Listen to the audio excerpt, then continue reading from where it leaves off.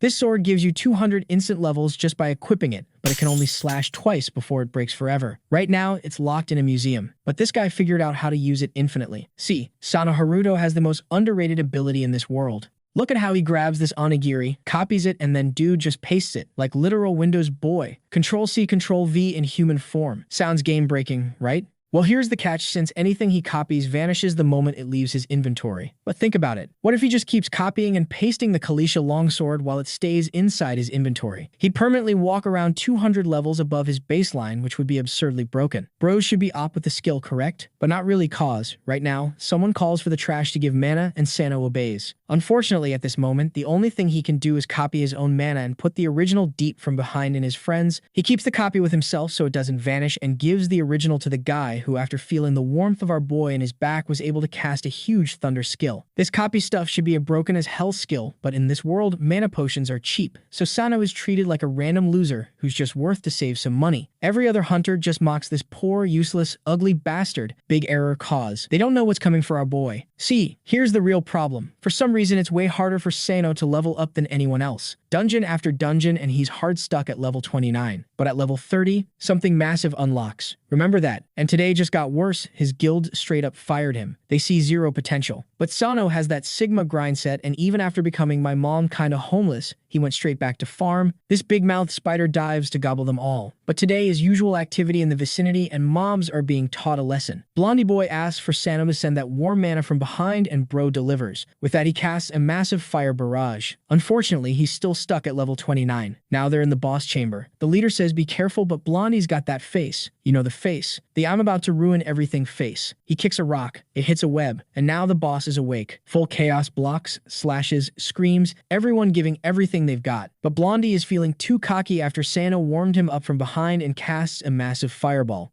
Unfortunately for him, Alexa has a fast ass and shots a web barrage that blocks and ricochets his fireball towards her own eggs, creating a forced hatch that made my Sano boy tremble. Now is over. The leader was painted like a OF girl. Everyone in the team gained a free mummification with a brutal death right after. Sano was there chilling until his time came and he died, or didn't cause this dude's just cheating. He makes copies of himself in the dungeon entrance. He's the only thing that when copied stay in place, and that way he creates a respawn point. So with this cheating skill, he kept trying, but unfortunately he's just a random dude against a LV-80 boss. Now he's back behind the pillar, all bent and busted up. He can't dive, but he also can't escape. Then he sees one of the guys still stuck in the webs, the leader of the one we knew was gonna die, begging for help. But Haruto knows there's no saving that guy. The boss is tearing everything apart, and Haruto decides to try something. He's pissed that after everything he might die without landing even one hit. Right as the boss attacks, Haruto swings at her leg, managing to redirect the blow.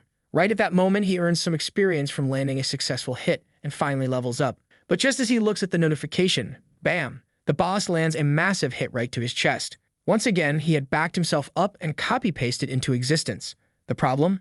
His attacks still do absolutely nothing to this boss. But our sneaky boy is about to pull a re-zero move. Doesn't matter if he has to die hundreds of times, one day, he'll take this monster down. The creature attacks again, and Haruto charges in. He mutters that scratch by scratch, eventually he'll win. 3 days go by. After countless deaths and most of his teammates' weapons breaking, Haruto has finally grown. A lot. Meanwhile, the Spider Queen is looking rough. She can't heal from any of the damage he's done. She launches another wave of webbing, but this time he dodges. He's already getting used to the speed of her projectiles.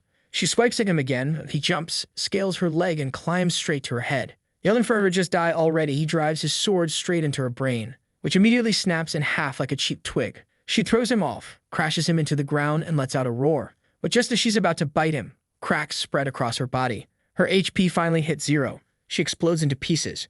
Haruto just lies there, totally drained. After that many deaths, his brain's basically mush. Then, ding, ding, ding, a flood of level-up notifications fills his screen. The reward for defeating the Great Spider Queen is granted. Our Marvel hero over here decides to go check on his friend, after 3 whole days. But just as he's heading out, something slams down right next to him. He looks up and, oh hell no, a bunch of spiders.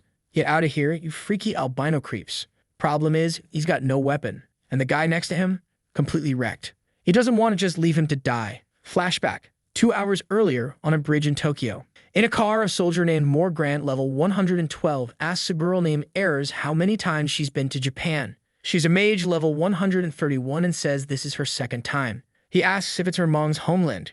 She says it doesn't matter. She's here for one reason. There's something she wants to find in one of Japan's dungeons. Grant says it'd be great if she found it, but she warns him not to get too involved in her business or he'll end up getting hurt. Just then, a voice over the intercom announces that the truck is crossing the dungeon Rainbow Gate, or the Rainbow Bridge dungeon, whatever. It's a rainbow. It's a bridge. There's a dungeon involved. All electronics will be disabled for 5 minutes due to electromagnetic waves. Apparently, there's a dungeon right underneath the bridge, and the guy was eager to check it out. Nearby, in an office, a hunter named Shinoda Satoru, level 21. So yeah, he's small time. He complains that this place is so boring. His buddy beside him says that's probably because the guy only got the job through connections. And let's be real, without connections, you're not getting into a place like this. Suddenly, a slime bumps into Satoru's leg. He crouches to pick it up, saying this one's kinda cute. Way better than the creepy ones you find inside dungeons. He asks if it's normal for these little guys to be outside. The other guy says yeah, but he sounds nervous. Then bam, something slams into Satoru's back. He turns around and just the shadow is enough to tell. A giant ogre is about to turn him into jam. Yep, game over. That guy's paced now. Back in the present, our dear Sonaruto survived once again with his trusty Curl C, Troll V trick. He's aiming to hit level 50 next. That's usually when things start getting easier. You can finally find decent dungeon groups. And of course, better parties mean better loot and better XP. Feeling good about life and thinking it's finally his time to shine. Suddenly, a group pushes past him, yelling for him to get out of the way. He's confused, trying to figure out why everyone's running around like headless chickens. Someone up front asks if they're really going in before the major guilds arrive. The other guy says they have to because the legendary sword is being brought in. War Grant gets the news. Good news. The sword's nearby. Bad news, a dungeon just erupted in that area. On top of the association building, some aircraft are being prepped for launch. The hunters seem more focused on protecting the legendary longsword because, yeah, that thing's worth a fortune. But someone steps up and says to follow her orders. She's the leader. The most no-nonsense girl we've seen in days announces that the association's priority is killing monsters and rescuing civilians. As she boards the ship, she says everything else can be discussed later. That's when someone in the back starts yelling that they want to go too. Nanas ignores it and tells everyone to board. And of course, it's our boy Sano, begging to go with them. He says he's been in the guild for 5 years and knows everyone. He admits he's not that strong, but he wants to help save civilians. She looks confused, probably wondering what in the world this walking trash can thinks he's going to do. So there's Haruto giving this dramatic speech about how every bit of help is needed to save lives. Nanas, clearly more interested in leaving than debating, just sighs and lets him board. Next thing you know, bam, he's inside. She casually mentions she heard he saved some junior back at the spider nest. Sounds like he's a real altruistic guy. He thanks her, while thinking to himself that he only saved that poor kid because there was profit in it. Just like now, he's only here for the loot. The other hunters start talking. Didn't we stabilize the Rainbow Bridge dungeon like 3 weeks ago? Why is it bursting open again? Nana says stuff like this happens all the time. That's why they always have to be ready. Their job is to make sure the disaster from 15 years ago never happens again. Cue flashback. Thanks, Haruto. Back then, a bunch of dungeon gates exploded all at once. There weren't enough hunters in the world to deal with it. Creatures just roamed freely. It was during that chaos that Haruto's mom got turned into a pancake under a car. But on that day, he also saw some kind of transcendent being, like something from another dimension. That's when he got his ability, or his curse. Hard to tell. All the voice said was 20 years. He still doesn't know what that meant. Is it the duration of the skill? His lifespan? Something else? But he does know he's got a mark on his neck, and the time is ticking. He's convinced that entity only showed up because of the great disaster. Maybe the Hourglass mark is counting down to the next one. If that's true, then he's got 5 years left. 5 years to become the strongest hunter he can. Back at the bridge. Boom. The gate's blown wide open. Cars are flying like rocks. Chaos everywhere. The hunters on the ground are already overwhelmed. Not enough people to protect the civilians. A little goblin tries to stab one kid, who manages to land a sword strike to the gut. But just as another goblin comes from behind, someone slices it midair. Wait, these two actually survived that pissed off orc from earlier. These guys are tougher than they look. The guy tells the spoiled rich kid to focus. Next time he's not saving him again. Turns out, when that orc was about to squash them both, he basically hugged the kid out of harm's way. Barely saved them. Shinoda Satoru, looking all emotional, thinks, this guy's saved me twice now. He asked about reinforcements, but the guy says something's off. Still, they should be on the way. For now, best move is to cross the bridge and link up with them. No solo hero plays until backup arrives. Meanwhile, a giant bear is hammering a truck. It's a level 190 monster. Behind it, Grant is nervously asking if the truck's gonna hold. Ares says not to worry, she's using her maximum level defensibility.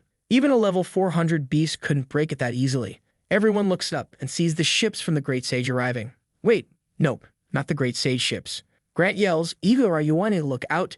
Turns out, what they were really seeing was a giant dragon named Kueisha. Nanas tells everyone to brace for impact. The beast charges up and attack. Boom, explosion hits the ship directly. The whole bridge shakes, collapses. Okay, but wait, where the heck are the guild ships? From the looks of it, they're above the dragon. Or maybe not.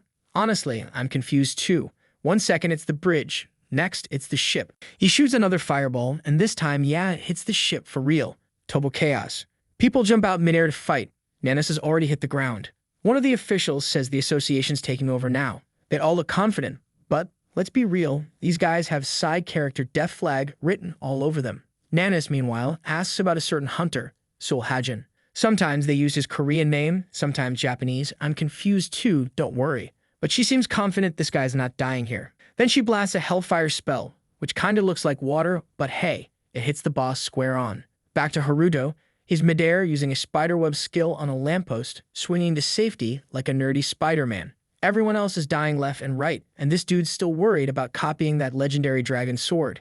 The association group's pushing across the bridge. They're all anxious, saying it's way too dangerous for them. Of course, no one wants to fight Kueisha, but it's the fastest way to close the gate. Meanwhile, Haruto's casually strolling through monster corpses all diced up. These things weren't that strong. The real problem with wolves is that they never come alone. Nearby, Shinoda Satoru's slashing through enemies, yelling his lungs out. But his buddy, the one from earlier, got bitten in the ribs and is not doing great. Haruto takes a quick look at the situation, trying to analyze things, and decides, yeah, not my problem. He's got bigger things to worry about. The big guy, the one who saved the friend earlier, yells at Haruto to run. Says there's no way he's surviving this mess without a top-tier hunter. Right then, a massive paw slams down nearby, and an entire pack shows up. These were moon wolves. And the issue with them? Even though they're only level 15, they roll in huge numbers. Man, Shinoda Satoru may not be the protagonist, but the guy's got guts. He yells that if his senior got hurt protecting him, then he'll die protecting his senior. That's when Haruto remembers saving that team leader in the spider dungeon. And oh boy, here he goes again. Time to do something stupid, huh? A wolf leaps at Haruto, and by the looks of it, he's about to get chomped. Oh no, wait, I thought Haruto was going to save him. But the kid turns and slices the wolf's head off himself. Another one rushes in from behind, and again, the kid manages to defend. Guess Haruto really doesn't want to help, huh? Then a third wolf lunges for the back of the kid's neck. Finally, our protagonist shows up and shoulder charges the thing midair. Come on, Haruto, maybe bring a weapon next time, yeah? He asks if the kid's okay. The boy says he is, but tells him to look around.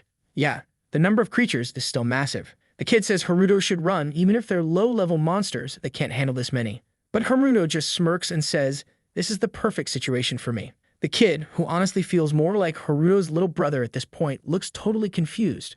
Haruto pulls something from his inventory and says he was kind of annoyed he couldn't sell it, but now he's excited to see how it interacts with his skill. The wolves pounce and Satoru screams in panic, but that's when Haruto slaps a Ctrl plus V, pasting the giant spiderweb skill he copied from the boss.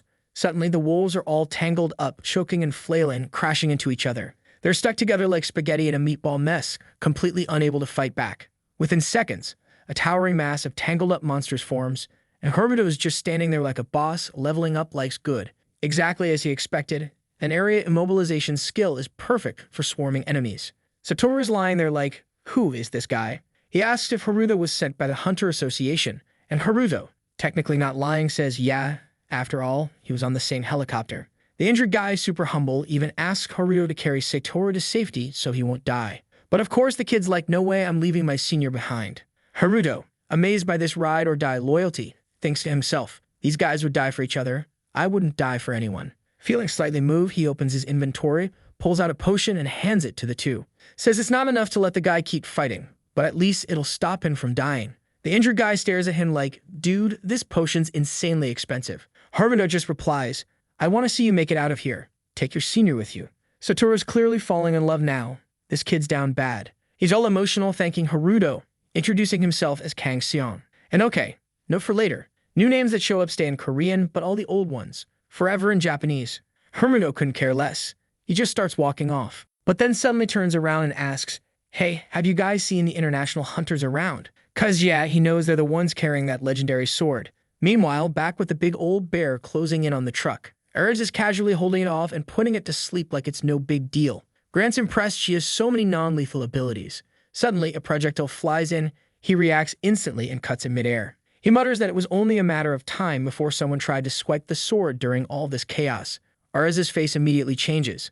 A masked group steps forward, saying he's sharp for noticing, so he better just hand it over now. But before Grant can respond, they already attack. Grant blocks and shouts that they're not easy targets.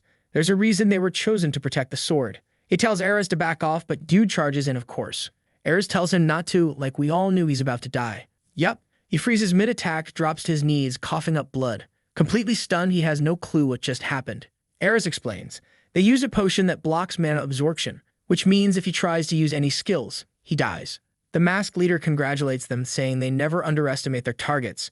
Arez comments that they must be seriously desperate if they're using items banned by the association. A magic circle lights up on her finger, and she says things are about to get very uncomfortable. One of them tries to hit her with a fireball, mocking her. A mage with no mana? Might as well die. Bad move. In 1 second, 30% of his head and shoulder is just gone. Instant KO.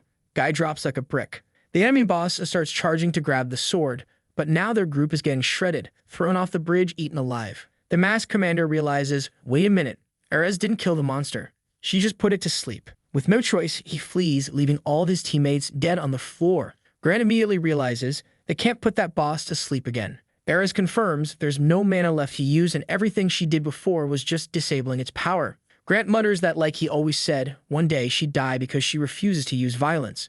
She smiles and replies, that might be true, but you won't. And with that, boom, she charges forward, activating some kind of heroic final power-up.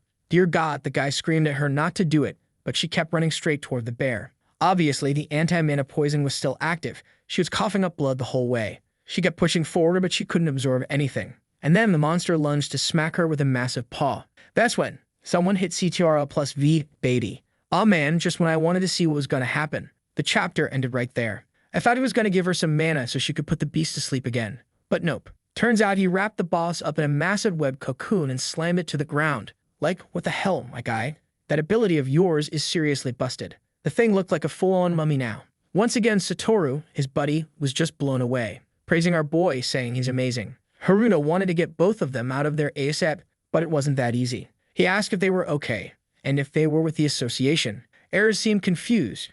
Maybe she didn't understand the language he was speaking. Grant stood up, though, immediately asked if Haruno was there to steal the sword.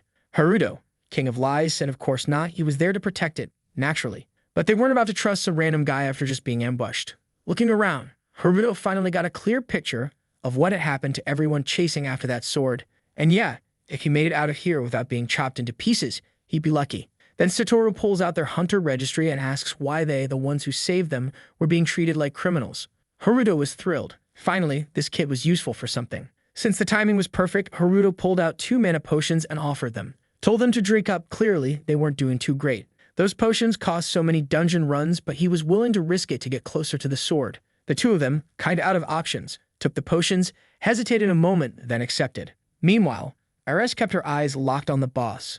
More association ships were flying overhead. Finally, the rest of the guilds were arriving. The musclehead commented that they were fine for now, but those new guys would have to deal with the boss still standing there. As she ran across the top of the monster, she shouted that the boss was about to enter Phase 3, and with all the other guilds arriving, the priority was evacuating all civilians. Suddenly, someone asked when he'd be free to do whatever he wanted. A tattooed guy wearing glasses called out to Nanas. All cool and casual, he says, long time no see. Name, Shirisaki Masato. Level, 503. Class, Dark Mage. Yeah, this guy's a little over the top. Nanas, poor girl, all sweet and innocent, asked why he was there. He just shrugged and said, isn't it obvious? She told him not to do it, but it was already too late. A massive magic circle had appeared beneath him. Even as it formed, she kept begging him not to go through with it. Because if that spell didn't kill the boss, things were about to get way worse. The guy said it's exactly because she worries about little things like this that she won't ever get far. He was planning to kill that thing alone and collect a dozen high-tier drops. Then boom, a black lightning spell goes off, and the boss gets wrapped in a storm of energy, flames pulling it upward. Nanas yells for everyone to run, but the floor starts crumbling. The bridge collapses again and everything begins to fall. Below, Haruto pops up looking all innocent. At least he didn't die. That's something. He even managed to use his web skill to save the 4 fools who almost fell. But the second he climbs up, bam, he comes face to face with the boss and its massive teeth. He wonders if it's dead or if someone already captured it. That's when Shirosaki shows up and tells him that for a low-level hunter, he's done quite a bit. Seeing the emblem on his chest, Haruto instantly realizes this guy's from Future Guild, one of the top 3 in the country. And our boy's got guts. He even asks Shirosaki why he wasn't helping to evacuate civilians. I thought for sure he was gonna get roasted, like, who do you think you are, scrub? But no, Shirosaki just says the civilians have already been evacuated and Kuesha doesn't exactly look alive anymore. He walks over to the spider web and seems genuinely impressed. Didn't expect it to be used like that. Suddenly, all of Haruto's webs dissolve, and the bear boss gets shredded. Of course, Haruto is freaked out because all Shirosaki did was wiggle his finger. But hey, since Haruto was the one who immobilized it, he starts leveling up like crazy. On top of that, he gets a reward for taking down the bear. Shirosaki hears the level up sounds and asks if he was the one who restrained the creature. His surprise Haruto could pull that off, definitely didn't expect him to be the one. Apologizing for stealing the kill, he drops a claw on the ground and says Haruto can have it. Says stealing isn't part of his job. Haruto's about to say something when, bam, Nana shows up, calling out his name. She's all happy, just glad he's not dead. Shirosaki notices the two know each other and figures Haruto must be from the association. And every second, he's liking this kid less and less. Nanas asks if anything happened and Haruto just shrugs. Nah, nothing really. Then she asks for help moving the creature, which confuses him. Wouldn't it be easier to just kill it? She explains that once the boss hits phase 2, they will go full berserker, rampaging non-stop. And worse, given its size, it might even have a phase 3, which would basically mean total citywide destruction. As Haruto's processing all this, just staring at the beast, the monster opens its eye and locks onto them. Nanas is scared. Shirosaki, loving it, says he's finally gonna get a better reward. Weirdly, Nanas turns and says she believes Haruto will survive. But Four Eyes over here says, no way. That kid's dead. Focus on the boss. They both rush in while she yells at Haruto to run. Haruto grabs a horn off the ground and says, I wasn't planning on doing this, but I guess I have to subjugate Kuesha before those two do. Excuse me? My guy just got bold all of a sudden. Satoru, ever the hype man, pops up again like, why'd you come back? Ares is watching the webs when Haruto tells her he has a favor. The situation's bad. Kudish is about to enter phase 3, and when it does, it's gonna launch an attack at Ares that could destroy everything. If that happens, not only will a ton of people die, the sword will be lost too. That's why he needs to borrow the sword to finish off the boss and stop all that. He promises to return it right after using it. Well, after copying it, of course.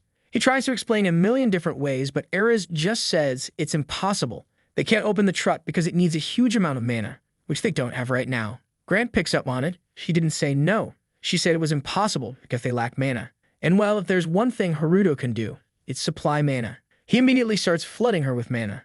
Ara's all flustered like, what is this feeling pouring into me? Hey now, girl, don't make it weird.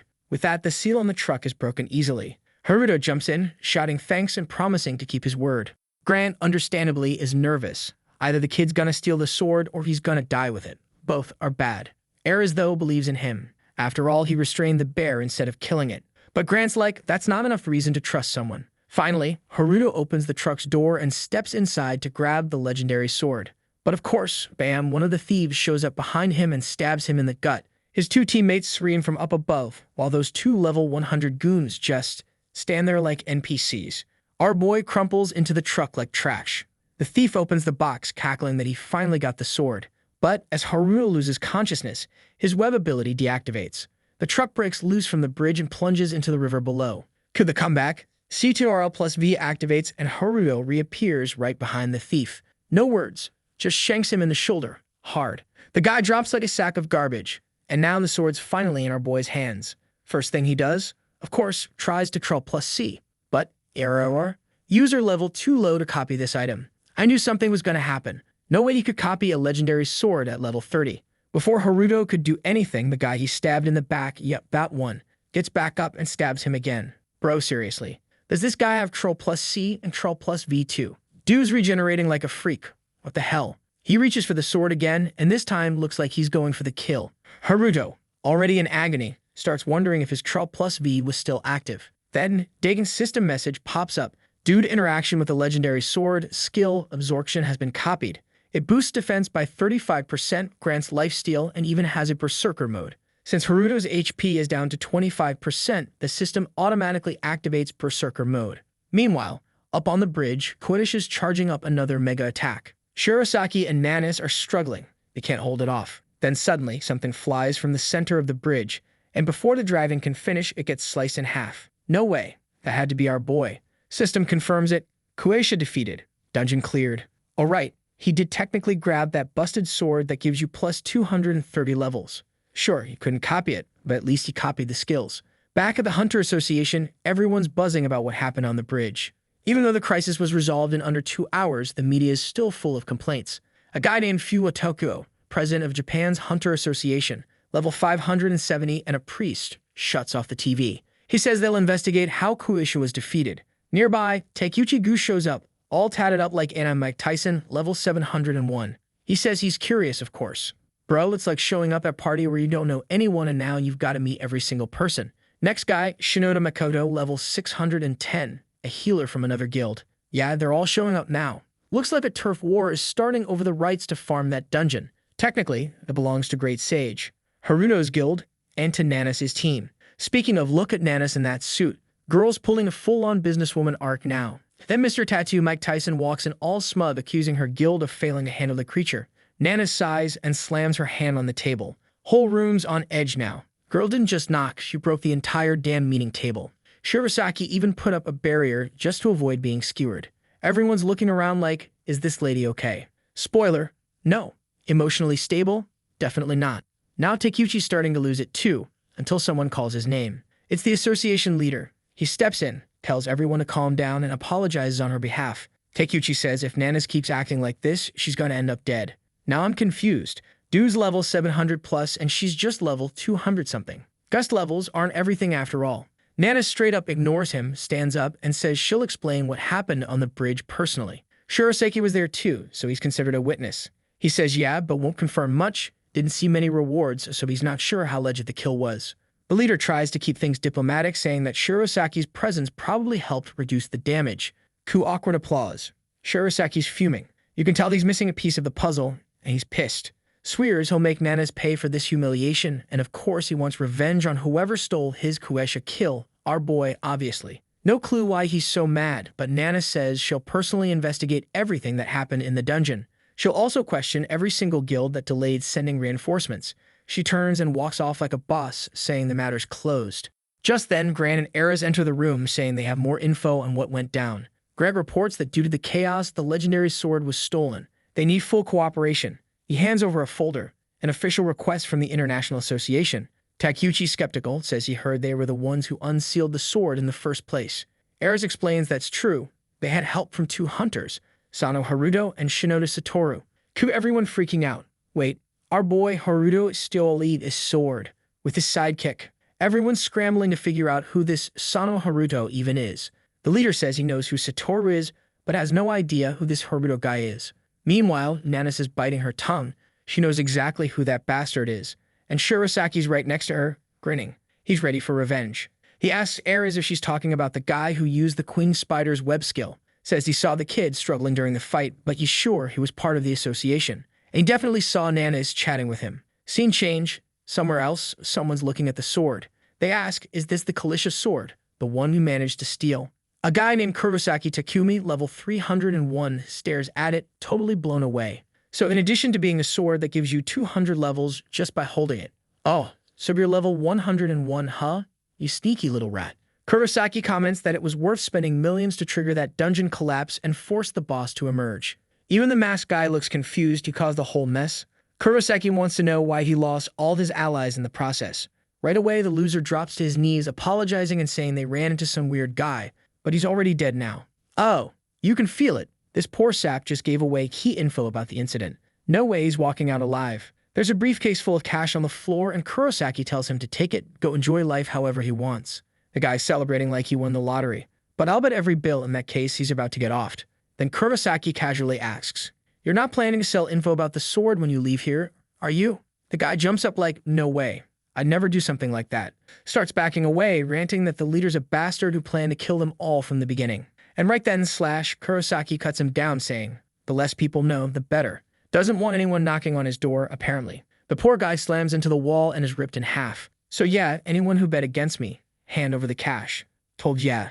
And just from that one slash, the sword's durability drops from 10 to 2. What the hell, man? That's like 4 cuts left max. Next scene, and Harglass appears and whispers, "Remember, This was a gift. Suddenly, Haruno wakes up in bed, panicked. The tattoo-like mark on his neck is burning, and he wonders if that cursed thing's acting up again. Then Satoru, the absolute menace, jumps in and hugs him tight, saying he thought he was gonna die. He starts rambling about a huge attack from the ocean that wiped out the boss. Another guy in the room, looking just as wrecked, asks if they were at the bridge. Our boy Haruto is so done with this conversation. He gets up, says the guy's way too hyper for someone who almost died, and goes off to get some rest. But the guy on the bed comments that despite appearances, the kid really just wanted to help. Turns out, it was Satoru who saved Haruto before Nanas and the others arrived. Then Haruno remembers, his guild's leader is Shinoda Makoto, and this kid is Shinoda Satoru. But he immediately brushes it off. No way this weakling's related to that guy. Cut to the Hunter Association office. Nanas asks if Sano Haruto is really dead. Grant confirms it and notes that she doesn't seem too surprised. She just replies, it's not unusual for a hunter to die. The association leader says they contacted several guilds to help retrieve the sword. Erez adds that they'll need high-level hunters because she's already tracked down its location. The leader tells Erez she's impressive. He knew her team was good, but not that good. He didn't expect them to already know where the sword was. She explains that the sword emits a unique energy pattern, something she's able to detect. Nanas adds that before everything happened, nobody had any real intel on the sword, so it's easy to tell when someone steals it. And that's why they let Sano use it. Erez quickly reminds them that the sword only had 10 durability points, and it's already been used, so soon it might break entirely and disappear, along with the only lead she has on finding her mother, who vanished 15 years ago. Both of them are a little shocked.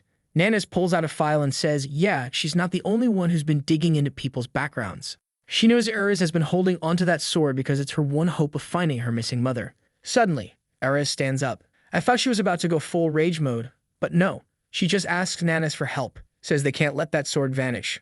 Cut to the hallway. Our businesswoman Nanas is walking through the corridors, deep in thought. She knows those two are hiding something. And honestly, this whole thing about Hunter Sano dying doesn't make much sense. He didn't seem like the type to just give up. That's when Shinoda shows up, asking why she looks so grumpy. She brushes it off, asking what he's doing there. He says it's time for her to come back to the Sage Guild. Now this guy, I'm pretty sure he's the guild master, and definitely connected to Satoru somehow. After all, his name is Shinoda Makoto, and the kid's name is Shinoda Satoru. Nanas respond that the number of dungeons is only increasing, and they're losing hunters left and right. Meanwhile, the other guilds aren't helping. They're too busy turning into companies and profiting off fame. And the bridge disaster proved none of them were ready to act when it really mattered. That's why she's not going back. There's too much she needs to take care of the association. Then she drops it. Besides, there's too much left unresolved here, Dad. Wait, what? So she's Satoru's sister, and this guy is her dad. The whole family's getting involved now. All we're missing is his son-in-law, and hey, I know a certain boy who might fit the bill.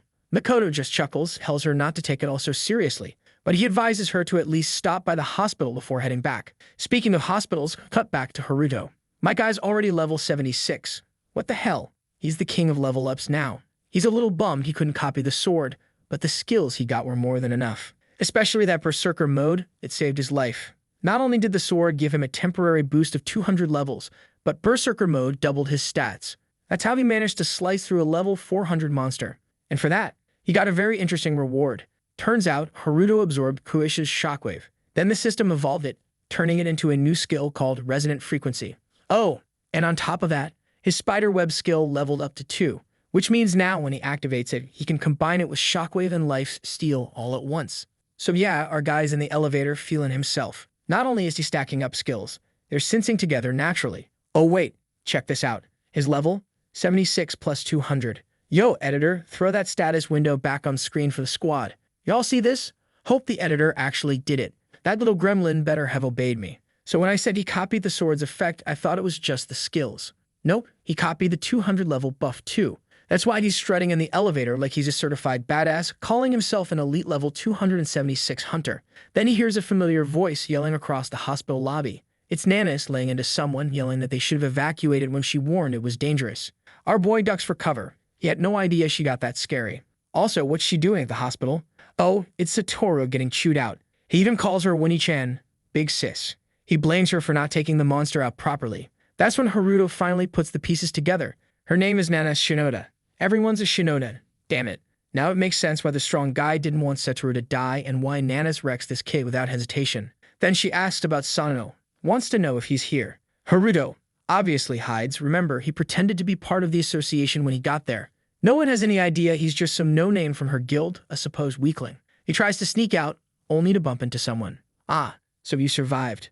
Oh no, it's Grant, calling him the sword thief. Worst possible timing. Haruto was trying to ghost everyone, and now this guy's ready for round 2. Grant grabs him by the collar and slams him against the wall. Whoa, whoa, whoa, chill, bro. You see a sword on him right now. But Grant's already figured it out. He demands to know why Haruto pretended to be part of the association. Haruto tries to explain, but Grant cuts him off, accusing him of working with the thieves. And just like that, Haruto realizes this guy's not gonna listen. Grant pulls a sword from a portal, about to strike. That's when Erez shows up, yelling for him to stop. Don't use an attack like that here. But Grant's pissed, says he won't be satisfied until this kid is dead. Whoa now, Blondie. Haruto might need to crawl plus C right about now. Resonant frequency activated. Grant's sword shatters instantly. Nanis and Satoru, just nearby, hear it all, and now Nanis' jaw is on the floor. Wait, Haruto has Koishi's ability? Scene shift. Now we're on what looks like a damn K-pop stage. A girl's dancing, sweaty, glowing abs, crowd full of simps cheering. Next scene, she's hopping into a car. Name, Arita Sara, profession, idol group member. Wait, is she a hunter too? They didn't even show us her level. She says goodbye to her idol friends, grabs up her Ferrari, and drives off. The girls start gossiping. Is she rich? From a famous family? Where's she going in a Ferrari? Sarah's flooring it, hits a sharp turn, and almost slams into a Jeep. She slams the brakes, barely avoids it, then leans out, yelling, "Watch where you're going." The driver gets out. Oh crap, it's Kurosaki Takumi, Longsword stealer him. Sarah instantly shuts up, clearly knows this guy. He casually drops a sword on her Ferrari like it's junk mail. Good concert, he asks. Hope so, because now we're headed to a dungeon. Says if she's down, things can go back to the way they were. No idea what's going on between them, but she's not thrilled to see him. Scene cuts back to the building where Haruto clapped Grant with a shockwave. Too bad, it's completely empty now. They were too late. Nanis asks if that means they'll have to wait for the sword to be used again to track it. Ara's awkward silence says it all. Yep. Then Haruto yells out, "The blood tower." It's something the guy who stabbed him mumbled when he was unconscious, but no one seems to know what the heck that is. Probably some shadowy secret organization. Grant's getting nervous now, says the sword won't last much longer if they keep wasting time. Nanis tells him not to worry. She knows someone who has the dirt on all these shady groups. Scene change, a little girl crawling on the ground. She got her ability from a strange being 15 years ago. At first, she thought she was just another awakened hunter, but then she realized her skill was something way more mysterious. Y'all ready? She's got Trl plus Z. That's right. Undo your mistakes, Beatty. Now I just want to know who's got Alt plus F4, though I guess that only works once. First thing she did, started buying up tons of old junk and restoring it for resale. Even though it wasn't technically a healing skill, she was making bank just by fixing stuff for people. Alright, so I get it now. Her ability isn't healing, it's more like rewinding people to a previous state. Makes sense. But now I'm wondering, does it have a limit? What actually happens when she uses it? The little girl was doing everything she could to make money. Her parents were in the hospital or in some critical condition. She tried to restore them back to their original state, but the problem was, she needed way more mana. With what she had now, the best she could do was heal minor wounds. That's why she started trying to increase her mana, venturing into dungeons as a porter. And when people got hurt, she pretended to be a healer too. But the thing is, people who awaken with a talent and not as true hunters have a way harder time surviving in dungeons. She asked a guy, basically discount Gojo, for a little mana, and he's like, "Why are you always begging?" Obviously, being a girl alone in dungeons means sketchy dudes always tried something. They just didn't expect her to slice them in half. Then someone walks in and says, "Well, that's interesting." It's none other than the snake himself, Kurosaki Takumi. And yeah, she's definitely Arita Sara, the idol from earlier. He's tossing gifts around her house like it's Christmas and asking what happened to all the money she makes. Says her place is pathetic. Brew, she's got a whole mountain of champagne behind her eating sushi from a food delivery app. Relatable. I'm poor too. Kurosaki throws shade, saying it's weird for an idol like her to eat takeout 3 times a day. Then, of course, answers his own question. She eats what she wants, and when she gains weight, she just hits Trl plus Z and gets hot again. He figured she was always like this. After all, the day someone was dying in front of her, she stole their shield to sell it. He's convinced she's just like him. And once again, she does not look thrilled to be dealing with this dude. She tells him she doesn't care what this job is, but she wants to know why it has to be a dungeon this time. Why not just bring her the mana like he always does? That's when he pulls out the Kalisha sword and says he needs her to Trl plus easy that.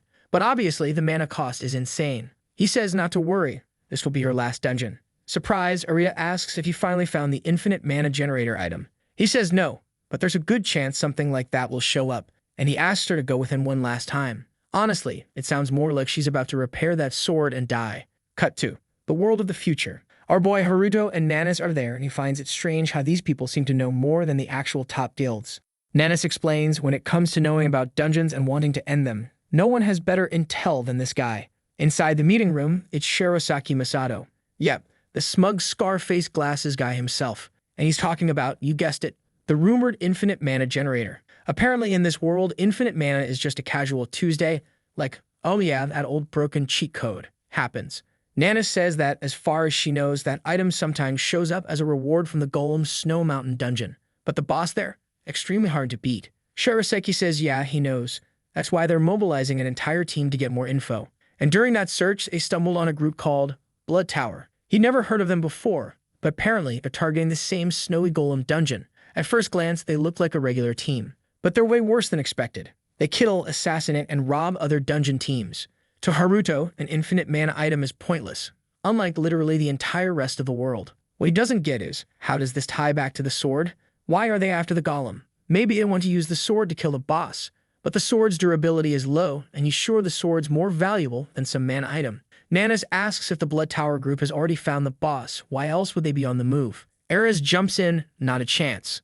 That dungeon was discovered 15 years ago and still, no one's found the item. Haruto's about to ask how she knows that, but she cuts him off like, I'll explain. Chill. She's been researching this for a long time. And the Snow Mountain dungeon has a reputation. It's one of the toughest around. Most hunters straight up refuse to enter it. Shirosaki adds that places like that are exactly where assassin groups love to lure victims. And he's sure there's something being hidden there. Haruto asks when these guys are supposed to act. Turns out, it's soon. They just finished recruiting. As Haruto suspected, they've been planning this forever.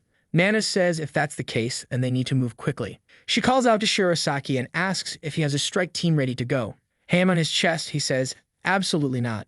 Nanas pushes, saying she knows full well that the future guild always keeps a backup team on standby for emergency dungeons. That's how he showed up at the bridge that day. Shirosaki, looking sheepish, admits she's got a lot of info, but not all of it is accurate. Truth is, he has no team ready to go into a place like that on such short notice. This isn't just any dungeon, it's the infamous Snow Mountain, packed with golems. To be honest, the golems are only level 40, doesn't sound that scary.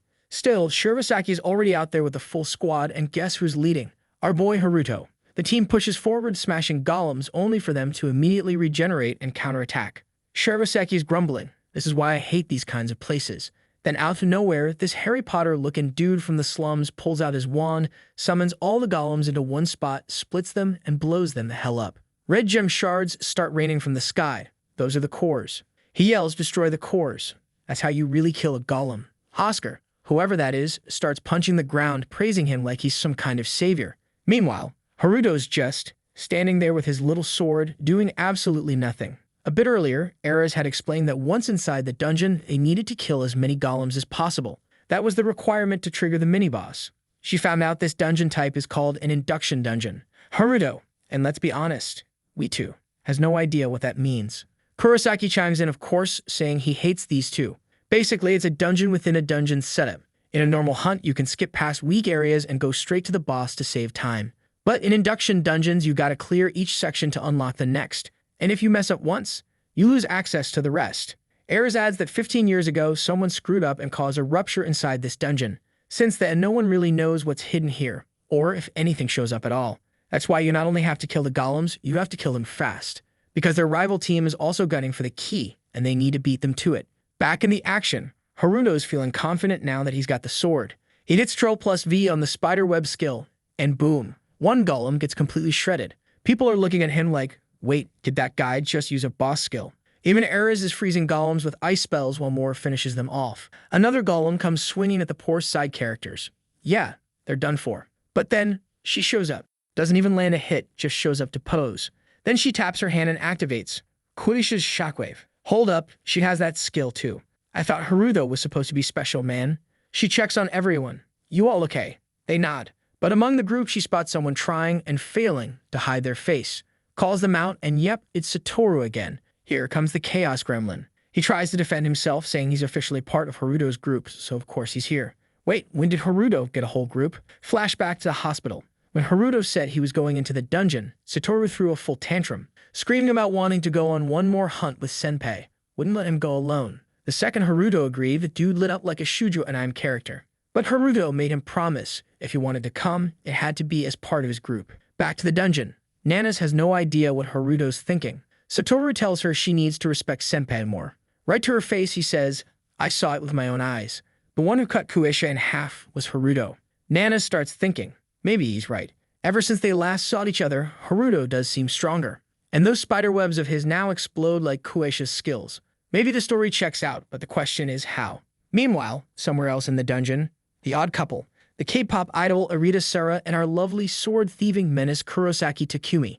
They're posted up on a mountain ledge watching everyone else suffer down below. Their whole group is nearby, pretending to be another raid party, waiting for the perfect moment to jump in and cause chaos.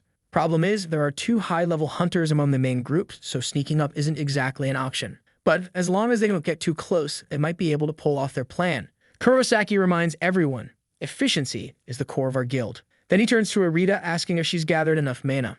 Apparently, those mana charging devices he gave her are ridiculously expensive. Just filling one requires killing over 100 monsters. That dungeon rupture back at the bridge? Yeah, he caused it by overloading tons of those. Arita's only concerned about one thing. How many more of these do we need to restore the sword? He answers, at least 20. She's like, so what? We're just gonna sit here and hide until then. He confirms, that's the plan. Especially since the next part of the dungeon is protected by a barrier that can only be cut with the Kalisha dragon sword. Arita's suspicious. And where exactly did you learn that? He tells her to stop asking questions. She's not getting details. She sighs, says his plans are always weird. But after one icy glare from Kurosaki, she quickly apologizes, says she was just joking. As long as they've got a contract, she doesn't care what he does. Obviously, her real goal is the infinite mana item, so she can finally restore her mother and father. Back in the heat of battle, our boy Haruto mentions they've already taken down over 200 golems, yet it didn't feel like progress. Another core drops from an ogre, and he picks it up. But this one feels different, and weirdly, it just slips from his hand and drops to the ground on its own.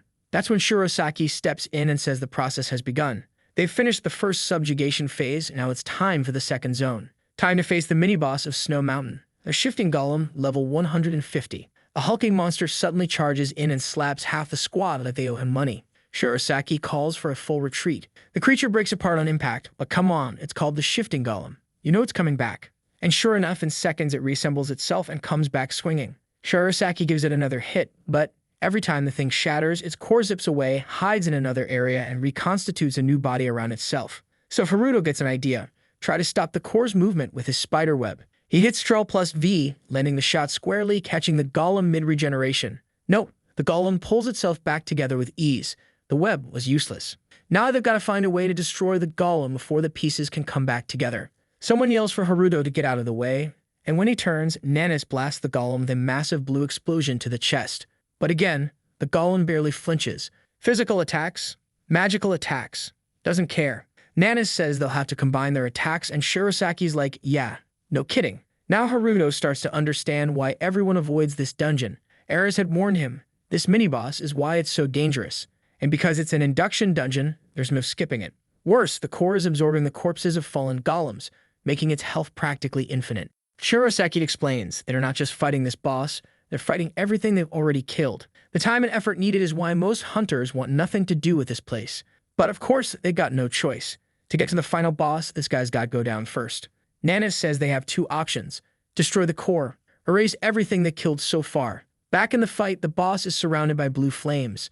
And judging by Nanis' sweat drop, things are not going well. The monster starts rebuilding itself behind her. Again, she barely turns in time to blast it with another Hellfire spell. Haruto wants to help, but if he uses the sword's powers, Arez, who knows all about it, will immediately realize something's up. He's careful like that.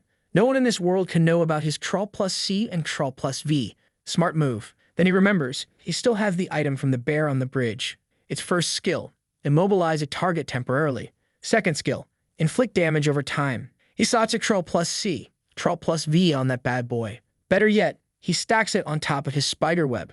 Now the web not only delivers a shockwave, it also holds enemies down with bear tier grip strength. And on top of that, the bear's second skill drains mana and HP. He charges in, finally ready to do some actual damage.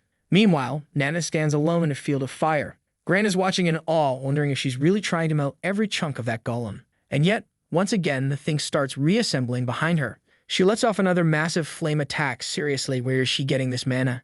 But the golem just walks through it and winds up a massive punch. Looks like her mana's finally running out.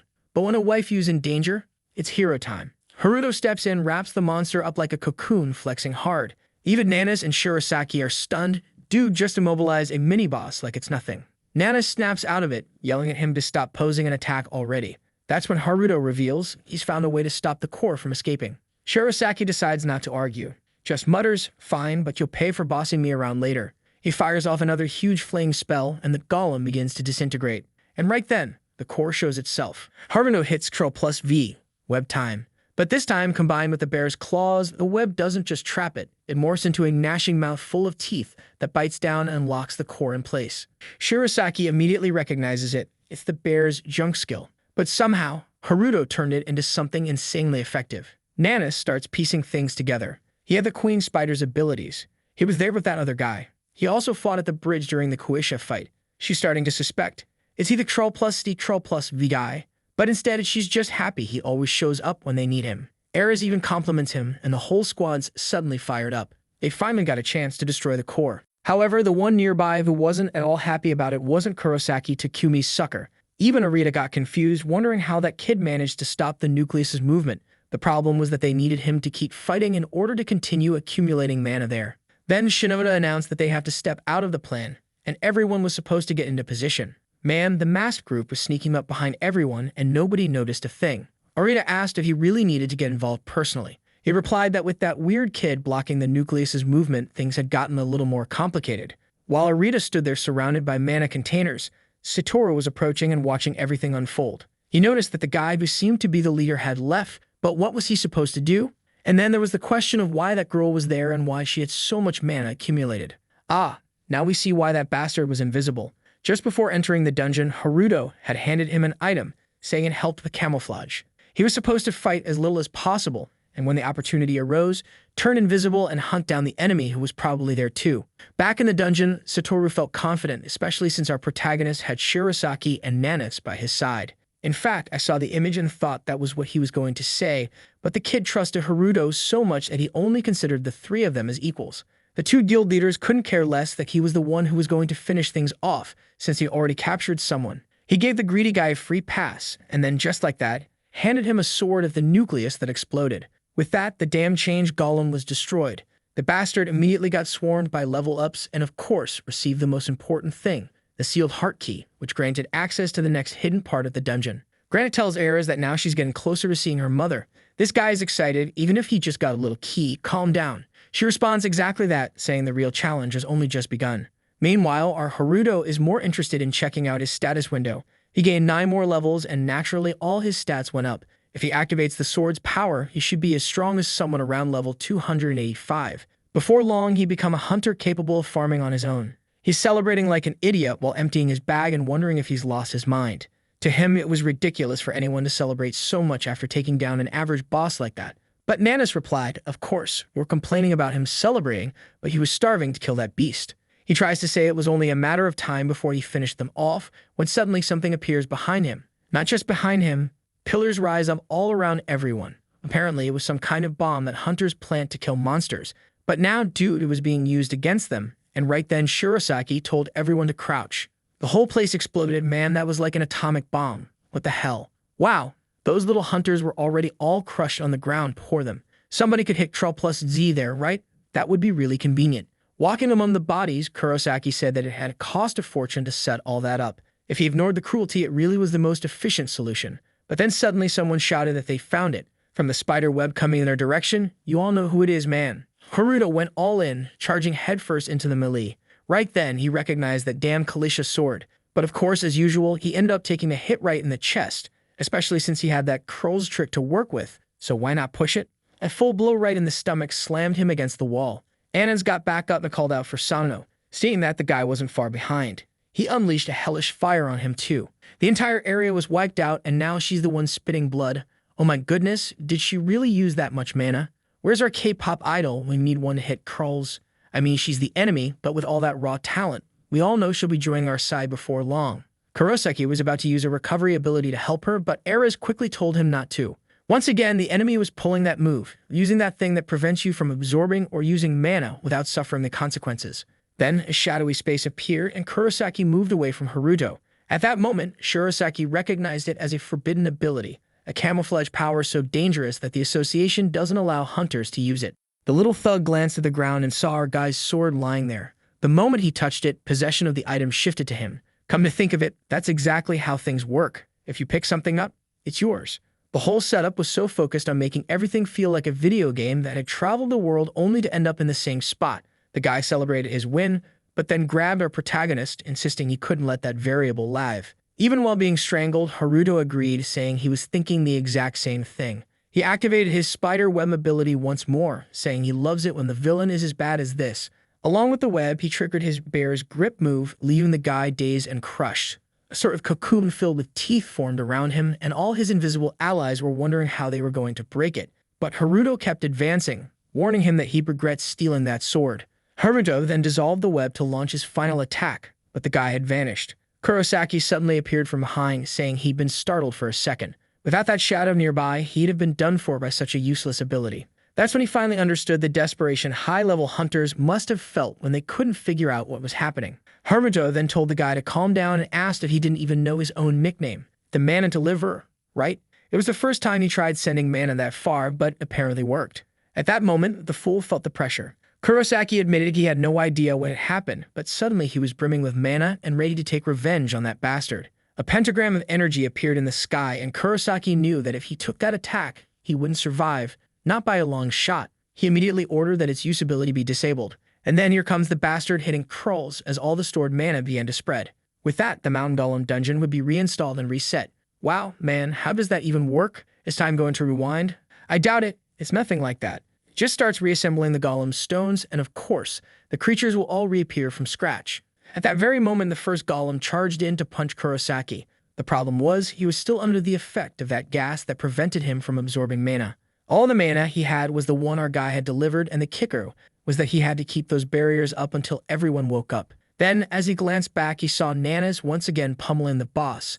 A bit confused, he learned from her that apparently he didn't even know Haruto's nickname, the Mana Deliverer, that sly one. Arez, standing right beside him, remarked that the kid's ability seemed to be the power to distribute infinite mana to his allies. But Shirosaki found that very odd. This kind of mana distribution should be the sole province of a priest. Besides, a hunter at Nanis's level would need absurd amounts of mana. Not just anyone could supply her. Moreover, it wasn't just her. Everyone was fighting, which made no sense at all unless he was truly capable of generating infinite mana. He hadn't even known such a unique ability existed. If it were true, having Haruto in the guild would be far better than constantly hunting that infinite mana golem, right? It makes sense to an extent, but it's still baffling, since no one seems desperate for mana. Unless they're running low, then they really need it. Then Nanis explained it all. Everything that happened on that bridge was the work of that damned Blood Tower guild. Grant agreed, but pointed out that now the dungeon had been reset, and this could happen again. However, Erez insisted that it isn't that easy to reset the dungeon. Otherwise, they wouldn't have waited until such a crucial moment. At least with this reset, she was sure the chance of the secret dungeon appearing had increased dramatically. Nanis, on the other hand, thinks something's off. There were way fewer golems this time. Shirosaki immediately notices that the ones she melted with the blue flames aren't coming back to life, and now both of them are worried about our dear Haruto, fearing he might have been killed. Finally, folks are starting to care about our kid. He's out there all messed up, hating himself for letting that guy get away. As soon as the dungeon reset, Haruto charged in, but the guy defended himself easily, warning that a low-level hunter like him wouldn't stand a chance. Still, Haruto just grabbed his hand and activated a web that locked it in place. Enraged, the guy struggled to break free, shouting that the bastard was like a disgusting insect. Then an explosion went off beneath them. Kurosaki had unleashed his sword's power. A second later, Haruto found himself sprawled on a pile of snow, and when he looked around, there was no one in sight. Meanwhile, back at the Hunters Association, two guys on the right were saying not to worry because Master Shirosaki was with a group. The one with the goatee replied that the biggest problem now was how they were going to handle that so-called Blood Tower, since they didn't have much information. The guy in the black suit slammed a tablet onto the table and said that the Midas Guild had uncovered some things. Takeuchi then explained that these guys were so confident thanks to the involvement of an international guild called Starfield. Both men were taken aback. The goatee guy even asked why a giant guild like that would try to pull stunts in a tiny place like Japan. The bald guy added that it was precisely that which frightened him. Whatever was going on in this dungeon was huge. 15 years ago, when the accident happened, this very dungeon exploded and a bunch of golems started roaming the city. Back then, one of the most powerful priests in the world, Nishihara Tomoka, managed to seal them back up. Damn, I even jotted down her name, only to find out in the next panel that she'd already died. What shame. Takeuchi then commented that the item sealed in the dungeon was really strange since it's attracting people from other countries. He also mentioned that Nishihara's daughter is involved in all this, and yes, we all know her, our dear Eris. At least she believes her mother is still alive. The guy with the sideburns asked whether she was after the sword or if she was just interested in finding out about her mother's death. That's when the bald guy explained that Nishihara's death was never confirmed, leaving everyone confused. All these people had been declared dead, so what's with the uncertainty? He went on to say that a hunter left this dungeon just 5 years ago and witnessed Nishihara there, coming from her own territory. The problem is, Starfield hasn't revealed much more than that. All he knows is that there's a lot happening in there. Just as he was about to speak up, someone opened the door announcing they were in trouble. The president ordered him to quickly explain what was so important to halt the meeting. He pressed a control and reported that a dungeon collapse was underway. Behind a car, someone messaged that they needed help. A bunch of golems had suddenly appeared in the city and were roaming everywhere. Everyone in the meeting jumped in alarm. Takeuchi knew those were the very creatures that were supposed to be hunted in the snow. Back inside the dungeon, Kurosaki was still totally beaten up. Arita asked if things were going to work out. It was the first time she'd seen him so badly injured. He told her to take a look for herself. They had finally found the hidden heart of the mountain. Just past the bridge, there it was, the secret entrance. Arita got excited. At last, she was going to get the heart of a giant golem. Their team advanced across the bridge, but Seidaru was nearby, invisible, watching everything unfold. He never imagined these guys would actually find something like this. One of the masked men reached out and felt a strange barrier, alerting the boss that something was blocking the way. Kurosaki stretched out his hand, thinking that those damn Starfield guys really had all the intel.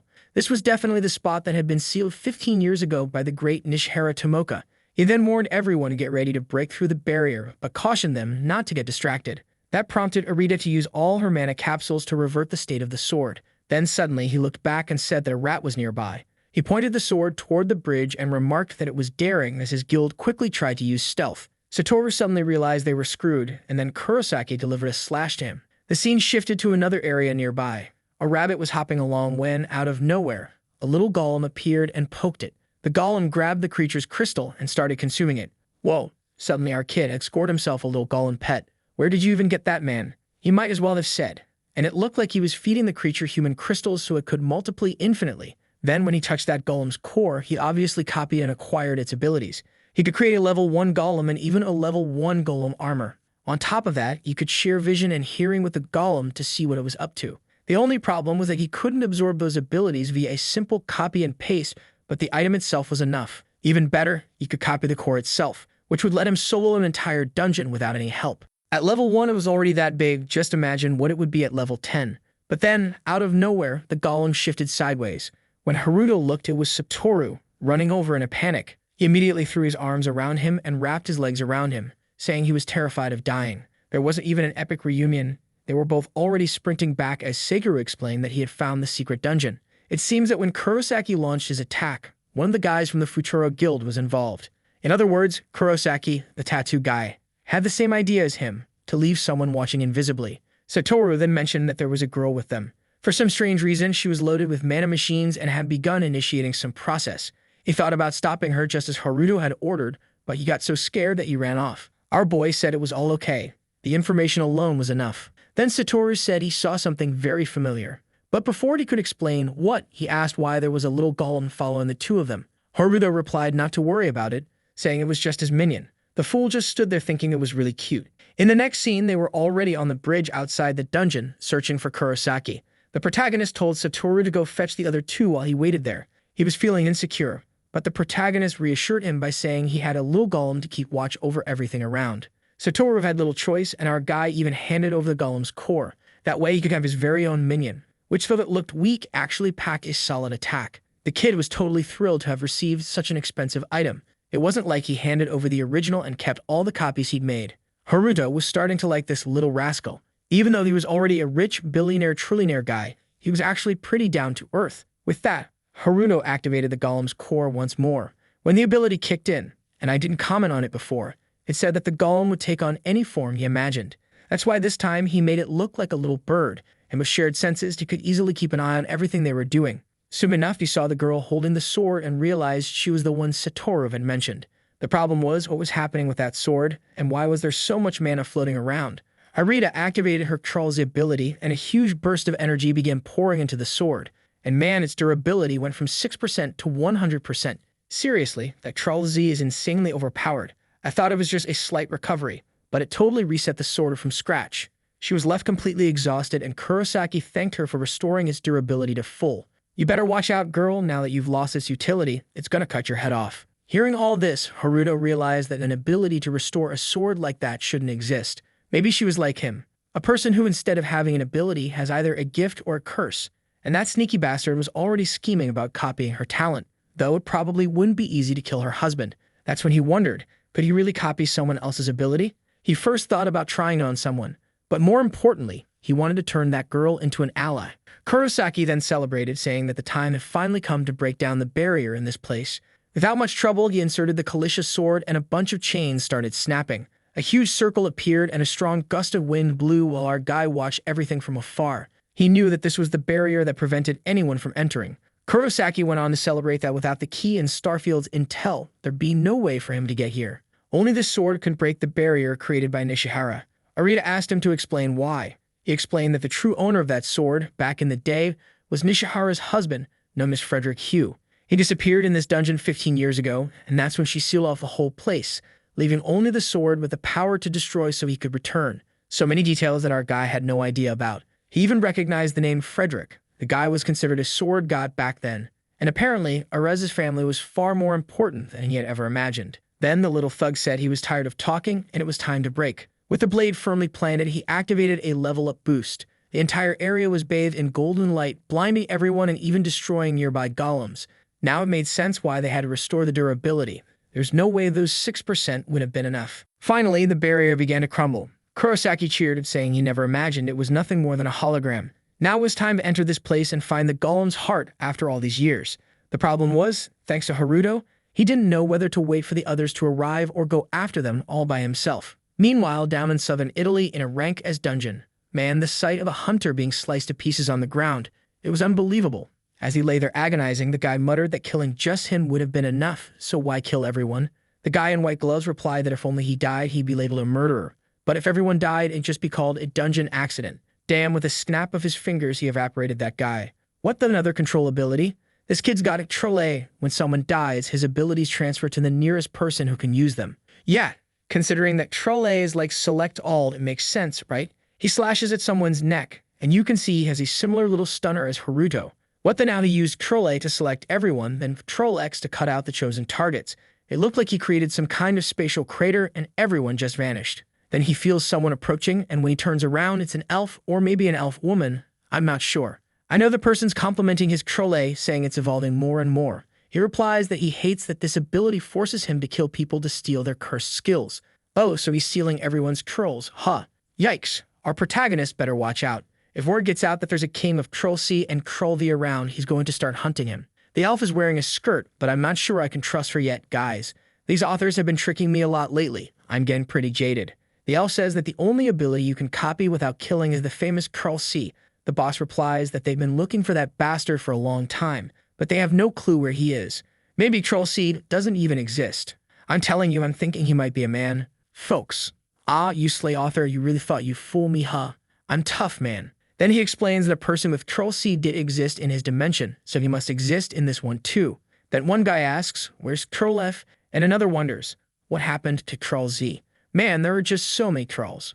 At that moment, they mentioned that the barrier Nishihara had set up was just broken.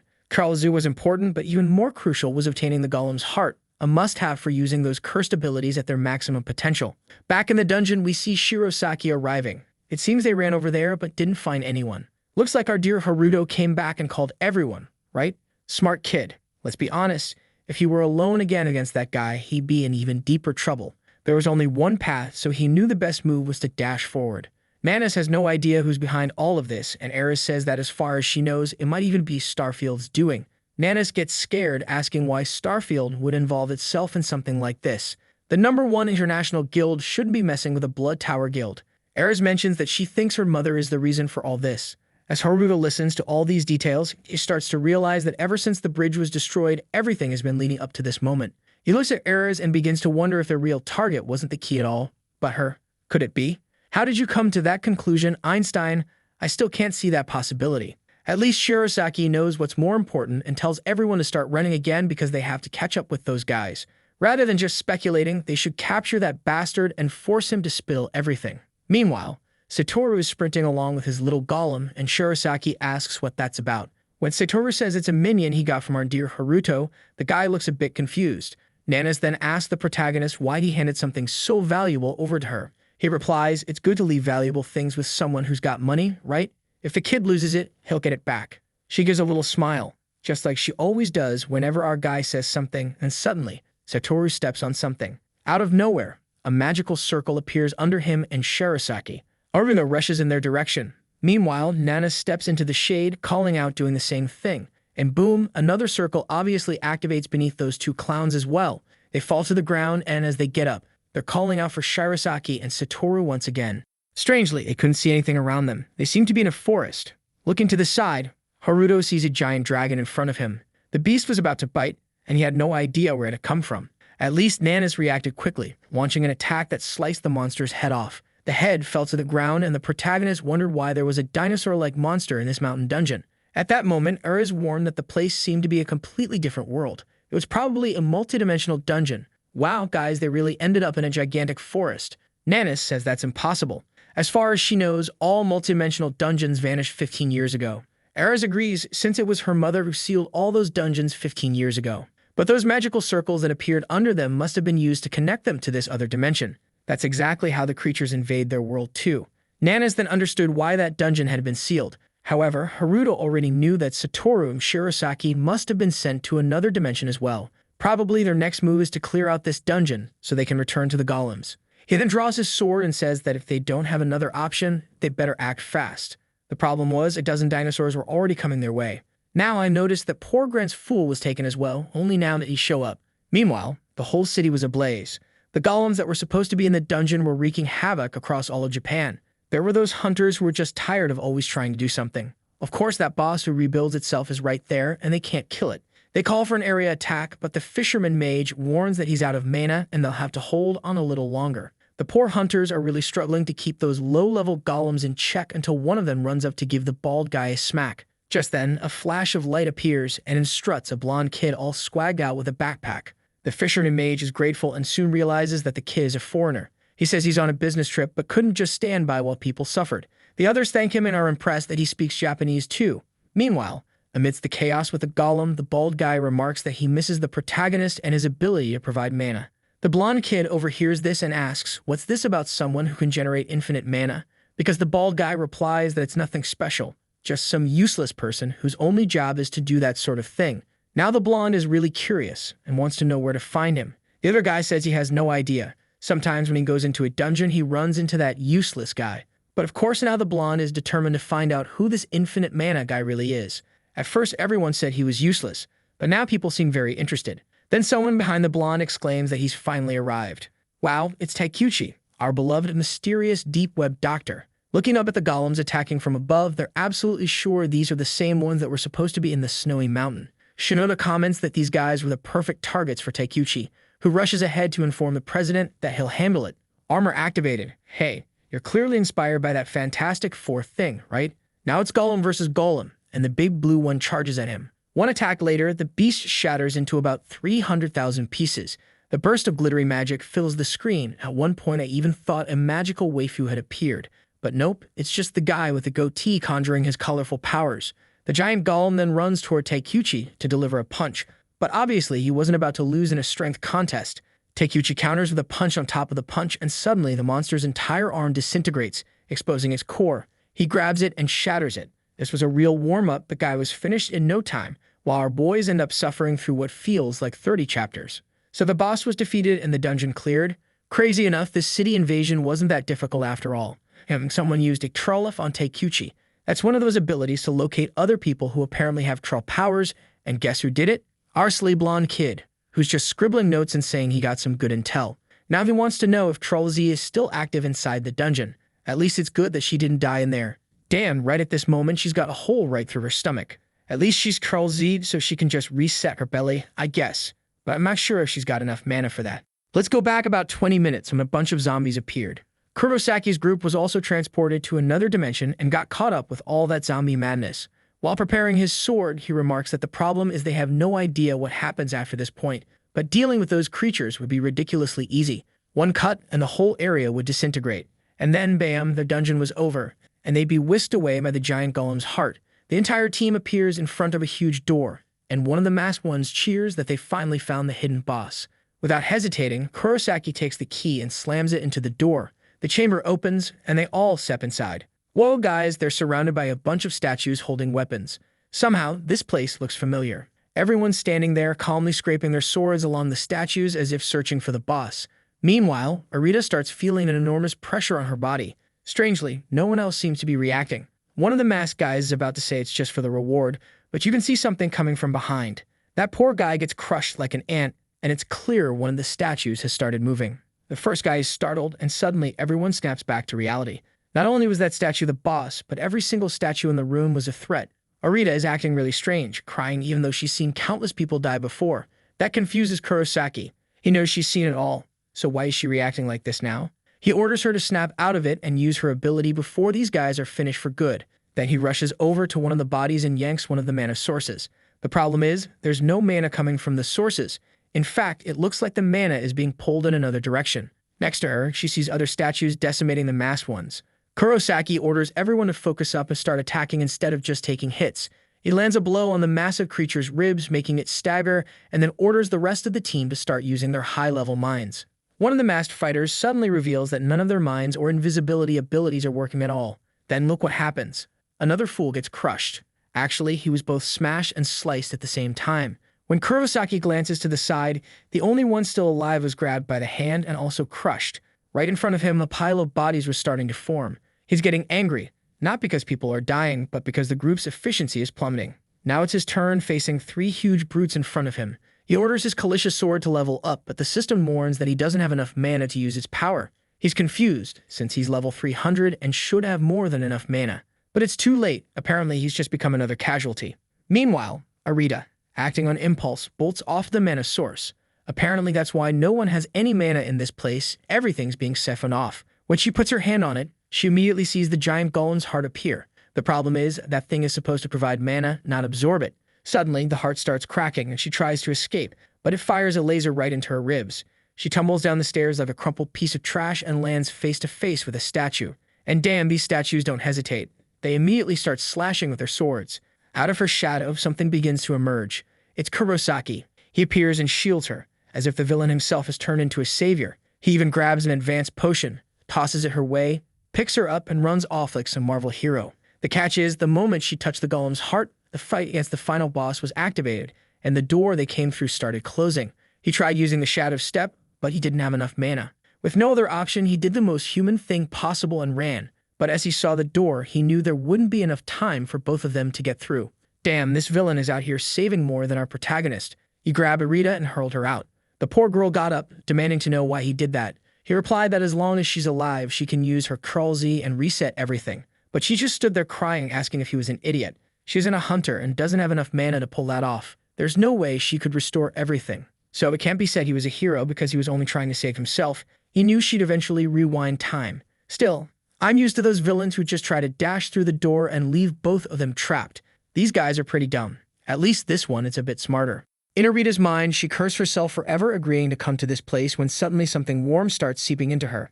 It was our protagonist, Haruto, channeling a massive amount of mana into her. When she opened her eyes, she recognized him immediately. She knew he'd done the same thing for Nanas before. Haruto then approached and said that if she has enough mana, she should be able to restore her own body. That left her confused. How did this guy know about her ability? Meanwhile, the rest of the group was stuck at the door, fuming that they'd come all this way and still couldn't get in. Erez explained that as long as there's even one person alive inside, nothing can be done from the outside. Shirosaki, unsurprisingly, wasn't happy at all, complaining that they just wasted their time. He then glanced over, asking who that girl was. Someone explained that she was one of the healers from the Blood Tower team, and thanks to Sano's mana, she managed to recover. Shirosaki didn't care much for that. He just wanted to know if they were going to remain trapped and if they wouldn't finish the dungeon. Erez confirmed that was a very real possibility. Then he slammed his hand against his head, realizing why so many people had disappeared trying to complete this place. Nearby, Haruto was wondering if he should mention the key. He'd already made a copy. That sneaky guy. You really thought he'd just leave the key untouched and not copy it, like Troll C, Troll V on everything. He was all bent over, saying he could just pretend he found it lying on the ground. Could that be such a huge coincidence? With her hand on the door, Erez knew that this was something her mother had sealed, and she was certain there was something important inside. Suddenly, her hand seems to pass right through, and the entire door starts to glow. The place opens up, leaving everyone dumbfounded as to how that happened. Erez explained that the cloak she was wearing was made by her mother, and it might resonate with the door. Haruto had already suspected that she was key to all this. Suddenly, a dark aura envelops everyone, and Misato wonders what kind of pressure that is. Nanis warns everyone to take cover. There's something in that place draining everyone's mana. Haruto asks Arita if that's what she mentioned before, and she confirms. Instead of providing mana, the giant golem's heart was absorbing it. Now our protagonist is left wondering how to fix this mess. Desperate, Arita says they better run. There's nothing a hunter can do against the kind of creatures that are about to appear. At that very moment, golems pop up right in front of Satoru. Nanis, now used to being near Haruto, asks him for the one thing he does best. He assures them not to worry, promising he'll fill everyone's mana in this place. Troll C, Troll V, Troll C, Troll V, Troll C, Troll V, over and over again. Man, look at all the little windows he spammed, opens his arms and spreads mana everywhere. Arita was instantly confused, not understanding why this was happening. Even though mana was being absorbed, so much was being produced that it was overflowing the area. She figured that if Haruto could just fill her up a bit, maybe her parents would return to her brother. Then Nanis charged in. This amount of mana was more than enough to wipe out those golems. Really, one swift cut, and they were shattered. That delinquent hiked-up kid whipped out his wand and unleashed some thunder. But then even more rocky projectiles came flying in. For the guy with infinite mana, though, it was a breeze. He created a giant chain of lightning that obliterated the entire dungeon. Arita glanced over and saw Kurosaki's sorry excuse for a body lying there with his sword by his side, completely done in. He had no arm, was gasping for breath, and she wasn't sure what to do. Just when she considered maybe saving him, Haruto approached. He gave the guy a cold look, grabbed his most important sword. Yeah, he went ahead and cloned it, and finally got exactly what he'd been after. Now he was convinced that Arita had an ability similar to his, one he definitely wanted to copy.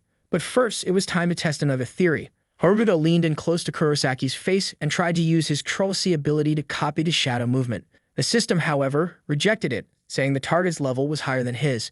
Moreover, the target was strongly hostile toward him. In this case, he had two options to acquire the ability. Either kill the target and steal the skill, or forcibly steal the ability when the target's HP drops below 15%, though that would leave the target unable to use their own ability. Either he steals it or he kills the target. It's no less brutal than what that guy did before. Our boy was sure that this guy couldn't possibly be at 15% HP after being so beaten up. This forced absorption might seem harsh, but it'll definitely come in handy in the future. Just then, Shirosaki appeared and ordered Arita to fix this guy just enough to extract the information they needed so he couldn't escape. She was there keeping an eye on Haruto. She moved over to Shirosaki, used her Curl Z, and he started getting restored. Haruto, ever the glutton, thought this was even better than the clone he makes of himself to resurrect, though I'm not so sure about that, since our protagonist can take a sword blow, die, and come back, or else, if someone dies, that's it. As soon as Kurosaki came to, he grinned, saying he knew the two of them would survive. But then the cold, calculating K-pop girl turned and walked off. The fool was already captured, and Nanis warned him that if he tried to run, he'd be sliced in half. He shot back that she could only say that once they got out alive, since the dungeon was about to start up again. In the center of the room, the golem's heart began to glow, and just like that, it shifted to the side. A laser shot toward Nanis, sweeping across the entire room. Damn, Satoru cried as he sprinted in panic. But more lasers were coming, one aimed right at that sucker. The protagonist shouted for him, but it was too late. But wait, folks, the little golem minion is now arriving at containment. And as always, we flash forward 30 minutes to see what happened in that dungeon where Shirosaki, our dear Satoru, was. Like our very own tattooed Harry Potter, he was hurling lightning bolts with his wand, disintegrating every creature in sight. It was like it was raining human rubble, just perfect for his little golem to feast on. Shirosaki even told him to do it, since to him it was worthless otherwise. So the little golem started eating and leveled up to 2. Satoru was all smiles until the creature activated a skill that started to wrap itself around his body. Now back in the present, there's the bastard sporting a massive armored golem. The rare sight left everyone stunned that this guy managed to evolve his minion so quickly. Meanwhile, Shirosaki was convinced that this was the same ability that Takeuchi used. Suddenly, attacks came hurtling in, and one even seemed to pierce his stomach. Yeah, he nearly got hit on the head. Erez told him to focus, because these attacks were made of highly concentrated mana. Not even a magical shield could properly block them. Nanis, ever daring, stepped forward and said that's why it's easier to block them physically. Watch me headbutt, then she declared, and sure enough, she launched herself and redirected the attack to the other side. Haruno realized what she said made sense. The mana was so dense that it could alter trajectories. The problem was they couldn't just stand there. They had to move forward instead of merely defending. After all, since he was giving infinite mana to everyone, that crystal was also draining infinite mana from him. He had to somehow get close to it or everyone would die. Watch as our clever one activates his shadow ability, along with his spider ability, using Troll C and Troll V nonstop. He slips into the ground inside that spider effect, so no one can see him activate it, leaving Grant all confused about where the kid went. Then, Haruto appears behind the cube, or rather in the shadow created by the attack's effect, and immediately strikes at its hand, triggering the resonance of the Kueisha. Man, that wasn't such a good idea after all. He got ricocheted back and ended up spitting out like 3 liters of blood. And now the kid's all acting like a total protagonist, coming back all cocky like there's no way he'd lose to that bastard using his own mana. He drops another Troll V, this time activating it along with his spider web. Suddenly, the whole heart gets surrounded. Finally, all the non-stop attacks pause for a few seconds. Everyone starts cheering and Haruto smiles.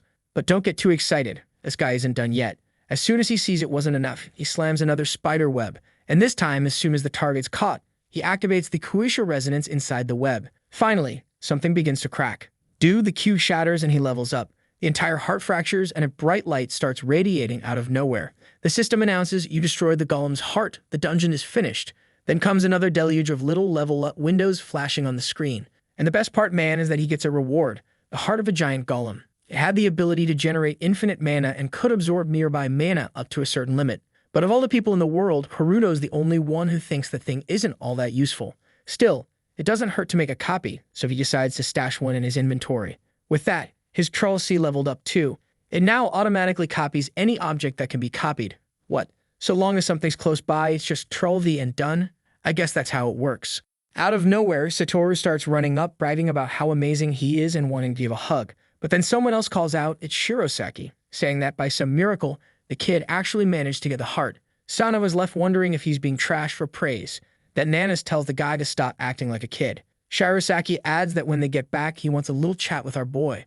Haruto just warns, if you want to buy it, the price won't be cheap. Nanis, on the other hand, tells him to save that discussion for when they're back at the association. Soon after, they regroup with Arita and the captured loser. Sana goes over to Eris and hands her the sword, saying that finally her mother's treasure has returned. She takes it gratefully and says everything's okay. He returned just as he promised. Grant doesn't let anything slide and asks if Haruto had used the shadow ability from the Blood Tower's master. Shirosaki chimes in that he really saw the kid cover the distance super fast. Haruto tries to come up with an excuse, saying he was pumped or all hyped. Apparently, after his Atiya ability evolved, he could stick to stuff from afar and pulled himself in really quickly. But of course, no one's buying that lame excuse. Nanis then shows up to save our guy, telling everyone it's rude to keep asking about each other's abilities and orders everyone to get moving because they need to investigate these two scoundrels. Meanwhile, Kurosaki turns to Arita and tells her she's going to have to pay for that time he saved her. It was high time she reset the dungeon. She asks him if he's crazy, but he quickly reminds her that she doesn't have many options. She's got a contract with him. As long as she wears the Adama Deal bracelet, she'll never be able to betray her partner. In other words, as long as it's on her arm, she's stuck with him. Poor Arita, she's bawling even though she's got a Troll Z, her life's a mess, and now she's in the hands of that bastard who orders her to reset the dungeon because he risked his life to save her. And especially considering that there's more than enough mana in the air. Suddenly, all that mana starts converting to Arita. Sanov immediately senses something strange is about to go down. She crouches and slaps the ground. Before the dungeon resets, Haruto tries to warn everyone to get out because everything's about to restart. Eris says doing that would be insane. They could end up getting hurled into another dimension again. So Haruto dives into the shadows and makes a beeline for her, activates his spiderweb ability, and asks why she's doing this. But Arita doesn't say a word. She just gets a tear in her eye, slaps the ground, and goodbye. Or not, because Haruto manages to reach her in time and gives her a little tug on the belly. Then everything explodes everywhere. The blocks fly, everyone's activating barriers. Suddenly, they find themselves in a blue, disoriented state. What's going on, guys? Are we in Minecraft now, and it's time to farm? Next thing you know, they're in another world. A giant portal appears, and they end up in some city that leaves me confused. Apparently, everyone got booted from the dungeon and Seitoru is shouting our boy's name. They realize they're up in the sky above Tokyo. What the heck is happening?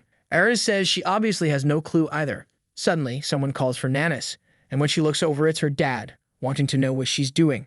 Shiroseki is also baffled, asking what Shinobita is up to. I'm the one asking, I'm trying to figure out what happened in that dungeon. Besides, why was it just these people? Where's everyone else? Shiroseki grits his teeth, while Nanas can only think about our boy. Just 5 seconds apart and she's already missing our Chad. Meanwhile, inside the dungeon, Kurosaki is fuming that this damn place didn't reset. Arita explains that Haruto pulled her in the middle of the incantation, which ended up canceling it. The guy then shrugs, saying it's all good since the others seem to have left. Plus, the handcuffs disappeared along with them, so as long as they get the heart, everything's perfect. Of course, Haruto isn't about to let that happen easily. He activates his spider webs, but then he wonders, weren't his Crawl C and Crawl V supposed to locate the item? Oh my god, he mutters. Arita remarks that it seems she not only reset the dungeon, but also reset him. No way, he thinks, this is impossible. I'm still here with all my memories in my body. Nara must have changed. Yet damn, he's now at level 1. And that's a serious rip-off of her ability. She reverted him to exactly the state he was in on the very first day he awakened. Worst of all, even his Crawl C and Crawl V abilities have reset to level 1. A system message pops up saying an unconfirmed object was copied and paste is now possible. But here's the kicker. While he's at level 1, Kurosaki comes over and slams a sword into his chest. Still celebrating, Kurosaki mocks him, saying his idiot face shows his level must have been reset. It was the perfect opportunity for him to die and vanish. Seeing the sword coming, Haruto gets a devious, desperate, totally protagonist idea. He always makes a copy for when he dies, right? Except, when he made that copy, theoretically he was still before the reset. I think that's his plan, at least in his own head. But the problem is, when he's about to be killed, Grant steps in and protects him. Kurosaki then bellows that it's better for Haruto to get out of there. Otherwise, an International Association hunter is going to die. Haruto demands to know why the guy is doing that, and the reply is just for him to run, warning that Kurosaki will handle it, so he better flee immediately. Haruto, however, insists there's no way he can do that. Fuming over their argument, Kurosaki declares they're all a bunch of bastards. The level gap between them is enormous, yet they're acting as if one of them could actually escape. Meanwhile, Grand is desperately trying to hold on, getting cut from all sides. The poor guy has no chance. His sword breaks, he's thrown to the ground like a piece of crap. As usual, the protagonist's friends are a joke. Then Kurosaki moves in for the final blow, saying that taking out one of the International Association members is just perfect. Poor Grant knew there was no way to dodge it, but then Haruto interposes like a human shield and takes a whipping on his back. Grant demands to know why our boy is getting up, warning that this damn Kurosaki is his target. He doesn't want any help, so Grant should get out of the way. Haruto's acting like he's Thorfinn hunting Askeladd, and before anyone can do anything else, Kurosaki splits the kid in two. Grant is left speechless, watching the boy fall apart like an open Kinder egg. The moment that happens, Kurosaki seizes the golem's heart.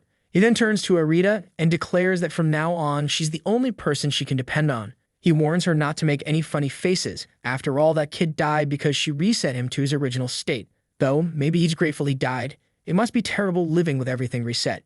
Then the sword slices through his arm and someone quips that, yeah, he should be thankful for having been killed. Now his arm looks like a champagne bottle popping, and he collapses in agony. Yet our boy somehow reappears, exuding a powerful aura.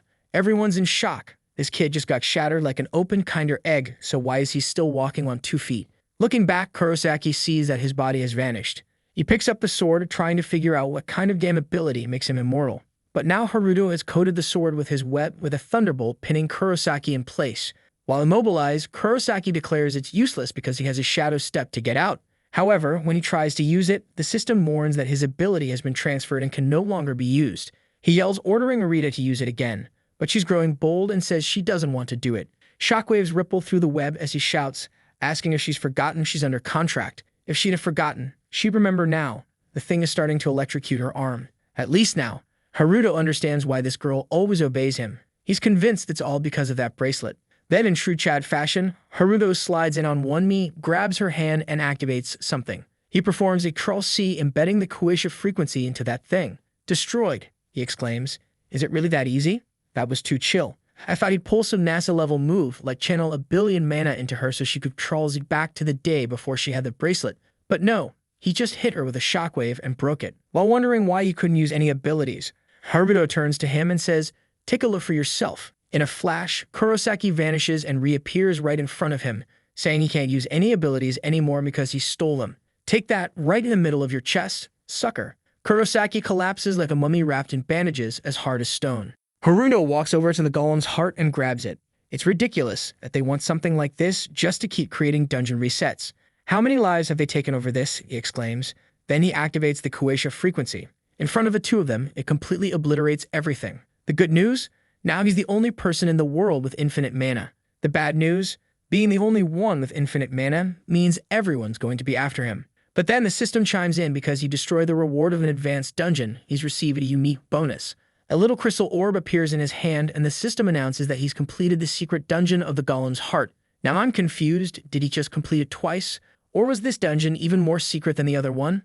Let's see. It seems the doors are opening for the rest of the clueless hunters, who are all trying to figure out what's happening. One of them spots our guy and calls out for him. They want to know what happened to the rest of the team. Our little guy explains that they were sent to another part, so there's no need to worry. Looking around at everything destroyed and that poor sucker still pinned like a mummy, they wonder if he managed to win all of this on his own. To that, he just says, details later. First, everyone needs to get back. The next day at the association, our guy is visibly tense during a meeting. Nobody says a word. Shimono comments that it's unbelievable the dungeon was multidimensional. That's some seriously problematic information. Takeuchi, however, is just thankful that at least now they know why these dungeon resets occur. The leader, though, reminds everyone that the most important thing is that the seal Nishihara had placed has been broken. Plus, it was that multidimensional dungeon that triggered the disaster Grant faced 15 years ago. Everyone in the meeting is terrified, arguing that it's too early to make any judgments. The room erupts in chaos until Nanis loses her patience. As always, she slaps the table, stands up, and announces she's leaving. She's got work to do, like investigating the Blood Tower Association. Takeuchi tells her to calm down. Apparently, they weren't the only ones who had a hard time. The dungeon collapse that happened in the middle of the city wasn't easy either. Shirosaki has to call on everyone. Sekamath, of all things, and who would have thought the delinquent would be the calm one. Takeuchi then stands up and says he isn't there to talk about his own achievements. He moves over to Haruto and asks who he really is, the boy who was a crucial piece in ending his secret dungeon. Our humble kid replies that he's just a hunter. But of course, Takeuchi isn't going to let that slide and asks if he doesn't even know who he is. Haruto, getting a bit cheeky, fires back that he's trying to figure out what it all means. He just dealt with a multidimensional secret dungeon, and instead of being thanked, he's being interrogated. Come on, Takeuchi, are you about to start a fight? Finally, everyone in the room is startled and tells him to calm down. Then the president calls Haruto over and warns that if he doesn't stop, he'll lose any rewards for his work. Greedy as ever, like a true capitalist, Haruto quiets down and leaves the room, muttering that he was only saved by the reward he wanted. Haruto, on the other hand, is impressed with that stone armor ability and already wants to copy it. Later, in the president's office, our guy is being questioned. He explains that he was once just an ordinary hunter from the Great Sage Guild, but now he's a freelancer. The president praises him. Being a solo hunter is tough, and what he did in that secret dungeon was incredible. Our kid, with little else to say, thanks him. But of course, the president isn't going to let him off easily. He wants to know what his plans are from here on out. Eris chimes in that she's heading back to her country to pass along some information, and Grant mentions that he'll be staying on a while longer. Plus, he's planning to leave the International Association. I don't know why, but we find ourselves at Haruto's place. Unfortunately, his living room has turned into a competition. There isn't even enough room on the sofa for everyone. Naturally, Haruto wants to know what everyone's up to. Grant says he just left the International Association and needs a place to stay. Eris asks why he did that, but he only replies that for now he can't say. Satoru says he just wants to stay near our guy. No excuses. You could have been a giant waifu, but no, not this cursed one. Nanas then appears to deliver a message from Narita. At that moment, Haruto wants to know, where are those two rascals? Apparently, Kurosaki is in the hospital because Arita refused to use curls on him. Once he regains consciousness, it'll transfer him to prison for interrogation. Meanwhile, Arita is being interrogated. Or rather, she is exercising her right to remain silent during questioning, which is incredible. Nanas, on the other hand, is already convinced that there is something going on between these two little troublemakers. Are you jealous? Then she reveals that Arita is a member of a K-pop dance group called AF. Satoru seems to recognize her, saying that now it makes sense because he thought he had seen her face before. Hermito then explains about that bracelet thing, that it forces her to stay by that guy's side, and he says he doesn't think she will continue acting that way. As soon as he gets a chance, he will go to the association to talk with her. Now he wants to know why Shirosaki is there. He coughs awkwardly, saying that there is only one reason for him to be in that place. Grant warns that if it is about the Golem's heart, it would be better to give up, since the protagonist destroyed it in the dungeon. Everyone is startled, and immediately Shirosaki starts grabbing and pushing him around, demanding to know why he did something like that with such a rare item. Then that silly bastard shows the other one, a sneaky one, who is the Clone King. Haruto, embarrassed, confesses that what he destroyed in the dungeon was actually fake. Grant, however, is certain that this is impossible, since if he had not destroyed the real one, the dungeon would not have been completed. At the same moment, Shirosaki already dropped about 5 billion in the middle of the room. That was the price he was willing to pay for that item. Our minister was surprised, but Nanas told him that that was little man. It is certainly worth much more than that. The association was willing to pay 8 billion. Satoru, however, showed a guy that there was an online auction for rare items where the first offer could start at 10 billion. Then Shirasaki says that he did not come here for nothing and that the kid had promised to sell it to him. Out of nowhere, he already offered 20 billion, saying that no matter the price, he is willing to take it. Sometime later, lying in bed, he is disbelieving that they are offering 20 billion for this thing. Not to mention that this one was a copy and paste, right? Imagine if he started selling several to other countries. For those who are not aware, you might be wondering why he can now copy, paste, and deliver. I don't know if I mentioned it or ended up forgetting, but there was a panel that said, now you can set the duration of the item, you know. So that is why he can now pass it on to other people. I guess that's it. If I get any additional information, I will share it with you again. He was all celebrating until he gets up, saying that he forgot about the unique reward. A little crystal ball, which was a sealed item that would shatter when mana was inserted into it. For him, inserting mana was the easiest thing in the world. As soon as enough mana is poured in, a golden triangle appears. It was a dimensional piece. When he collects 5 of these, he could open a door to any dimension he wants. And the pieces have a property that one attracts the other. However, the number and level of dimensions you could open depend on the level of the key. He is all confused, but it seems that he will need 4 more, apparently, to be able to open somewhere. Obviously, he tries the basic thing, right? Like doing a Ctrl-C and Ctrl-V. However, the system warns that this item cannot be copied or pasted. He immediately gets angry, saying that this damn thing never works when he needs it the most. Then suddenly someone knocks on the door and he tells them to come in. It is the damn Grant who is always keeping an eye on everything, saying that he has something he wants to verify. The two exchange a glance for a second, and then so did the guy grab the sword. Haruto is about to ask what the guy is doing, but then he comes over and lands a full cut across our kid's chest. Yeah, obviously I can already imagine that he's trying to test if he has the ability to rewind time. But before we know if that is indeed the case, let's go back 15 years to when the Grant disaster happened in Europe. There is a dragon there that looks more like it is smiling than angry, but, you know, a gigantic beast holding a bus in its hand. Some guys tell the mage that the creature is made of fire, so it would be good for him to use an ice attack. Wow, like a total Naruto Uzumaki, jumping from his head to his arm to his back, he activated an ice attack directly toward the monster. However, it seems the beast easily shielded itself with its wings and threw him back. The people had no idea how they were going to defeat a rank-S creature out of nowhere like that. The dragon prepared another blaze attack and swept through the entire street. Apparently, Grant was there from behind, like an idiot, while his friend fled. The appearance of an abnormal creature turned the earth into hell, and as a newly awakened hunter, Grant threw himself to his death. The explosion was coming, man, and he just stood there waiting for the attack, until someone asked if the kid was okay. When he looked up, there was a giant figure there holding a shield. I think it was a shield with an all-red armor. Grant recognized him immediately. This guy was the most powerful hunter at the time, the one known as Frederick Q, right? Who was also the husband of Ura's mother. Everyone is connected. However, in a split second, he got bitten by the dragon man and only a remnant of his body was left. Grant screamed in desperation, but then suddenly, the boss's expression changed and he started spitting blood. His body filled with a bunch of bubbles and the creature exploded from the inside out. Obviously, man, we already expected it. It was the aforementioned Frederick, appearing all swagged up and wielding the mighty sword. Of course, Grant was confused. This guy had just died right in front of him. Wow, man, is that the infamous Nishihara Tomoka? That badass could still be alive, right? Let's go find her in the other dimension. Where's all that vitality? She could have passed all that energy on to Erez, right? You disgrace. And she's over there saying that she already warned not to use those abilities in front of other people. Grant realizes that she only survived that explosion because she raised a barrier. And Frederick says that, unfortunately, this time it was an emergency, since that monster needed to be killed. She goes over to giving a little hug, saying that it really makes sense, especially since the scales of that creature were as hard as steel. Then Frederick tells the big guy to keep everything he saw a complete secret. He agrees, and at that moment, other hunters appear, impressed that the boss was killed. He then goes into his beloved's arms and says that it's time for them to leave. Poor Grant, completely off base, looks at the guy, puts his hand on his chest, and tells him to remember him. His name is More Grant, a newly awakened hunter. Frederick, still humble, gives a little smile and says you will remember that name. That sucker was left thinking that the strongest hunter in the world had an ability that transcended death. What he never imagined was that he would find someone else with that same kind of power. He knew it was crazy, but he wanted to see it with his own eyes. After plunging the sword into Haruto's chest, the next second he was on his back asking what Grant was planning to do. In that moment he relaxed just as he had imagined. This kid had the same ability as Frederick. He then apologizes, saying that he only tried to kill him to confirm something he had suspected. Of course, Haruto remarks that this was pure madness. And the problem is that someone else nearby calls for Haruto. Obviously, Satoru had seen everything too.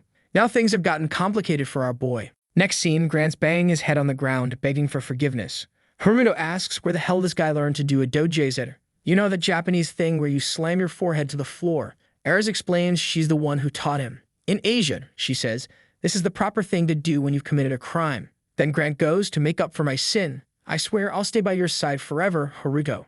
Haruto shuts him down, telling him to quit deciding things on his own. Meanwhile, Satoru's curious. He wants to know if the protagonist actually has the same resurrection ability that Frederick Hugh once had.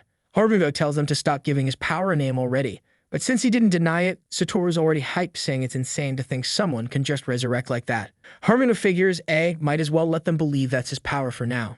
Out of nowhere, Erez calls him over and says she has something to show. Why did she find a piece of a triangle too?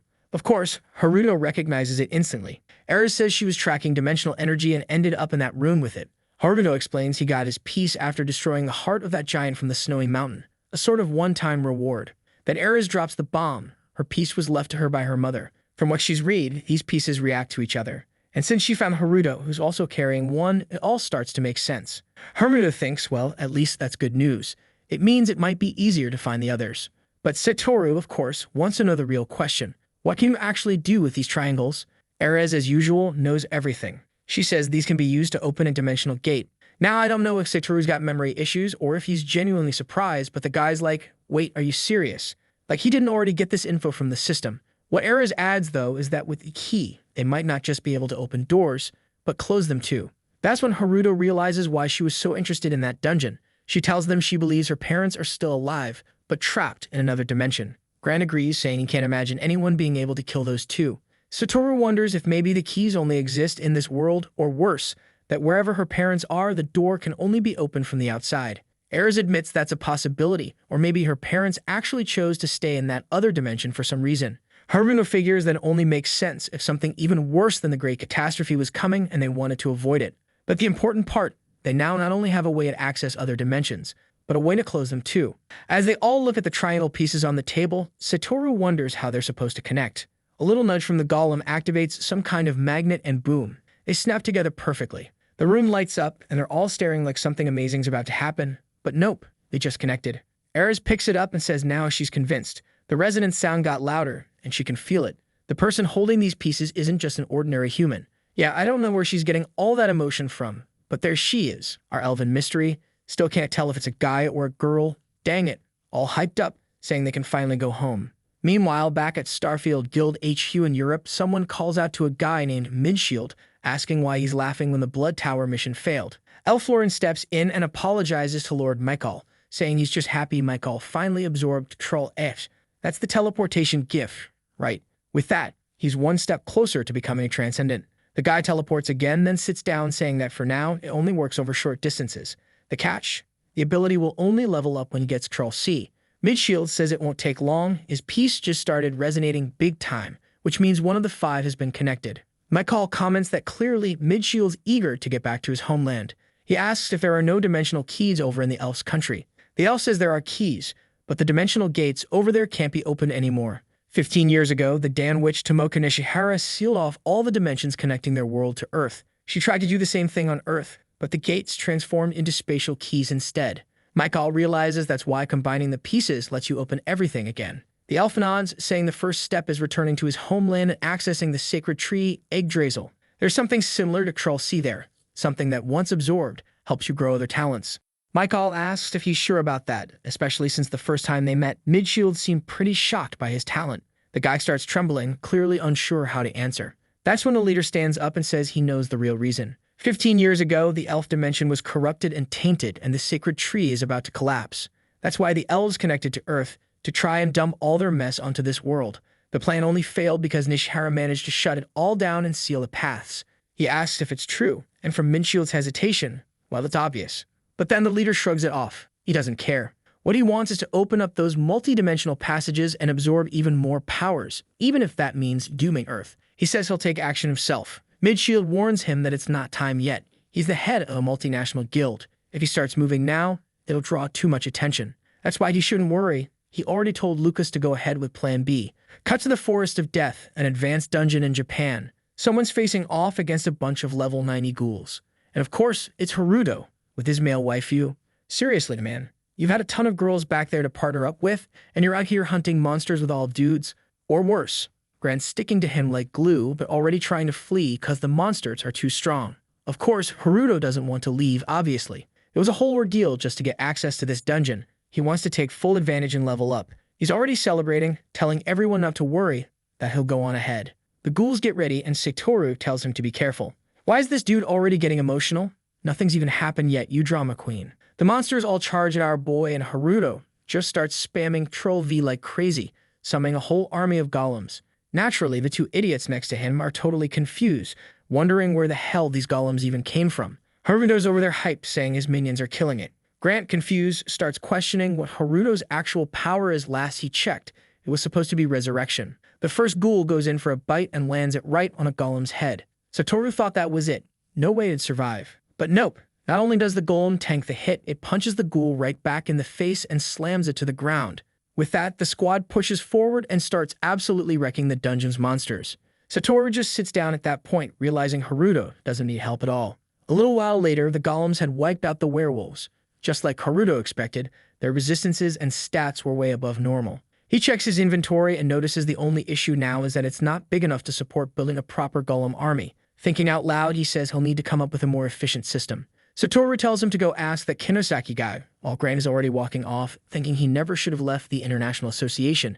He's feeling totally useless in this group. Cut to the car with Satoru, and Haruto's impressed this spoiled brat got a luxury car for his birthday. When suddenly, he gets a call from Nanix asking him to come to the association immediately. Satoru asks what's up, and Haruto says he doesn't know, but in truth, he's already guessing it's about Arita. Sometime later, in the interrogation room at the association, Arita's sitting there, lips all dried out. Doesn't the art here look just like that Hero of Return series? Same style, pretty sure it's the same artist. Nanis explains that Arita's been refusing food and water for 3 days, but says she wants to talk to him. Haruto asks if it's possible to disable the recording of their conversation, but Nanis immediately refuses. No can do. Haruto starts weighing whether it's worth revealing his ability to try and copy hers. Having 2 overpowered talents might be worth the risk, so if it came to that, he'd pay the price.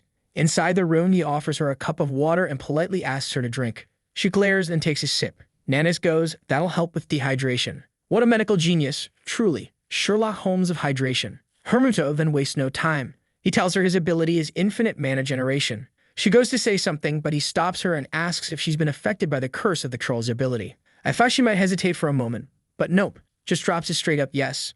Now Haruto is sure he's not the only one cursed with that mark on the neck, which means if he can copy her Troll Z, he might be able to copy any troll ability. Eris overheard all of this and realizes that an ability that restores things to their original state is way more broken than just recovering them. Satoru, meanwhile, is over there completely lost, trying to figure out what the heck this Troll Z curse even is. That's when Erita makes her request. She wants help restoring the health of her parents, who've been in comas for a long time. She would need an insane amount of mana to do it, and only he can provide that. Haruto stands up and says he'll give her as much mana as she needs.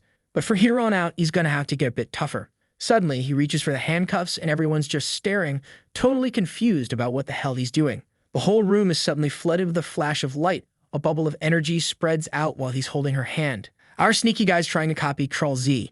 Well, trying is the key word, because the system immediately notifies him that copying this skill isn't possible.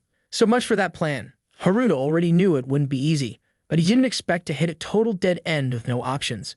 Still holding her hand, he starts wondering what the hell he's supposed to do now. Arita, all sweet and clueless, just asks what he's doing. He suddenly lets go and says, oh, it's nothing, and apologizes.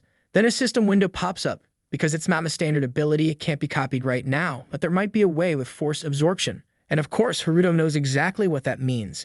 It's the method that only works if you kill a person. Problem is, he doesn't want to just murder Arita out of nowhere. Staring at her now, he starts racking his brain for another way to get that ability. Satoru's like, okay, I'm confused.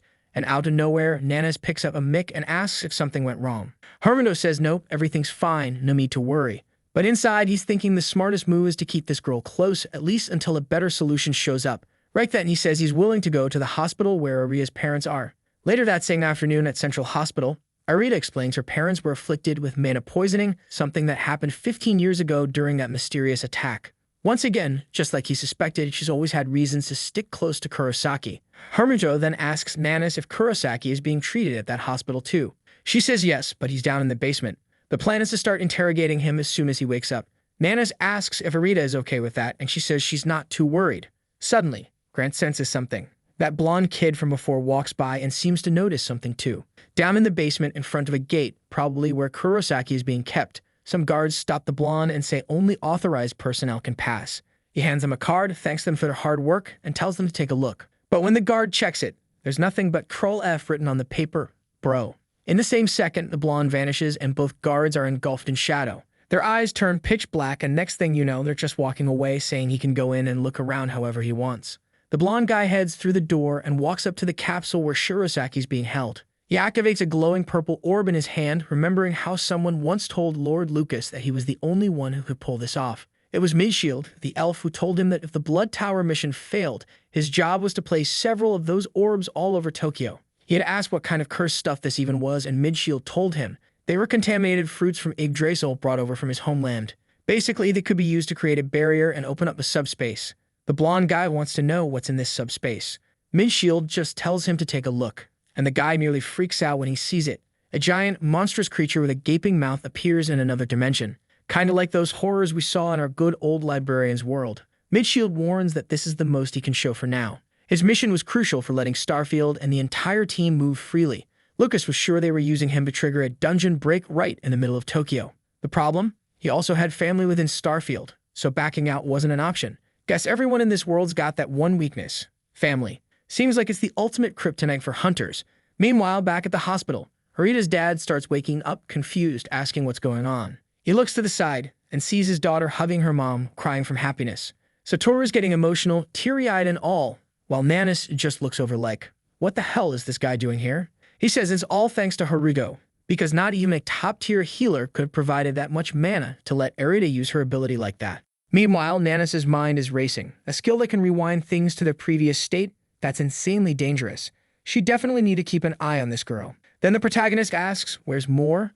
Cut to Lucas casually strolling down the hospital hallway, nothing suspicious at all, until, out of nowhere, a system window pops up.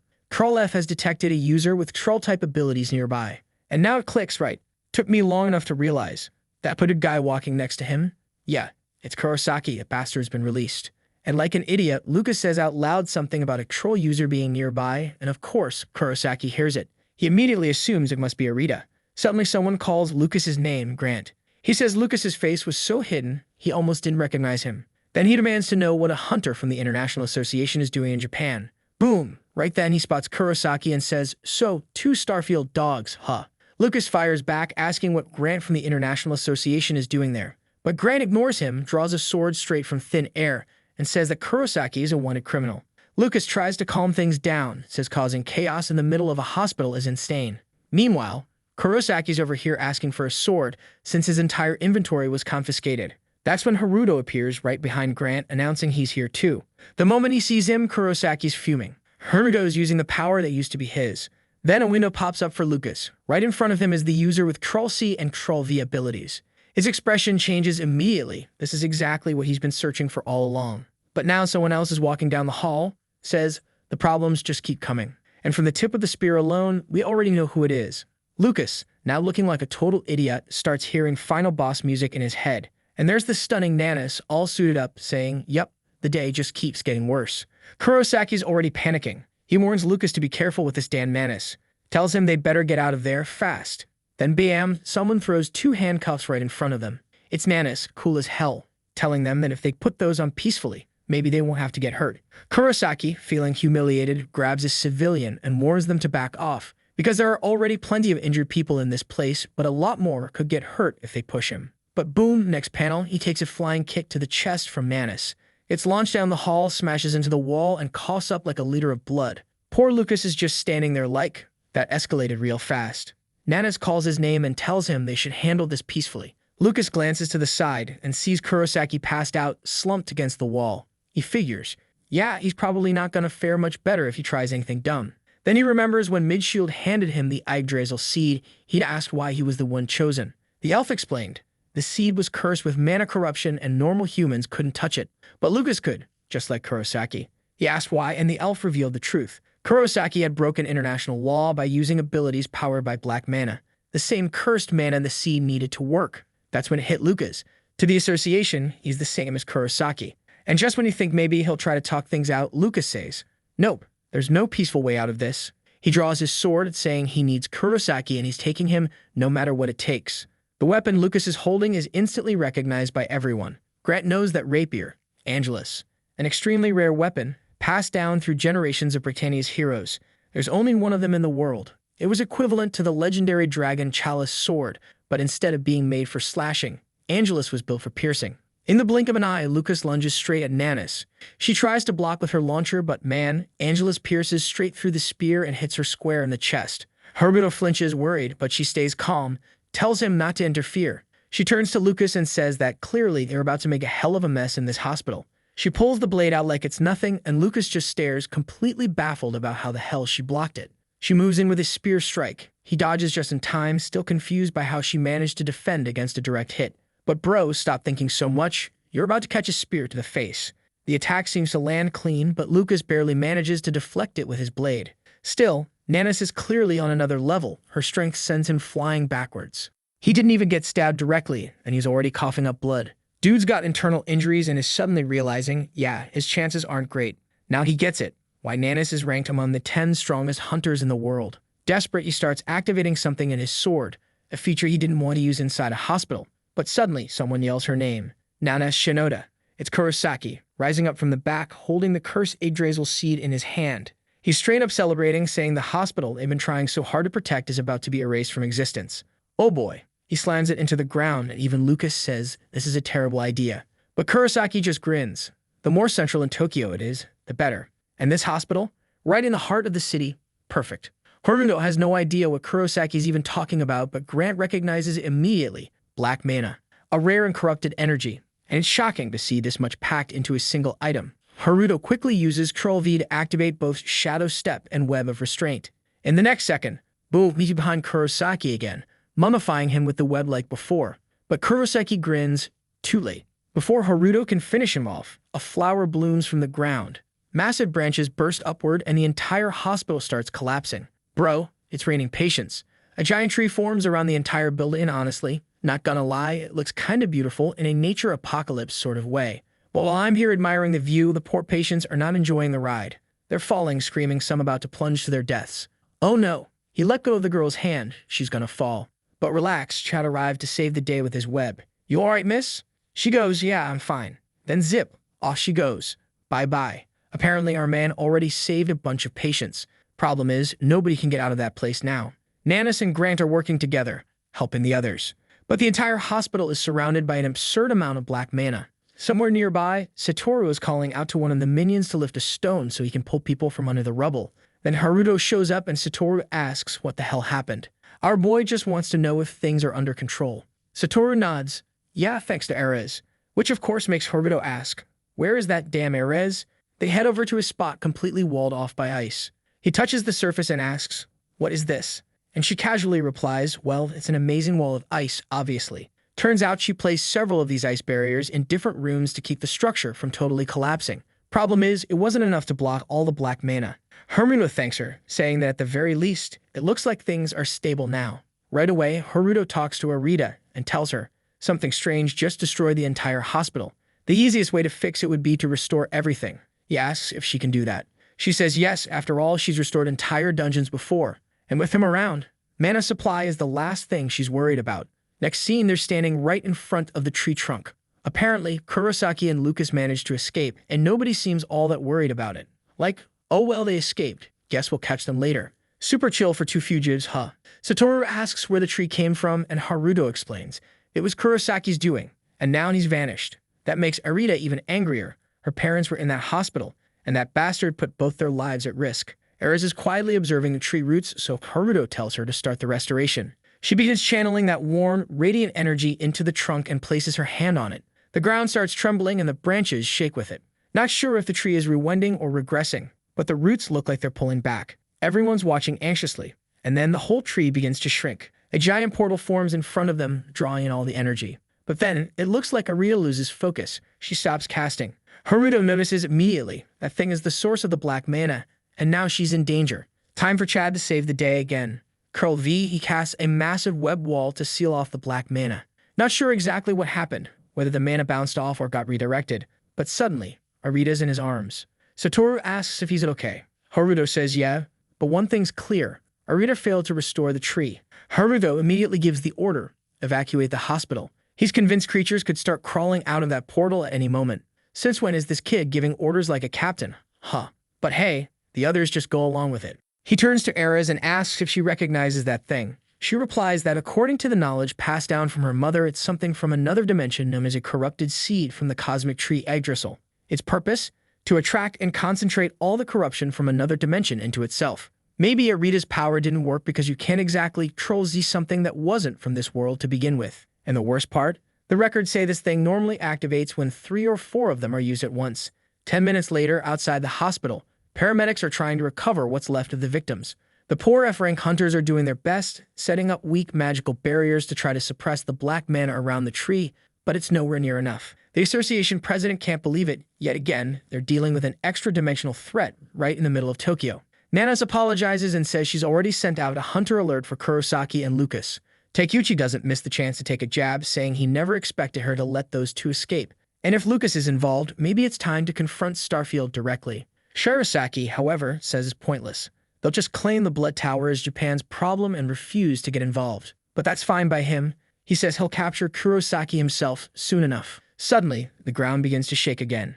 The hospital seems like it's about to collapse. A guy comes running yelling that they've got a major problem. A second tree is sprouting up somewhere else in the city. Haruto immediately realizes Kurosaki is at it again. All because these idiots thought it was a good idea to capture and rehabilitate him instead of just cutting off his damn head when they had the chance.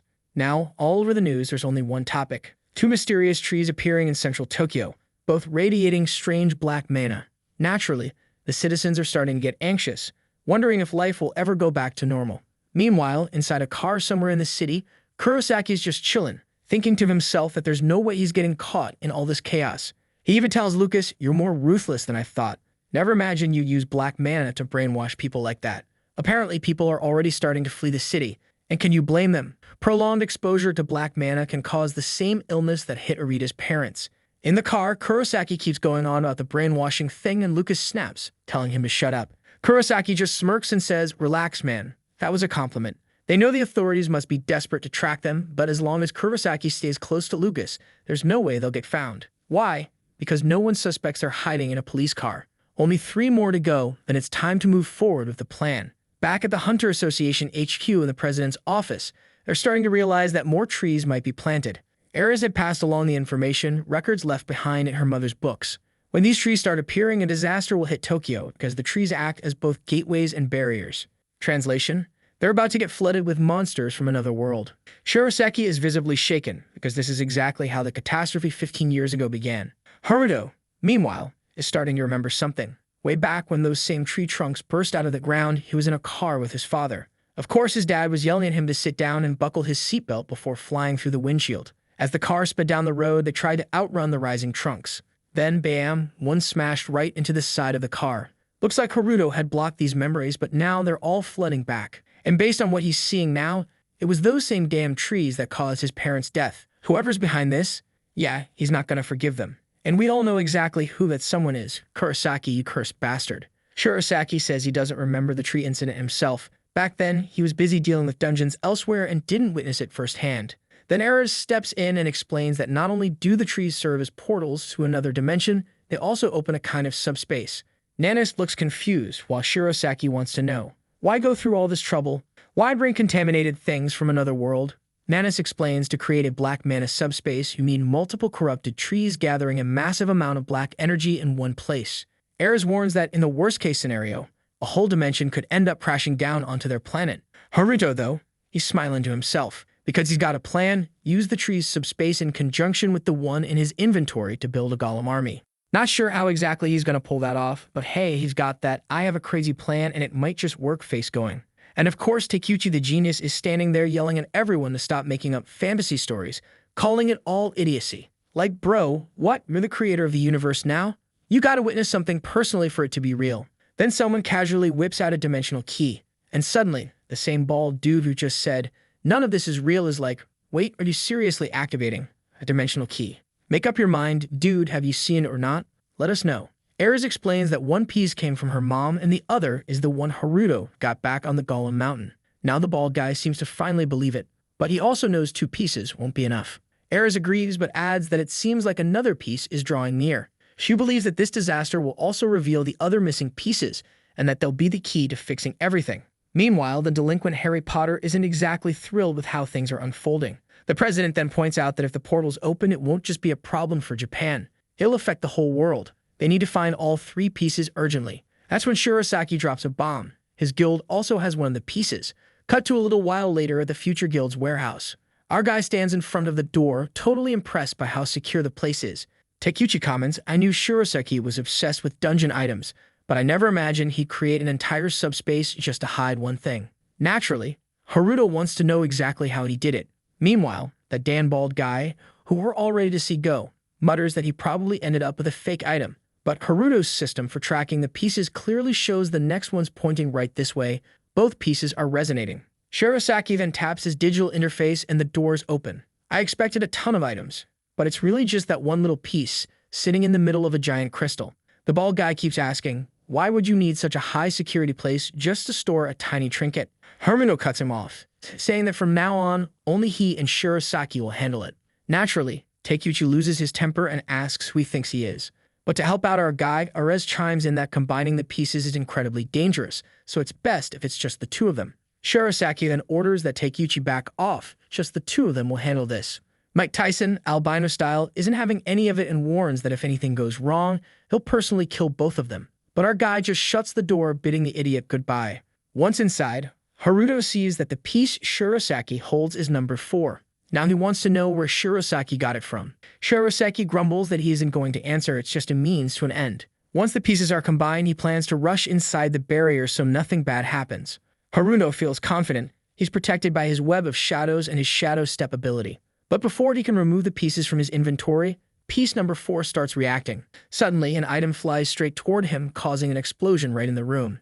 There wasn't even time for Shirasaki to react before the door outside is blown apart. Nana's already senses that something's about to go down. The door is shattered from the inside and Shirasaki is calling out for Sano. Then he hears someone's voice saying they thought they were going to die. Of course, that person used their shadow step ability to dodge the impact. Looking at his inventory with the 3 pieces, Haruto mutters that he never imagined they'd fuse on their own. But Shirasaki is clearly pissed. The kid, already brimming with weird abilities and also has a very rare movement power. Haruto tells Shirasaki not to be too shocked and that he can explain. But then this guy grabs him by the neck and throws him to the ground. Man, if I were Haruto, that delinquent Harry Potter would have his head ripped off by now. He's demanding to know why, and Shirasaki retorts that it's impossible to use the shadow step without black mana. He insists that Haruto needs to explain himself.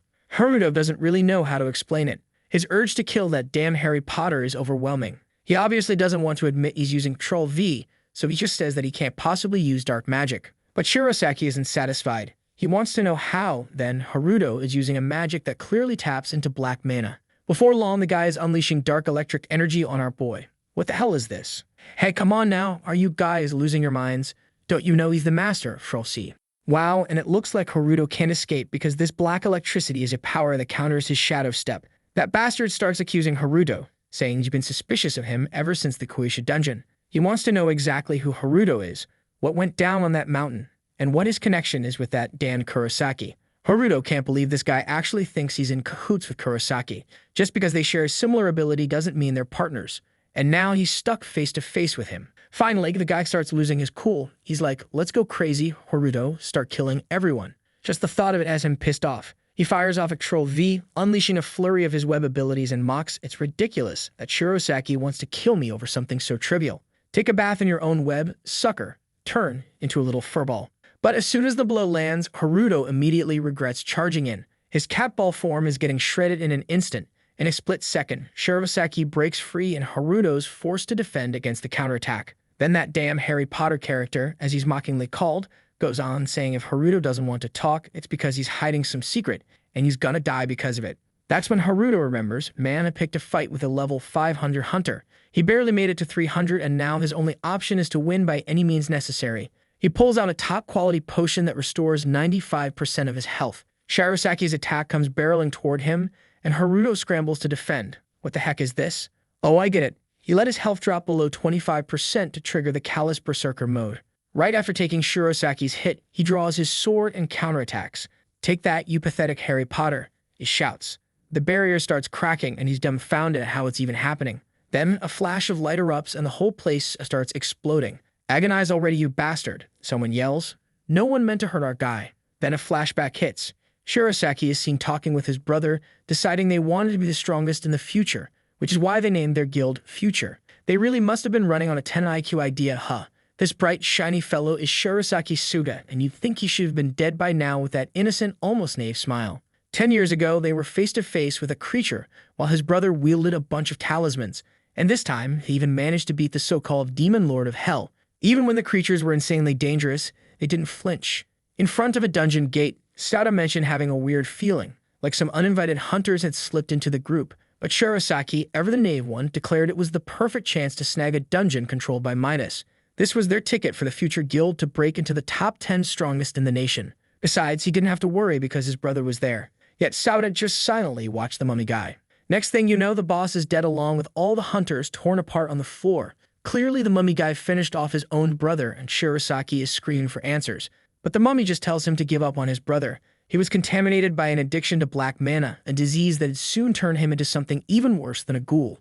Shirosaki then orders that the bastard hand over the antidote immediately. The mummified guy says, "Give me your shadow step ability and I'll show you how to save your brother. Refusing, you're dead." So it looks like Shirosaki reluctantly hands over the ability.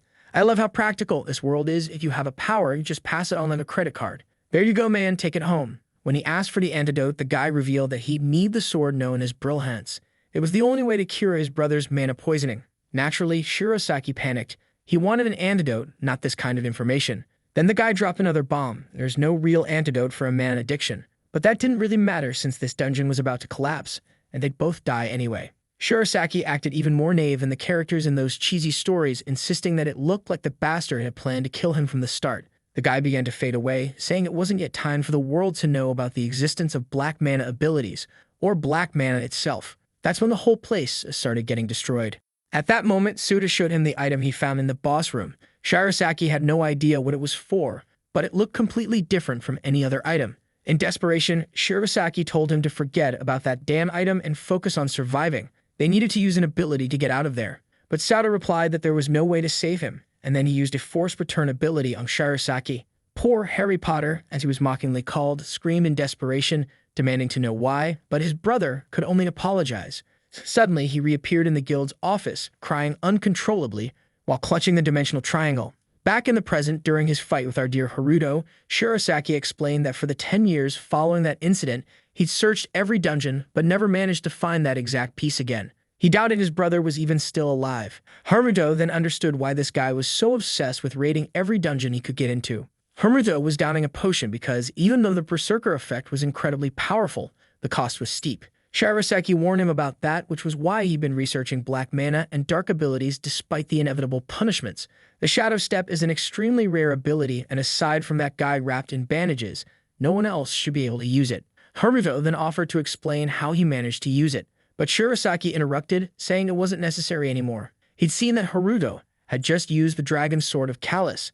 That could only happen if Haruto possessed some kind of ability to copy or steal other skills. Shirosaki apologized for not knowing that our guy was a bandit, but insisted that everything was now clear. Haruto shot back, "It's not clear. I'm not a bandit."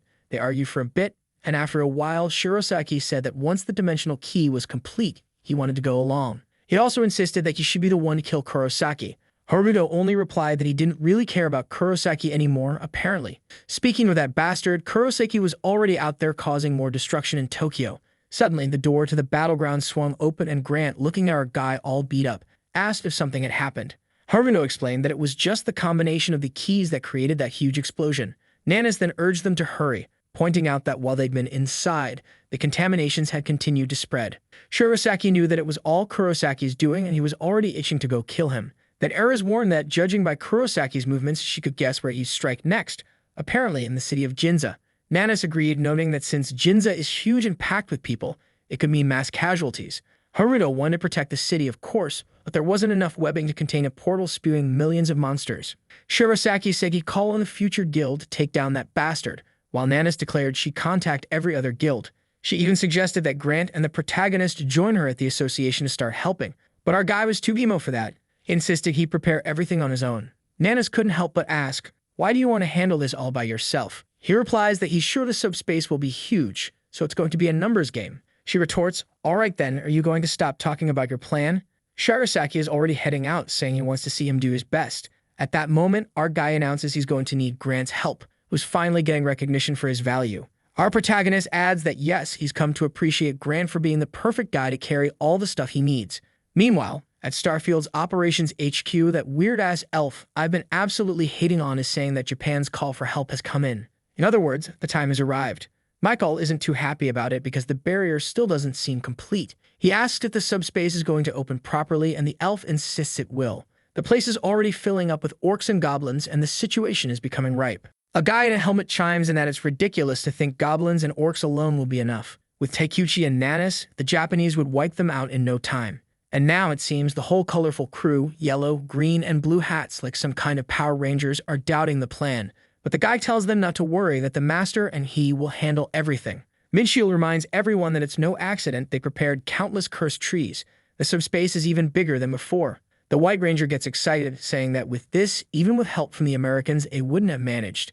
Midshield is convinced that if he drops this massive debuff in the middle of Tokyo, it'll be curtains for that place. Michael celebrates, swearing that by the land he comes from and by Yggdrasil, this time the plan will work. He's already heading out, telling everyone not to worry. This isn't the first time he's opened his subspace in Tokyo. "Ah, you bastard. So you were the one who stirred things up in the past too." Meanwhile, over at the White House in America, President Biden, looking a few decades younger and sporting an albino complexion, is visibly shaken by this whole dimensional mess reopening in Japan. On the other end, Logan Bauman, the black-skinned CIA director, explains that it's the same kind of catastrophe that happened 15 years ago. Naturally, the president is even more worried about something like this happening on American soil, but the folks tell him to relax. Since it all seems to be happening over there, they're pretty calm. Biden asks how the International Hunter Organization is reacting, and Logan replies that it seems Michael from Starfield is heading over there to help out. Yeah, he's coming. He'll offer plenty of assistance. You can count on Michael. A woman nearby finds it all odd, wondering why a hunter as famous, rich, and powerful as him would want to help Japan during a catastrophe. He just shrugs, saying he has no idea. Suddenly, she looks startled. She just received a call. Apparently, it's from the president of the American Hunters Association sending a video message.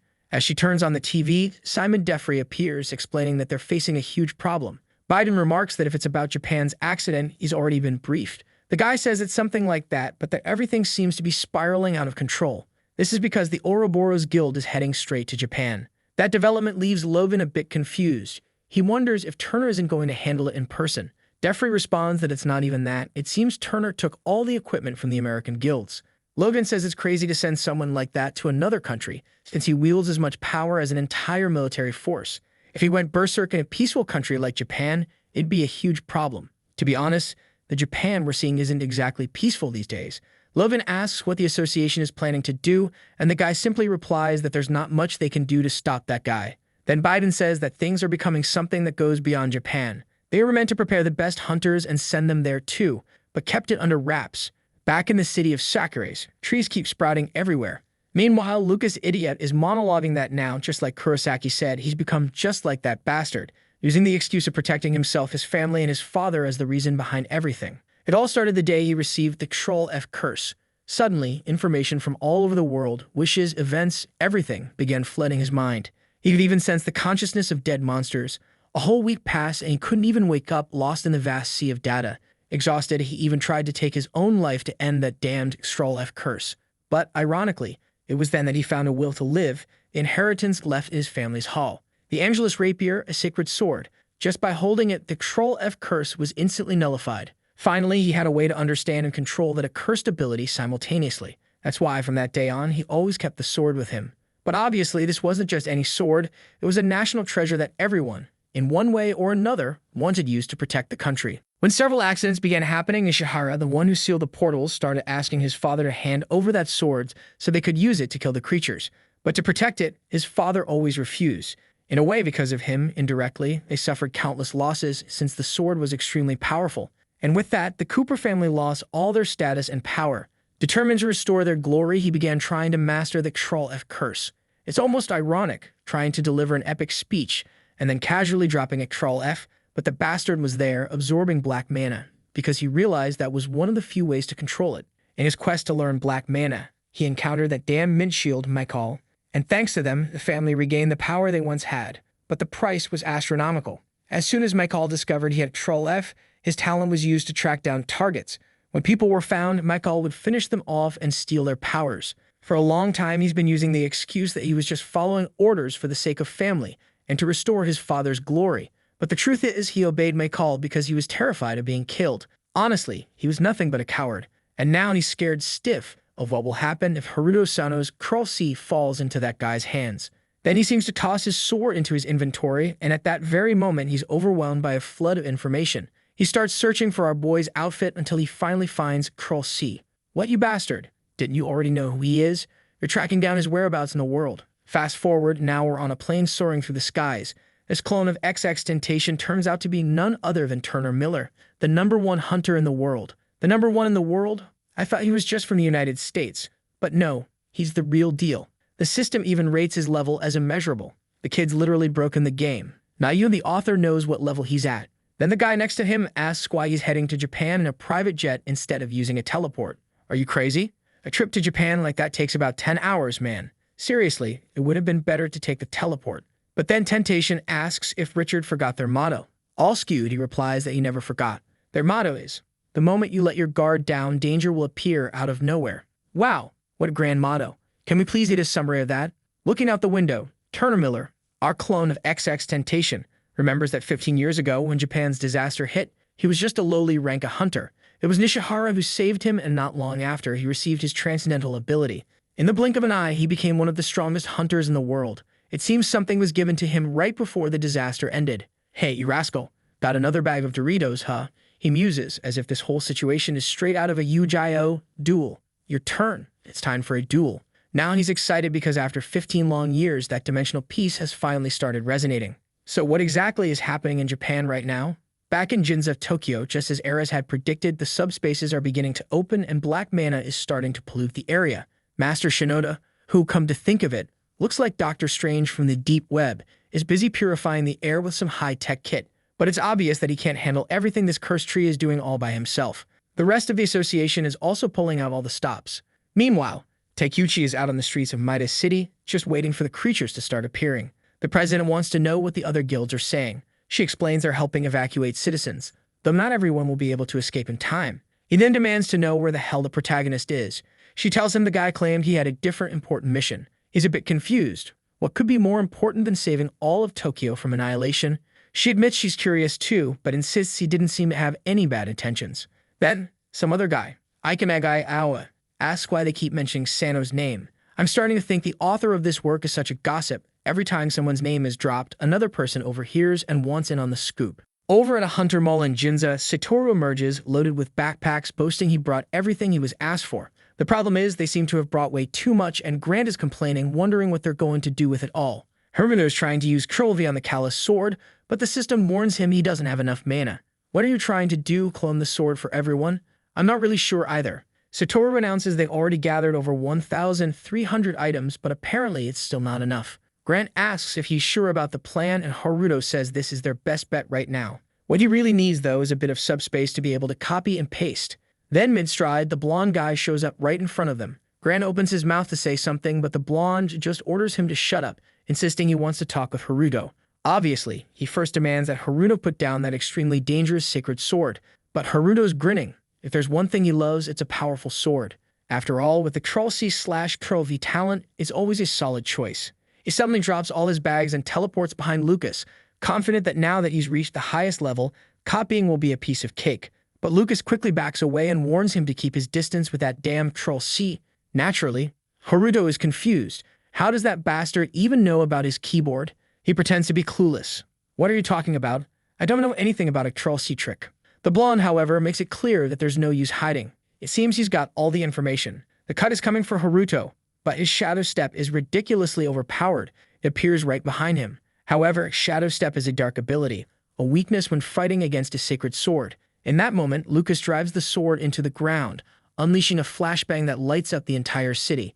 Looking out the window, Haruto says it feels just like that time with Shirasaki's black light. It was so intense that it practically erased his shadow, making it impossible for him to move within it. 200 IQ, huh? But then again, you can do that with the spotlight too. The blonde guy approaches and remarks that the reason Haruto is standing still is because all the abilities he's copied so far must be of the dark element. Haruto thanks him for the tip, promising that next time he'll be sure to copy something different. The real issue now is that he needs to find a foolproof way to get a grip on that sacred sword. While Haruto ponders his next move, Lucas chimes in, insisting that the whole mess he's caught up in is because of that damn Troll C ability he possesses. Immediately, our protagonist is convinced that this guy must also have some kind of troll ability. He asks, "Are you trying to kill me to steal my talent? Is that why you join up with Kurosaki?" Lucas loses his cool and launches an attack, telling him not to mix him up with that trash. Wow, he lands a solid blow right in Haruto's chest. Even Lucas seems surprised. He didn't expect to hit him so easily. But Haruto was just trying to stay composed. He activates Curl C on the Sacred Angelus sword, though the system warns that if he copies and absorbs the sacred sword, he won't be able to use his Shadow Step ability.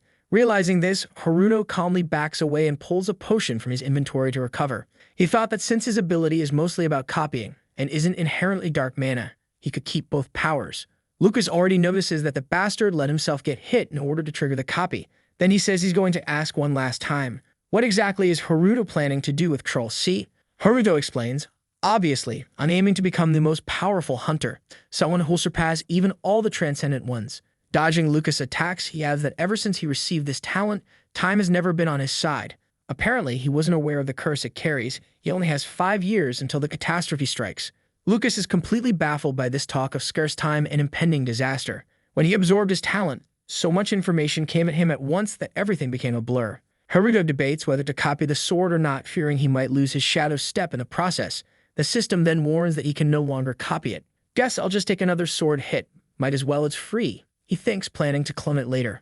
Then right at that moment, a flash of lightning splits the sky. Everyone realizes that what they dreaded is about to begin. The system alerts them that a portion of another dimension, home to the black spirits of the subspace, has opened up in Tokyo. The designated area will be contaminated, reducing all hunters' HP and MP by 30% and imposing restrictions on the number of abilities and mana they can use. Damn, that portal is devilish. It's debuffing the entire city. We flash back a few minutes to when a massive tree was demolishing the city. As it fully evolved, one section of that dimension completed itself, and everyone in the area received the same mana warning. Kurosaki was celebrating. Once this subspace opened, Tokyo was destined to turn into hell on Earth, and the mission would be complete. Then someone shouts that they won't let this happen. With thunder crashing down, you know what comes next. Bandit Harry Potter appears, declaring that today, Kurosaki dies. The bastard retorts that he doesn't care. It was too late. The contamination had already begun, and Tokyo was now destined for destruction. Kurosaki just shrugs it off, saying he doesn't give a damn. He's going to kill him plain and simple, especially since the black mana debuff isn't affecting him. Both of these bastards use black mana, so at that moment, neither of them is being debuffed. Damn. But now Kurosaki has switched to devil mode, warning that he isn't the only one who knows how to use black mana. Every hunter on standby receives the message, and they all get pretty spooked. It's the most intense debuff they've ever suffered, on top of not being able to use several of their abilities. The guy with the little occluded head keeps trying to trigger some skills, but nothing works. Even that footed chick, who looks like a character straight out of Adventure Time, says that even her recovery abilities aren't taking effect. Nanas feels the pressure mounting and informs the president that things aren't going to be easy. He agrees, admitting that dealing with the bigger monsters without nearly any skills is going to be a real challenge. Then, out of nowhere, a cyclone starts ripping through the city, sweeping away buildings. Up in the sky, the rift opens. The first thing to emerge is a foot, and when everyone looks up, who do they see? None other than that damn midshield. The hunters are puzzled. Why would an elf show up now? Then someone points down. Of course, a swarm of monsters is already pouring in. The poor hunters haven't even had time to start a proper fight before their morale is shattered. Meanwhile, the cursed Midshield apologizes, saying he's been gone for 15 years, but he's back now. Over on the bridge, Kikuchi, oh, I can't stand him, but at least the guy has some swagger, is sitting there waiting for the monstrous horde to arrive. He goes on, declaring it ridiculous to think they can win just because they have more numbers. His stone armor activates and the creatures come charging, only to get a massive punch right in the face. The beast falls like a piece of trash. He laments it's a pity for the monsters, but his armor ability never uses mana. At least he's got that advantage. The downside, though, is that he's alone against a horde of giants. Or maybe not too bad, because in the very next panel, he's already taken care of everything with a single sweeping move, tearing through the enemies. That raw strength boosted everyone's morale just enough for them to muster the courage to take down a level 1 goblin. All the while, Nanis is calmly clearing the path. An ogre suddenly appears from behind, charging at the president. Let's see how he handles that. The president glares at the creature and activates his giant shield. The ogre slams into it, and the club shatters on impact. Dude, he literally used his shield as a weapon, cutting down not only that ogre, but 3 more charging from behind. Nanis is clearly impressed. It's no wonder this item is so rare. She decides to let the president and Takeuchi handle the big monsters. The only remaining problem is the rest of the hunters. Their combat abilities take a severe hit without their skills, and creatures are still being endlessly poured out of the portal. Then suddenly, something comes soaring overhead. A phoenix appears to fall, but she dodges just in time. Oh no, in that split second when she turns, it's clear it's not a phoenix at all, but something like a griffin, a level 150 boss-type creature. I thought it looked somewhat friendly, but now it's clearly in attack mode. Definitely not friendly. Immediately, Nanis charges at it, and the creature unleashes a burst of flames. Back at the moment with our protagonist and his crew, everyone gets hit with the debuff alert. Naturally, Grant isn't happy at all. Those who rely on their abilities now have virtually no chance to fight. Our guy warns Lucas that there's no time for fooling around. It's time to save this place. And above, the skies are being overrun by countless dragons. Satoru and Grant are fleeing with their backpacks, although I'm still trying to figure out what on earth those are for. Well, I guess I'll make my guess here. Do yours too. I bet he brought a ton of swords to equip his golems. I might be completely off, but that's my wager. He's fleeing, and it's weird because Lucas is running right beside him, which is kind of confusing. Maybe that's not such a bad thing, since it means he's closer to stealing the sword with Troll C. After all, the priority right now is leveling up the monsters on Earth. While he's sticking to his humble, low IQ plan, Nanis is locked in a face-off with the monster's attack. With guts, she goes right at it, ready to take some damage if it means finishing off the creature. Then something brushes past her. The president steps in with his massive shield, defending her and warning that he'll hold the creature off so she can decapitate it. She just nods and charges in. The monster begins sweeping through the area, but then she jumps, gets on top of it, and lands a slash. But that bastard isn't stupid. He manages to dodge. She hadn't expected him to be so clever. The damn guy even came over to trample her. In response, she's forced to defend herself with her spear, but the monster sets up a frontal assault. However, the captain then flings his shield like a boomerang, forcing the beast to dodge. She thanks him, and he replies that by the looks of it, these creatures are worse than he imagined. And now that damn boss is on high alert, making it hard to catch him off guard. Seriously, what a boring boss, already gearing up for another attack. Give us a minute of peace, will you? He was trying to plan something, but Nanis just orders him to send his spinning shield, promising she'll handle it. He complies, and as the shield flies through the air, she uses it like a trampoline to get onto the boss's back, lands a slash, and finally decapitates that useless monster. Man, that creature was one of the first to show up. Surely there will be a whole bunch more. Speaking of which, there's a giant steel brute over there wrecking poor random hunters. Those poor guys trying to devise a plan, then look at that guy pulling out a scroll. What are the chances he can actually do something with it? Whoa, what's that? He sliced everything up. Seriously, that scroll is even more dangerous than I thought. But as soon as they start celebrating, one of them suddenly collapses, spitting blood. The next one feels the same, and before you know it, the whole group is down. That's when the damn midshield shows up, saying they realize too late. Every subspace creature released a huge amount of black mana when killed. They had no choice. If they hadn't killed them, these monsters would have destroyed the city. He spreads his arms, summoning even more, and warns them that there's a lot more coming. The little hunter, poor guy, instantly realizes that Tokyo is doomed. Then someone appears and shouts, "No, man, it's not the end yet. It's our kid." After 10 chapters of hauling those bags back and forth, stepping in. But with all that swag, he tells the guy things are just getting started, man. That dude recognizes Sano, bro. Out of nowhere, our boy's getting famous around town. He immediately hands over some potions, saying there's no time to talk. The guy's kind of confused, right? Saying it'd be better if Senpai got out of there. But our guy just tells him to chill. He's gonna handle everything. He tosses the bags on the ground and says the first thing he needs to take care of is this awful debuff. A bunch of windows starts popping up, right? The damn Troll Plus C must be on fire. Mana's spreading everywhere, and finally, everyone's gonna be able to use their skills again. Obviously, it's not the same as when there was no debuff, but hey, it's way better than nothing. Once again, people start recognizing Sano Man, saying they're remembering that useless guy who gave out mana. And it looks like the mana is even reaching Nanis and the captain over there. It's spreading through the whole city for real. A bald guy says that now, with that amount of mana, maybe he can finally do something. They start fighting off some of the monsters, and of course, the one who's not liking this at all is Midshield. He starts weighing his options, and when he looks at the protagonist, he already guesses. Yeah, it's gotta be Troll Plus C. The folks I thought were about to do something, even with the mana, start complaining it's still too hard because there's just too many creatures. They knew that at this pace, they were gonna lose. Then Sana walks by with a bunch of backpacks. I seriously want to know what the hell's in those things. People thought it was crazy, saying they were nuts to just run straight at a monster horde like that.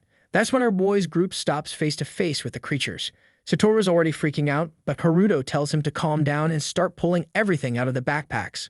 Grant starts tossing what looks like a bunch of red balls on the ground. The little golem does the same. Just like us, the other hunters are all confused, not understanding what the hell this kid is trying to do.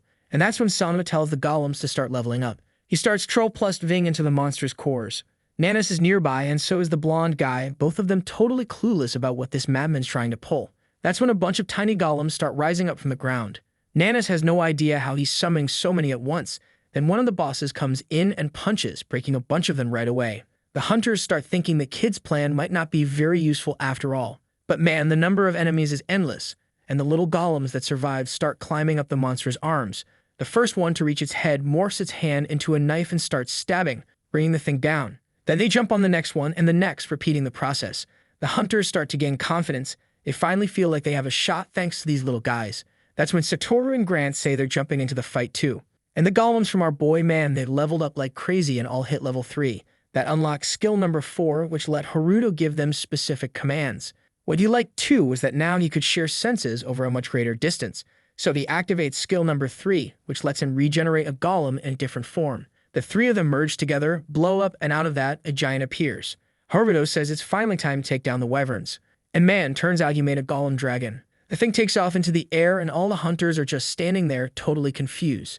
Then one of the wyverns blasts a stream of fire at the golem. Bro, I thought it was gonna be one of those epic moments where the golem just flies right through it and comes out untouched. But nope, the dragon grabs it midair and just slams it into the ground like trash. Completely shattered. What a mess. Haruto's standing there thinking, yep, just like he figured. Going head-on with a wyvern like that out of nowhere was basically impossible. So he hits Troll plus V on the respawn and little dragons start coming out of the ground. The hunters aren't buying it since the big guy didn't stand a chance. Another blast of fire comes from the wyvern, hitting all of them directly. Nanis thinks the whole thing is stupid, like if they all keep getting hit like that, the result's gonna be the same. But then, weirdly enough, one of them starts spinning like a bee-blade and creates these vortexes of fire that shoot out attacks piercing right through the wyvern's chest. Not just one of them, but all the wyverns. Man, I don't know how they made those energy drills or whatever, but I know our boys leveling up like crazy again as usual. The hunters are kind of in disbelief and Nanis tells them to snap out of it and help finish off the rest. Haruto gives the order for the golems to go back into the ground and clear the rest too. It was time for auto level up to kick in. Taikeuchi's fighting nearby too. While watching the creatures, he thinks that even though the little guys looked weak, they were actually super useful. That's when suddenly, one latches onto his back and then like 3 or 4 more pile on and hug him. He's kinda confused. Satoru says that because he's wearing that armor, the golems probably see him as an ally. Taikeuchi asks if his shield is a golem too. Satoru explains that yeah, it was actually the first gift he got from Haruto, and if it keeps leveling up, it'll eventually turn into full body armor. Of course, Taikeuchi doesn't like that at all. Face to face with another creature, he says to himself that his armor is nothing like those things. He cuts through like 3 enemies in a row while saying not to lump him in with that trash. Satoru apologizes, saying he didn't mean it like that. Meanwhile, Lucas is over by the defeated dragons, looking kinda lost. Now he finally understands the power of Troll plus C. The kid had taken down all the wyverns by himself. What scared him the most was imagining what would happen if Michael ever got that ability. Just then, Haruto shows up calling out to him, asking who's the guy that opened the subspace. But Lucas says his family's in danger, so he can't betray those people. Haruto says he knows Lucas is hiding something he doesn't want to tell him. He's had that feeling ever since they first met. Lucas lowers his head and says he'll tell him that the chaos hasn't even really started yet. And then suddenly the ground beneath them starts breaking apart and a ton of tree roots start rising up. It looks like Haruto's being absorbed and Lucas recognizes it as a mid-shield ability. If that guy's already using something like this, maybe things aren't going so well for them after all. Plus, Lucas could use the advantage of having the sacred sword to purify that place along with Sano. But right then, some of the roots grab his arms and legs. Oh man, now he's stuck with his arm up like that. And it's looking like they're gonna steal his sword.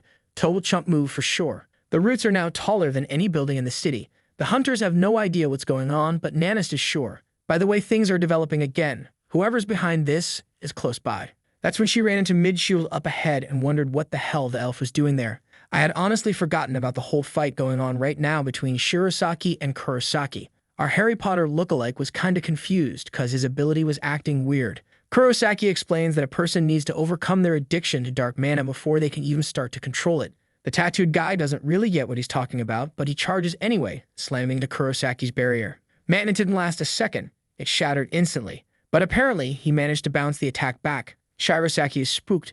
This bastard actually knows a way to survive the poisoning from dark mana. If that's really possible, then maybe, just maybe, his brother Sona might still be alive somehow. He backs off and Kurosaki says he doesn't know what's going through his head, but he better focus on the fight. Also, absorbing and controlling dark mana isn't something just anyone can do. Erez comments on something and Shirosaki says yeah, he noticed his black lightning mana had been absorbed. That's when Kurosaki fires off a purple slash toward the both of them, but it seems to pass right between them and they dodge pretty easily. The building behind them? Absolutely shredded, but at least they're fine. Still, the bastard's celebrating, saying their abilities have become useless now. He charges again and suddenly, his sword and legs start to freeze. That was Erez doing, and Shirosaki wants to know if she managed to fix that debuff that blocked mana usage. She replies, no, not exactly. As always, it's probably that damn Haruto, pumping out infinite mana for everyone. She's only using about half of her full power, but it seemed to be enough to stop that guy. Kurosaki, however, hears that infinite mana bit. Instantly, he breaks the ice and Erez realizes, yep, half her power is not gonna cut it. Even so, she throws out another attack. Kurosaki tells her to stop with those half-baked attacks already, cause the outcome's always gonna be the same. He walks right through her spell and says he's the guild master of the Blood Tower Guild. Honestly, that guild of his sounds kind of busted and sad. Not much to brag about. He goes in to land a hit on Erez, but she throws up a bunch of magic circles to block it. She warns him that a human-made barrier won't work. He just absorbs any kind of mana and gets stronger. Damn, this guy is broken. He breaks through her shield and even pulls her toward him. But she's not backing down that easily. She whips out a scroll, tears it in half, and puts up another barrier. At least this time, he says that one's incompatible with his mana. But even without absorbing it, he still blows it apart with a simple attack. Shirosaki jumps back into the fight. Here he comes, throwing lightning around again, even though you'd think he'd know by now the guy can absorb it. At least before he absorbs it, it knocks him back a little. And that's when Erez launches another ice explosion. Man, this Kurosaki guy is weak, like, even with all his absorption, and while the other two are still debuffed, he's getting his butt kicked. Then Shirosaki drops the hammer, saying it's way too early for some low-level gang leader to call himself a guild master. Now he demands Kurosaki tell him where he got the Shadow Step ability from, or else dying will be the easy part. Kurosaki just grins and says now he gets why the guy's been looking for him. Must be a question he's been dying to ask. Shirosaki goes cold and tells him to answer now or die. But the guy just ignores him completely and says he heard something really interesting from Lucas. Bro, no one in this story finishes his sentence. He starts saying something, then out of nowhere blasts out some purple power, mixed with ice, and traps Shirosaki. Suddenly, Shirosaki finds himself on the ground, frozen, and when he looks down, he sees his brother from back then, poisoned and dying. And just when it's getting heavy, the scene shifts, back to mid-shield, walking up to Lucas, who's tied up, and asking if he really became buddies with Mr. Troll plus C. Before Lucas could even answer, a guy snatches the sacred sword and says he'd been looking forward to getting his hands on it. After all, it's super important to the plan. Lucas, the poor sucker, only now realizes he was kept around from the start just because of the sword. Midshield replies that of course he was, because the power of Troll plus F is essential to help Troll plus C, and he needs to combine Troll plus C's power with the sword to save his homeland. Then he says now that he's got what he wanted, he's gonna tell Lucas everything. In the elves' dimension, everyone is cursed, and he's one of them. Lucas, confused, asks if that means he's trying to steal Troll plus C from the kid. Midshield says that, unfortunately, because he's from another dimension, he can't absorb a curse that belongs to this one. However, if he kills the kid right now, the power will transfer to Lucas. That's because the curse, when its host dies, jumps to the nearest person who also has a control power. Once Lucas is stuck there with Troll plus C, Mikal's gonna show up, kill him, and absorb everything. Poor Lucas is hit by the reality. He's been nothing but a disposable pawn since day one. But just then, bam, a cloud of smoke appears behind Midshield. Haruto shows up, saying he overheard something real interesting. He goes in for a strike, but Midshield manages to block it. Then he fires off an attack with vines, saying it's funny that Haruto copied the shadow ability. Haruto shoots back, saying he knows Midshield's the bastard who opened those portals in Tokyo. He unleashes his sand-based attack, but Midshield isn't all that impressed. Says Haruto's just wasting his talent. The webs close in on him, but he uses branches to shield himself and says that won't even leave a scratch. But Haruto answers that strength doesn't come from the ability itself. It's all about how you use it. With that, he activates both the Kalisha Sword's power and the Bear Claws. The webs tear through the roots, but Midshield escapes. He's impressed, but says he expected Haruto to act desperate. After all, This is the strongest curse of them all. Haruno suddenly appears behind him from above, asking if he's speechless now after seeing how he fights. The bastard dodges and says no. He's actually even more eager to steal his power. But Haruno grabs him by the shoulder and says that's exactly what he wanted. From the start, he's been after the guy's subspace. But when the system tries to locate it, nothing. No subspace found. Midshield grabs his arm and says, unfortunately, nothing can be copied from him. Then he tosses Haruno like a rag doll and slaps him in the face with a tentacle. I've definitely heard that line in another kind of story, but let's not go there. Lucas is sitting there, facing his hands like a total clown. Bro, how many times are you gonna wonder if you were used like a pawn? This is like the 6th time. Well, okay, to be fair, the dude's a wreck. After losing the Sacred Sword's power, he can't control Ctrl plus F anymore. That means an overwhelming flood of information is now crashing into his mind. At that moment, he starts wondering why Midshield and Ctrl plus C are even connected. What's that guy trying to do here? And is that huge thing in front of him the subspace Midshield controls? He's almost able to see Midshield's subspace now, like physically, and he's asking himself why it's so huge. That's when he realizes the subspace and the sword seem kind of similar. Maybe the guy's using another type of item. That would explain why Haruno couldn't copy it. He was trying to mimic the ability, but that wasn't the right move. Anyway, we're back in the fight with the sword-snatching villain. He's telling Harry Potter that he'll be trapped in the abyss forever, at least until someone kills him. Then he launches an attack at Erez, asking if she's Nishihara's daughter. She stretches her arm out and throws up an ice barrier, but once again, he smashes through it. That's when he says that clearly he'll need to change his approach. On his next attack, he pulls off some Tokyo Ghoul-style moves, but she dodges. The problem is, he anticipated the dodge and was already right beside her swinging the sword again. But this girl's packing serious mana and throws up yet another ice shield. Kurosaki remarks that her determination to find her mother almost brings him to tears. But Era's not here for the drama. She's about to drop the hammer. She says the most dangerous people are usually the dumbest. But she's not losing. Not today. Because only those who've mastered one single thing are truly strong. As Bruce Lee would say, I fear not the man who has practiced 10,000 kicks once, but the man who has practiced one kick 10,000 times. I think that's how it goes, right? That's the legend. And when she's been practicing her whole life, man, her ice magic, it's next level now. She drops a freaking building-sized ice meteor right on Kurosaki's head. The thing explodes in the middle of the city. Snowstorms spreading everywhere. Bro, we're in full-on ice apocalypse now. Even Kurosaki is shook, asking if she's insane for letting off that kind of attack in the middle of a city. But when he tries to get up, he's already half frozen. Erez walks over and tells him not to worry. Everyone had already been evacuated. She adds that she knows Shirosaki, just like her, master is single ability too. Kurosaki's expression changes the moment our tattooed Harry Potter shows up, man. He realizes there's no way out now. And weirdly, Shirosaki's eyes are glowing purple. He's using dark mana. The bastard wants to know how he absorbed abyss mana and still looks normal. Shirosaki just says he made a promise that he'd be the one to kill him. Then bam, he slashes with his wand, sending a wave that cuts right through the guy. No way did he just get sliced clean in half. Don't tell me this bastard's gonna pull some comeback anyway. Erez asks if there wasn't something Shirosaki wanted to ask Kurosaki. But now the dude's full of Demon King swag, saying he already got all the info he needed. Sending him to the abyss was the worst mistake he could have made, because once he got there and watched it, he figured out how to beat the addiction to abyss mana. The dark abilities Kurosaki had, they were the key. He remembers Sonaruto once brought a book that talked about a dark ability, said maybe they should learn it, could be useful. Of course, he didn't want to go there. Messing with dark mana wasn't exactly a great idea. But back in the present, he trusts that Sonaruto was smart enough to find the solution and survive somehow. And with that, he launches into the sky, telling Erez they've got to go help Haruno right away. He'll explain everything to her later. For now, just having a little hope again was already enough. Meanwhile, Haruno's still in the middle of his fight with the femboy elf Midshield, who's now losing his mind over all the teleporting. Says he's gonna seal that damn ability. He lands a hit near Haruno's foot with the sacred sword. The sword shines, does something, and then Midshield announces that from now on, all dark mana abilities are useless. Haruno charges forward, thinking if Midshield canceled his dark mana powers, then his should be canceled too, right?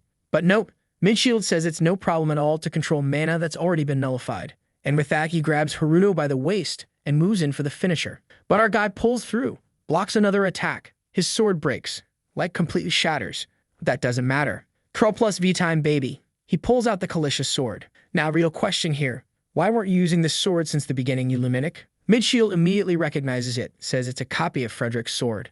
Haruno just says yup and fires a beam of light straight at him. The elf blocks it, saying that, just as expected, the power of that sword is incredible. Haruno charges in again, saying that that's not going to be enough. But just as he's coming in with an overhead slash, Midshield's expression suddenly shifts. A portal opens up behind him, and bam, he vanishes right in front of Haruto. Next second, he appears behind him and lands a little stab to the shoulder. And the bastard actually says, just because you leveled up with that sword doesn't mean you've got the experience to back it up. Haruto, though, doesn't give a damn what this guy's saying. He's only interested in figuring out how to steal this bastard's abilities. He grabs a potion from his inventory, but the system warns him. Wounds caused by this sacred sword can't be healed. Midshield chuckles and says he knew those potions wouldn't work. He lands another hit on Haruto and asks what else he can copy. You're the one with Troll plus C. Don't tell me you're already out of tricks. Haruto just replies, of course not. Things are only getting started. Then suddenly, slash, a cut comes in from Midshield's side. He tries to defend but gets launched across the area. Worst of all, his sword falls to the ground. And just as he's trying to recover, boom, hellfire rains down, forcing him to raise vines to shield himself. And with that blue flame, you already know who it is, right? The one and only Nanis. Haruto thanks her, and she says that thanks to his golems, nearly all the monsters had already been wiped out. Haruto kind of already knew. He hadn't stopped gaining XP this whole time, after all. Then Lucas steps forward and picks up the sacred sword.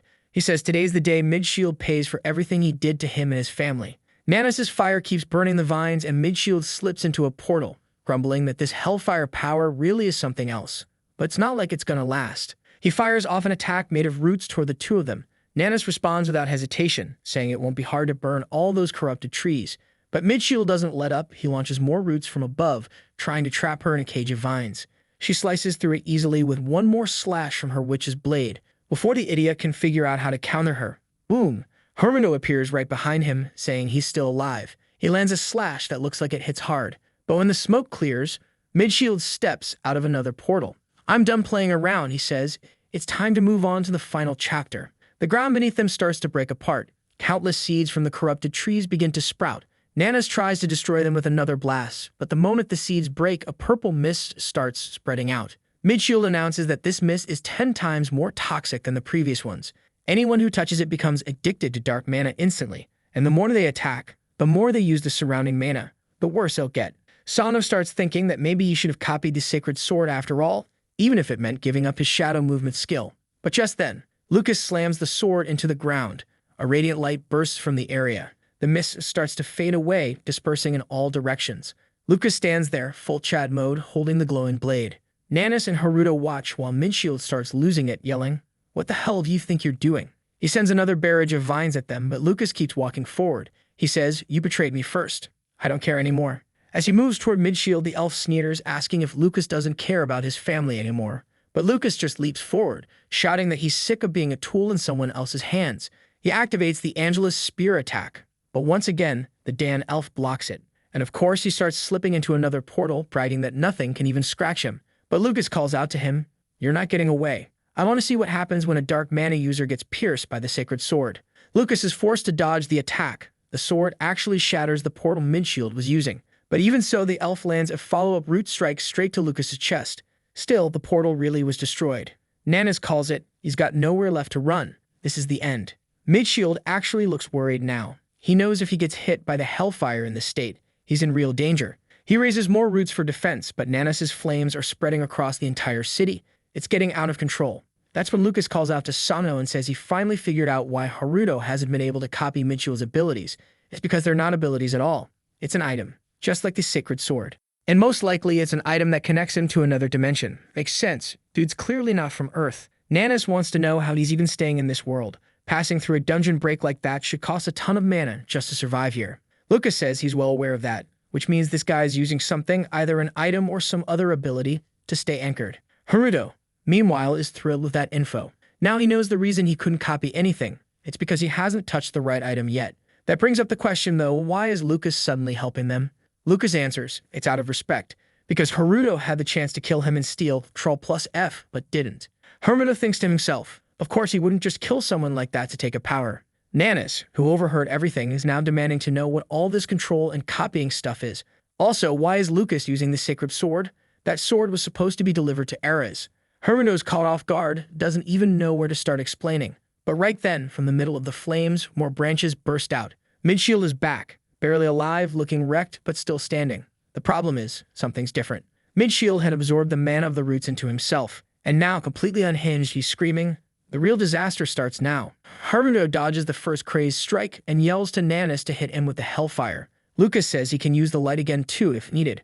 Haruto goes in first, asking them to block the guy's vision. Nanis unleashes a vertical wave of flame, walling off the area. While the elf is distracted, Haruto focuses. He's trying to figure out exactly which item holds the abilities. He touches one of the corrupted roots, and the system tells him, "You need 2 more pieces to absorb the ability and vitality of Yggdrasil." He tries Troll plus V, and another message pops up. Target HP, 15%. Haruto realizes this same alert is probably appearing for mid-shield too, which means the guy's on the verge of collapse. He uses Troll plus V on the first batch of roots, and they turn golden. Mid-shield is thrown off. Did that bastard just copy the corrupted tree I was using? But right then, Lucas drops in from above, telling him it's not the time to worry about that. Mid-shield tries to use the trunk ability, but the system denies him. Roots of Yggdrasil not available. He's confused and nearly gets smacked in the back of the head by a flaming whip. He dodges, but it still hits him in the chest. He tries to open a subspace with his other hand, but Lucas immediately warns Haruto, don't let him open it. Haruto fuses the copied root ability with his spider webs and bear claws, immobilizing both of the elf's arms. Man's a walking combo now, spider, tree, bear, he's got the whole build going. Nanis says that when someone crosses into this world from another dimension, they become an enemy, and it's her job to eliminate them. The blonde elf scoffs, calling it ridiculous that he's being treated like a monster. She smiles and tells him not to worry because she likes finishing off monsters quickly. Then she fires off another blast of hellfire, engulfing the entire street in roaring flames. Bro, what the hell? He really got fried this time. No way he's walking out of that. Nanis even congratulates him, saying it's impressive he still has the strength to scream. But then Midshield's expression twists and he says, "If I can't purify the land I came from, then I'll leave this place just as ruined." Lucas yells, begging him not to do it. But out of nowhere, a giant space pillar of light shoots into the sky. Midshield calmly states, "Now the whole of Tokyo is in danger, and I couldn't care less." Right in front of Haruto, a massive subspace forms, and he realizes his chance to get something like that is slipping away. So what does he do? He charges. Straight up impales the guy in the gut. Brutal. But he used too much force and ends up falling into the rift himself. His friends call out to him, but Haruto is already drifting through some dark place full of floating stars, wondering if this is the subspace contained in the item. He crouches down, thinking maybe physical contact will do the trick. As soon as his hand touches the ground, the system chimes in. Curl plus C available. You may copy this subspace. But just as he confirms the command, the system hits in with a warning. This is an item connected to another dimension. An exact copy is not possible. Haruto's sitting there, confused. What's all this talk about another dimension?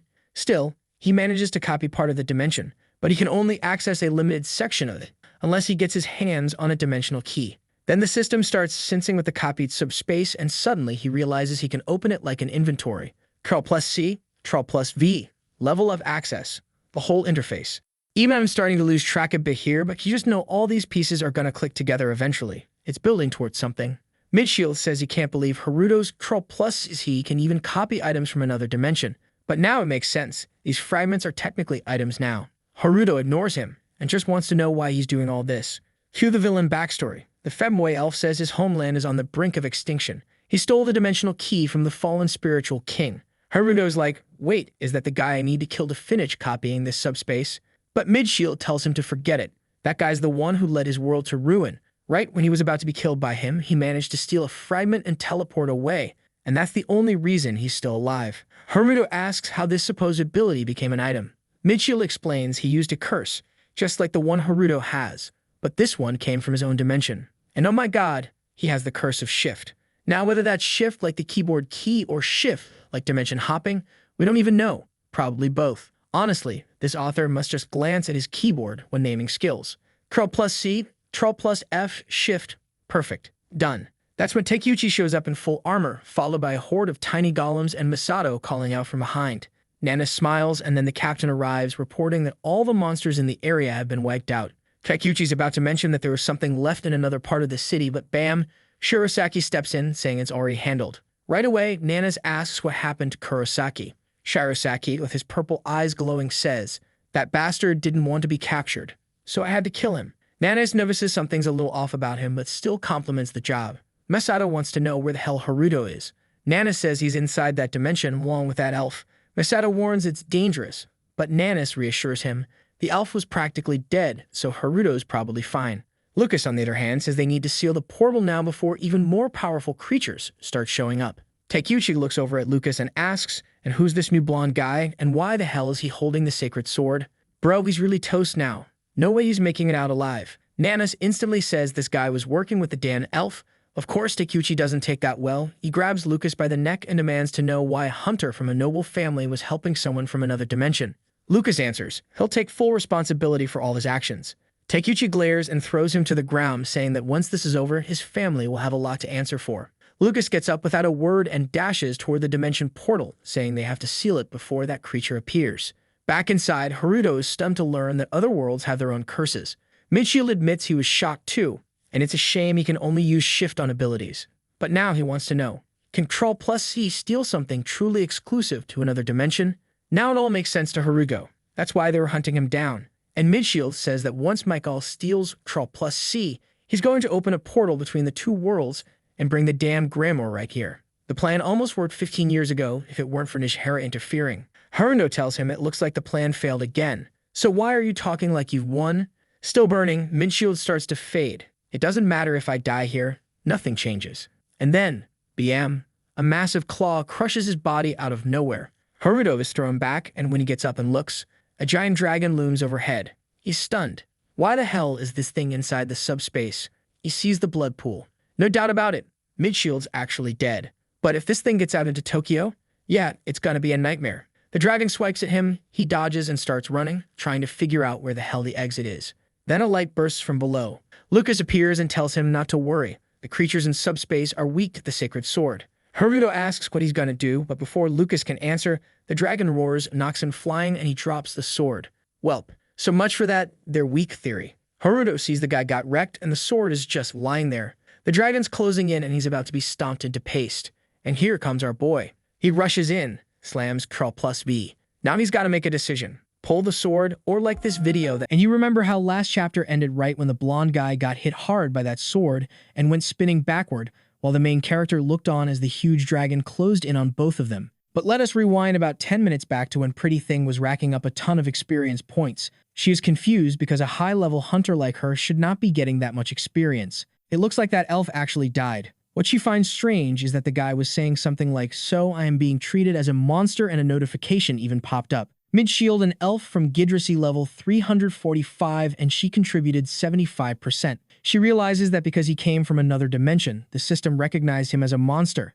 At that point, Moore walks over to the rest of the group and wants to know where Sano Clothhead is. Omega says that sadly he is still inside and the energy does not seem to be stopping at all. It keeps rising and then there is an explosion, and someone gets thrown out. That is when our boy comes flying out carrying the wild blonde girl. Everyone is shocked, the two of them hit the ground, and everyone starts calling out to him. Then Sano shouts, "Everyone fall back," and throws himself in again. No wait, he sticks his hand into the portal and activates Ctrl+V to try to close that spiritual space. He keeps pushing, begging for it to finally end while the energy keeps expanding. Pretty Thing notices that the subspace is actually starting to shrink, and wow, the main character is really doing it. But then, a red message appears saying the subspace cannot be closed due to the forces inside. And then Sano Haruto, the thing opens back up, and the dragon head starts coming out. Anyone with eyes knows exactly what that is and starts running. Moore recognizes it instantly, a dragon identical to the one that destroyed England 15 years ago. If that thing comes out of the portal, it is over for everyone. And yeah, it is coming out. The only one still trying to do something is Sano. Then he realizes it is already too late, the massive head is out. The main character knows they have to stop it somehow. Another Ctrl+V goes off, activating a branch of Yggdrasil. A root bursts out of the ground at full speed, wrapping itself around the dragon while everyone around is confused, trying to figure out what is going on. The dragon gets completely wrapped up and the main character looks like he is celebrating. But obviously, it is not going to be that easy. Satoru has that dumb smile on his face and Nane senses something strange because she does not feel any evil aura coming from the dragon. On top of that, the elf used a similar skill before. She is starting to notice the main character powers.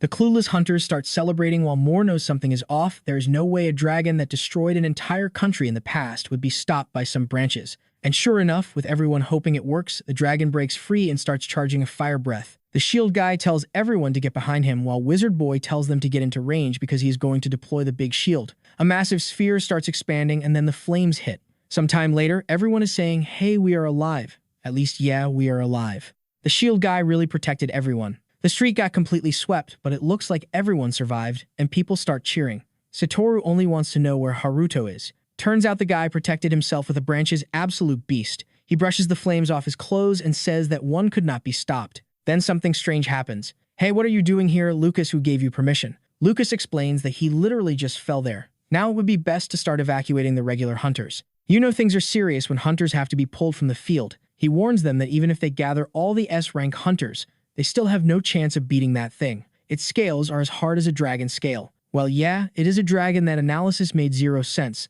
No weapon or magical power will work on it. The main character realizes those bastards wanted this from the beginning to destroy everything. Then Lucas says he has a plan. Mikhail Curse can delete it. He is a control user and a field master just like us, but you can never meet that person. So how are we supposed to do that? Meanwhile, there's a helicopter and people are discussing how they are going to deal with the dragon. The triangle holding guy says that for now they will only move once. Reconnaissance gets stronger. The guy looks like a Yu-Gi-Oh character. He says he will leave everything to Mikhail-sama. He asks Midshield what his plan is, and Midshield replies that there's a way to make Mikhail-sama the one who opens the gate because he believes someone named Tomoko Nishihira already took the necessary steps for the first gate to open. She tried to connect this dimension to the elf dimension because she figured out what Midshield was trying to do. Mikhail says it is fine, all of this is part of the plan. Midshield then shows a stone and says this is the guardian stone passed down to elves. The moment it shines, it means I have died, and it will also tell you who killed me. From the skies, someone says this is the perfect moment for Mikhail to make his move, and there it is, that little glow showing up, and it turns out it was our dear pretty thing, Nanes. Damn, Mikhail is a villain, but I respect him because he says, Midshield, I swear revenge is part of my plan. He wants to kill, and honestly respectable. At least the guy protects the people on his side, which is better than a villain who abandons friends, enemies, and everyone else. Meanwhile, the hunters are getting wrecked, those trash F-ranks, and some crazy guy with a quest level 3 popping up right in the middle of the fight. Gang Potter tries again firing off a black lightning bolt, but the dragon is clearly untouched. Then he says, I am sick, magic is completely useless. Shirosaki wants to know what they are supposed to do then if it is useless.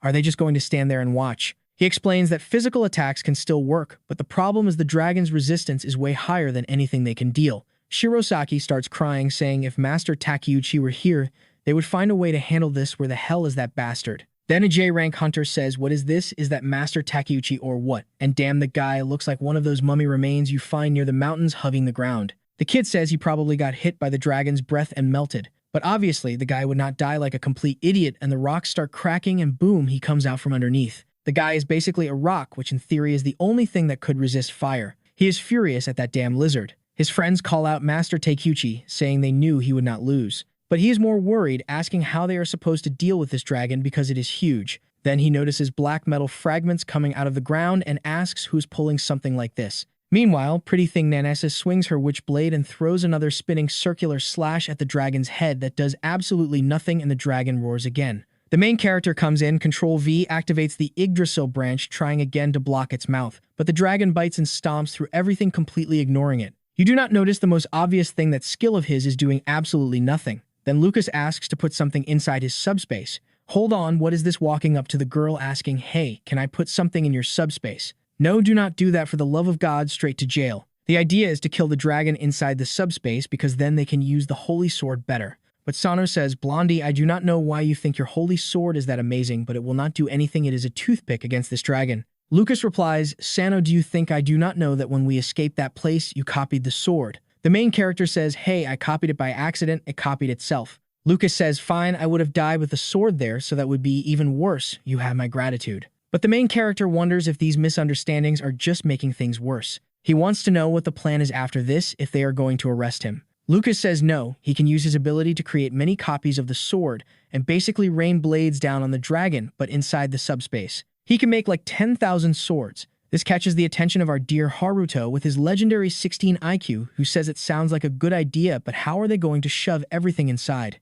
Then Thing shows up saying, Hunter Sano, I am borrowing your golems. The main character is confused, asking golems, what are you planning to do? The guy smiles and says he's going to make that bastard who pointed a sword at him pay. Sano finds it strange and asks if he can really deal damage to that creature using golems. He says he is not going to deal damage, he's going to kill the dragon. Anyone want to bet he will not do it even though it is obvious? Sano says, fine, then I will open the subspace and you try to shove everything in. The guy says, fine, he wants to see how Sano handles this and they will talk later. Then the main character activates Control V, placing the golem core. Actually not one, but a ton of golem cores. A bunch of green orb cores start appearing, the ground explodes, and the little bastards show up. Thing raises his hand, slams the ground, throwing rocks everywhere, launching the golems into the air. He starts mixing them together into something that looks like golem DNA, and the main character is shocked.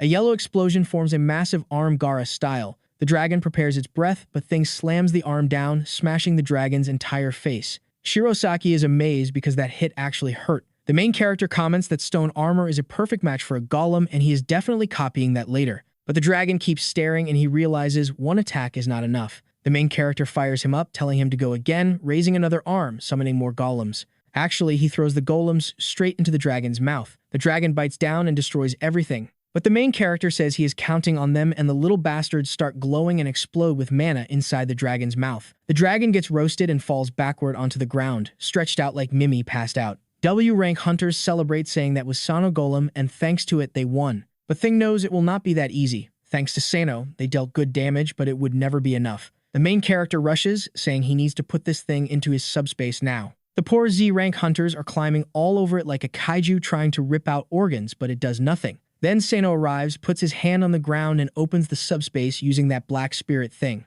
A massive portal appears above the dragon's head, and everyone is confused about where this ugly thing came from. The main character tells them not to worry, he will send it inside. Then he asks Tachibana, can you throw this thing into my mana? The big guy says all the golems self-destructed, so getting that same force again will be really hard. Sano wonders if he should copy and paste more golems, but the problem is he cannot get the same impact because he is already using mana to keep this open. Then Nagase, the big one, says what if they use the impact of Hellfire? Immediately, the big guy says they need to hurry because Phase 2 is about to start. The ground starts shaking. Yeah, the dragon got up while you are all standing around talking. The big guy yells, run, we are screwed. But it might already be too late since everyone is right in front. Nanase knows that if they get hit like this, there is no way to survive, so she has to minimize it. Damn, she's going in with pure guts. Pretty thing, just please do not die because there is no other option. The main character shouts, no hunter Nanase, while the shield guy tries to use the same magic again. A poisonous breath comes out, she charges straight and stomps forward, activates Hellfire blue fire against red fire, an explosion happens, and damn, she loses. The flames look like they are about to swallow her, and they tear straight through an entire city. Come on, Sonaruto, save her please. Once again, Yggdrasil branches move with the shadows. The flames are about to hit. She is standing there with her arms crossed when the main character appears right in front of her and pulls her into the father's cocoon. Everything explodes, she gets thrown far away, spinning like a marble. Thank God the waifu got saved. He asks if she is okay, and she says yes, but the problem is the Witchblade was right there too, so it is fine in that sense. And since he made contact, he copied it automatically. The system warns him that it does not work well with a holy sword. Then the main character notices that he did not just touch the cocoon, which means he can copy things using just the small branch like a spider web. Nage says, if that monster uses its flame breath again, it is over for us. Then someone says this is the perfect moment and activates Control X to destroy the target. A golden light starts appearing around the dragon, spreading outward. The main character feels a strange sensation. Lucas Control F warns that someone used Control X, and it was that bastard Mikhail. He yells, Sano, get out of that barrier now. But the main character wants to take Nanes, who is standing there frozen like a complete idiot. Once again, he uses the spider web while the energy keeps expanding around the dragon, forming a black sphere that covers the entire city, and then everything is gone. It is literally a delete, nothing is left. Everyone stares at the massive crater, trying to understand what just happened. A power appeared in the middle of the city, and now everyone vanished. People look around, asking where is everyone else. Sharon Arras is coughing blood. No, she lost an arm. And honestly, I am not even going to cry because she stood there frozen like an idiot. Everyone starts shouting, no Nanes, you cannot die like this. Satoru arrives and says, hey, your arm. Everyone is in shock and Satoru turns on Sano asking what happened to his sister and if he can heal her arm. The main character blames himself, saying, sorry if I had pulled you out of the barrier sooner. Then he covers her and takes her into the subspace to treat her. The little bastard really took the guy's sister into his subspace and said, leave it to me. Meanwhile, a helicopter is hovering over the city, and everyone is confused about why this guy is here, and the worst part is the Starfield Guild emblem. Then the group lands together with Mikhail. The bastard shows up after everything is already ruined. He introduces himself, acting innocent, saying he came because he heard they needed support, and since it was an emergency, he acted as fast as he could. He says it is unfortunate that he caused a bit of damage. Someone steps up face to face, asking if he really thinks it was just a bit. Mikhail replies that it was a creature capable of destroying a nation, so using excessive force to ensure the best result was the right choice. Master Takeuchi Tachibana. Furious Takeuchi says one of our hunters lost an arm because of this. Mikhail does not care and says he destroyed the dragon, and one hunter losing an arm to eliminate it is a positive outcome. We know he is being cruel, but logically it makes sense. Tachibana wants to punch him, but stops when he notices that smile. Mikhail suddenly quotes a Japanese proverb about repaying kindness with malice, which seems to be exactly what he is doing. Then Fuwa Tokuo introduces himself as the director of the Japan Hunter Association. He is about to thank Mikhail when someone says there is no reason to thank him, because all of this was actually caused by him. Lucas steps forward with the truth. Takeuchi looks confused and Lucas says exactly what I said. That blonde elf who released the monster horde is someone who directly follows this guy. The association master says, "Hold on, you are a member of Starfield, so we cannot just trust what you say." Lucas replies, "Things have changed. I was discarded because I was no longer useful to him." Mikhail smiles and says, "You are saying unnecessary things. Do you really think this is the time for a conversation?" Takeuchi says he does not fully believe Lucas, but Starfield is suspicious, so they should start explaining themselves. Mikhail responds that he has no reason to explain anything because everyone will be deleted by him. He uses Control A to select everything around him, which is completely broken. At the same time, the main character is in the subspace with the girl trying to find the hospital, and he does. Because of the contamination, he can move freely now. A portal opens inside the hospital, and people are confused, asking what is going on. The main character appears calling for Sarah and asks if she can heal Miss Nenes. She is confused, and he immediately dumps infinite mana into her. Her mana skyrockets, and the arm starts healing. He asks if she can save her since she lost so much blood. Erida Sarah says if she has enough mana, it should be possible. The arm begins to regenerate. Control Z repositions the arm and the energy keeps expanding. Then a red screen appears. The message says items deleted by Control X cannot be restored. She tells him sadly that what was erased cannot come back. Sano asks why, and she says a message popped up saying it is impossible. He realizes it is because of Control X, and Erida notices there are others with control abilities. He asks her to try again, but she says it would just waste mana. This only makes Haruto angrier. So Control X cannot be restored, but what if I use copy and paste? No idea, but let us try. He creates another witch blade. Arita asks if it is Nene's weapon, and he says no, this one is a copy. She immediately gets an idea and asks what if you copy her arm. He explains he cannot copy any human except himself. Suddenly, the copy blade starts falling apart. Items deleted by Control X cannot be pasted. He pastes 3 more times and the same message appears and all 3 vanish. Stop spamming, you idiot, you are just making blades appear and disappear. Hospital staff ask what that noise is while the system keeps throwing error windows at him. What kind of broken game is this? He pastes so many times that the system finally says an unknown error occurred and the item deleted by Control X can now be copied and pasted. This was a real-life lesson, everyone. Just because someone says you cannot do something, do not give up. Now he tells Arita to try one more time. Back in the city, a mark starts appearing on everyone's head and people are asking, what is this thing on my head? Someone else recognizes it and says, wait, does this look like an area attack target? Mikhail stretches out his arm and says not everyone here is stupid. Suddenly, a red beam starts expanding around him. He activates Control H to move closer to the targets and vanishes from the ground. That is because the beam coming in was actually Shirosaki attack. The damn Control H keeps dodging, while Shirosaki says area attacks are his specialty. He does not know what Mikhail is planning, but he's going to end this now. The bastard smiles and says he really does have an annoying ability, and that is why he will be the first to be deleted.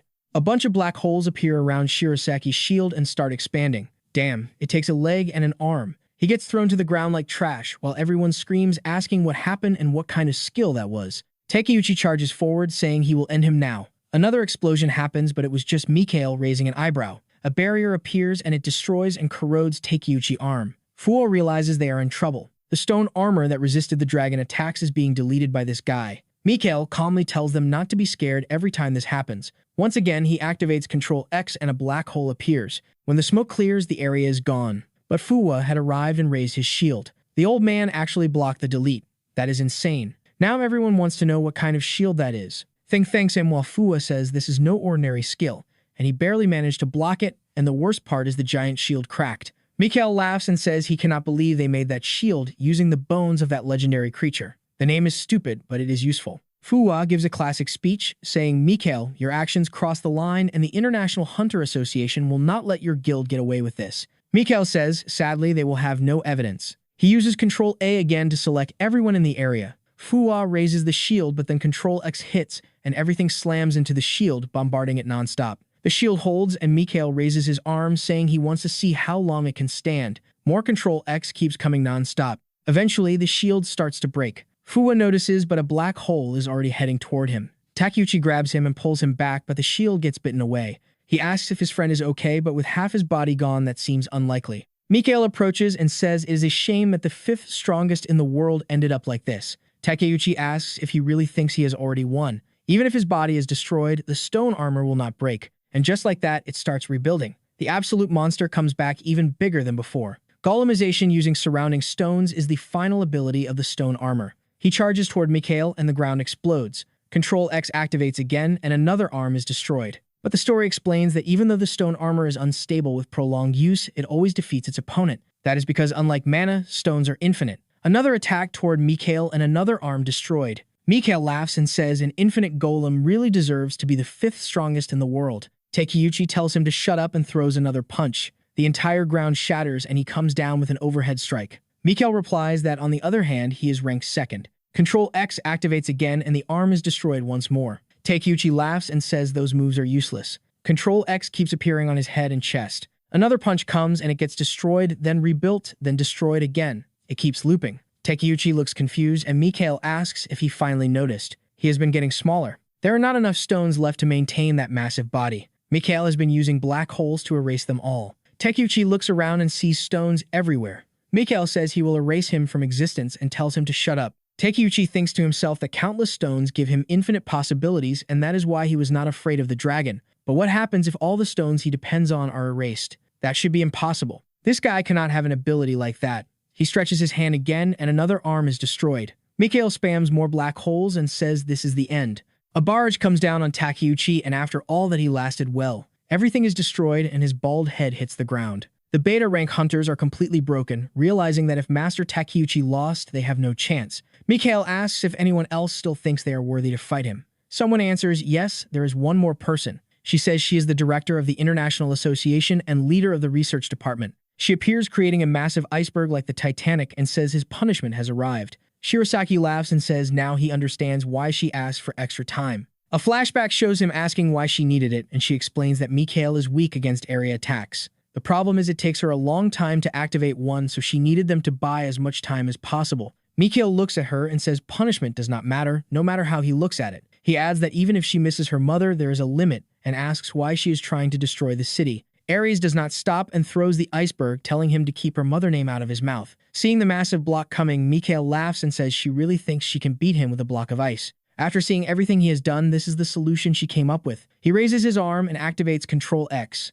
An explosion happens and a chunk of ice falls to the side. But even after that, another massive block keeps coming and he is forced to repeat it. Ares says it will crush him before he can delete everything. The iceberg keeps coming, still the size of a building. Everyone is in shock as everything explodes. But in the end, Ares makes a stunned face because Mikhail is standing there completely intact. He says, Ares, the price for challenging me without knowing my strength is heavy. Here comes that bastard again, throwing his black holes everywhere. She tries to reach out and make some electric barriers, explosions everywhere. The shields break, she gets thrown away. He raises his arm again, another black hole comes in and poor Ares is about to get swallowed. Suddenly, green magic appears next to her and pulls her away, slamming her into a building. Mikhail recognizes it and says, damn, that immortality cloak you took from Nishihara, but I am curious how much it takes to destroy something like that. He fires another Control X, this time deleting the entire building. Ares is knocked out but protected while he is surprised that even the curse is not working. They say that Cursed Cloak has runes carved into it at a completely different level.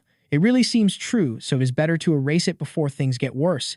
Then the big guy jumps in playing with Control C, Control V, Control X, talking about deleting the planet, and he jumps in with a sword strike. Poor guy, one glance from Mikhail and his arms get eaten away. Another useless fool thinking he will matter while Mikhail wonders why he has to deal with these insects. Control A selects everyone. People recognize the mark, he closes his fist and boom, the H-rank hunters explode. At the same time, the armor rushes towards Satoru to protect him while hunters run in panic. Mikhail enjoys it, snapping his fingers, causing explosions all over the city. One hunter opens his eyes and sees Fua still standing with what is left of his shield, telling everyone to run because this is their only chance to stay alive. Lucas shows up with his arm shaking. Fua tells him, hey, scared blondie, run away. One day you will have to pay the price for helping this guy, but right now you can run. You have no obligation to protect this country. That hits harder than asking for help. Lucas remembers calling out to Nishihara and asking why she wanted to bring the holy sword to this fight in a country that was not even hers. She turns back and asks, so you were the reason the sword rejected me. He is confused and she explains that no matter borders or races, everyone will eventually have to fight.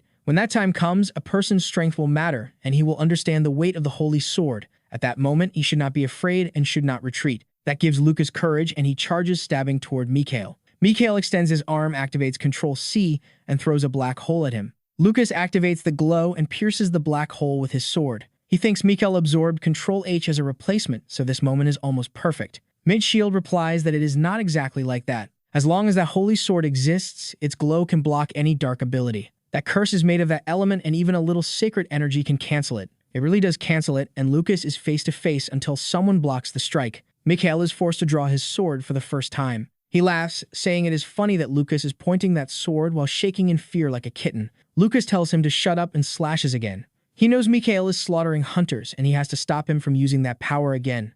At the very least, he needs to hold out until Sano arrives, which is taking forever. Mikhail says the plan is interesting, but the idea is bad because Lucas failed to calculate something fatal. He activates a special Control X, deleting everything around him except himself. He says Lucas cannot rely on the light at that distance. A black sphere expands, wiping the whole area. Lucas looks like he is getting surrounded, but activates the glow again. He gets pushed back, and it looks like he is holding on until suddenly the holy sword breaks. He thought it was immortal. Lucas realizes that Mikhail deleted everything around himself, which explains how he survived Ares' attack. Mikhail laughs and asks why Lucas does not look worried about the broken holy sword. Did you keep a copy somewhere? He steps closer, sure that Control C was used. He grabs Lucas by the neck and prepares another attack, saying he will erase his existence now. Suddenly, a portal opens behind him and Sonaruto arrives after 36 chapters of delay. A light sword slash comes through and Mikhail barely dodges. Sano says stealing powers usually weighs on his conscience, but he does not care when it comes to trash like Mikhail.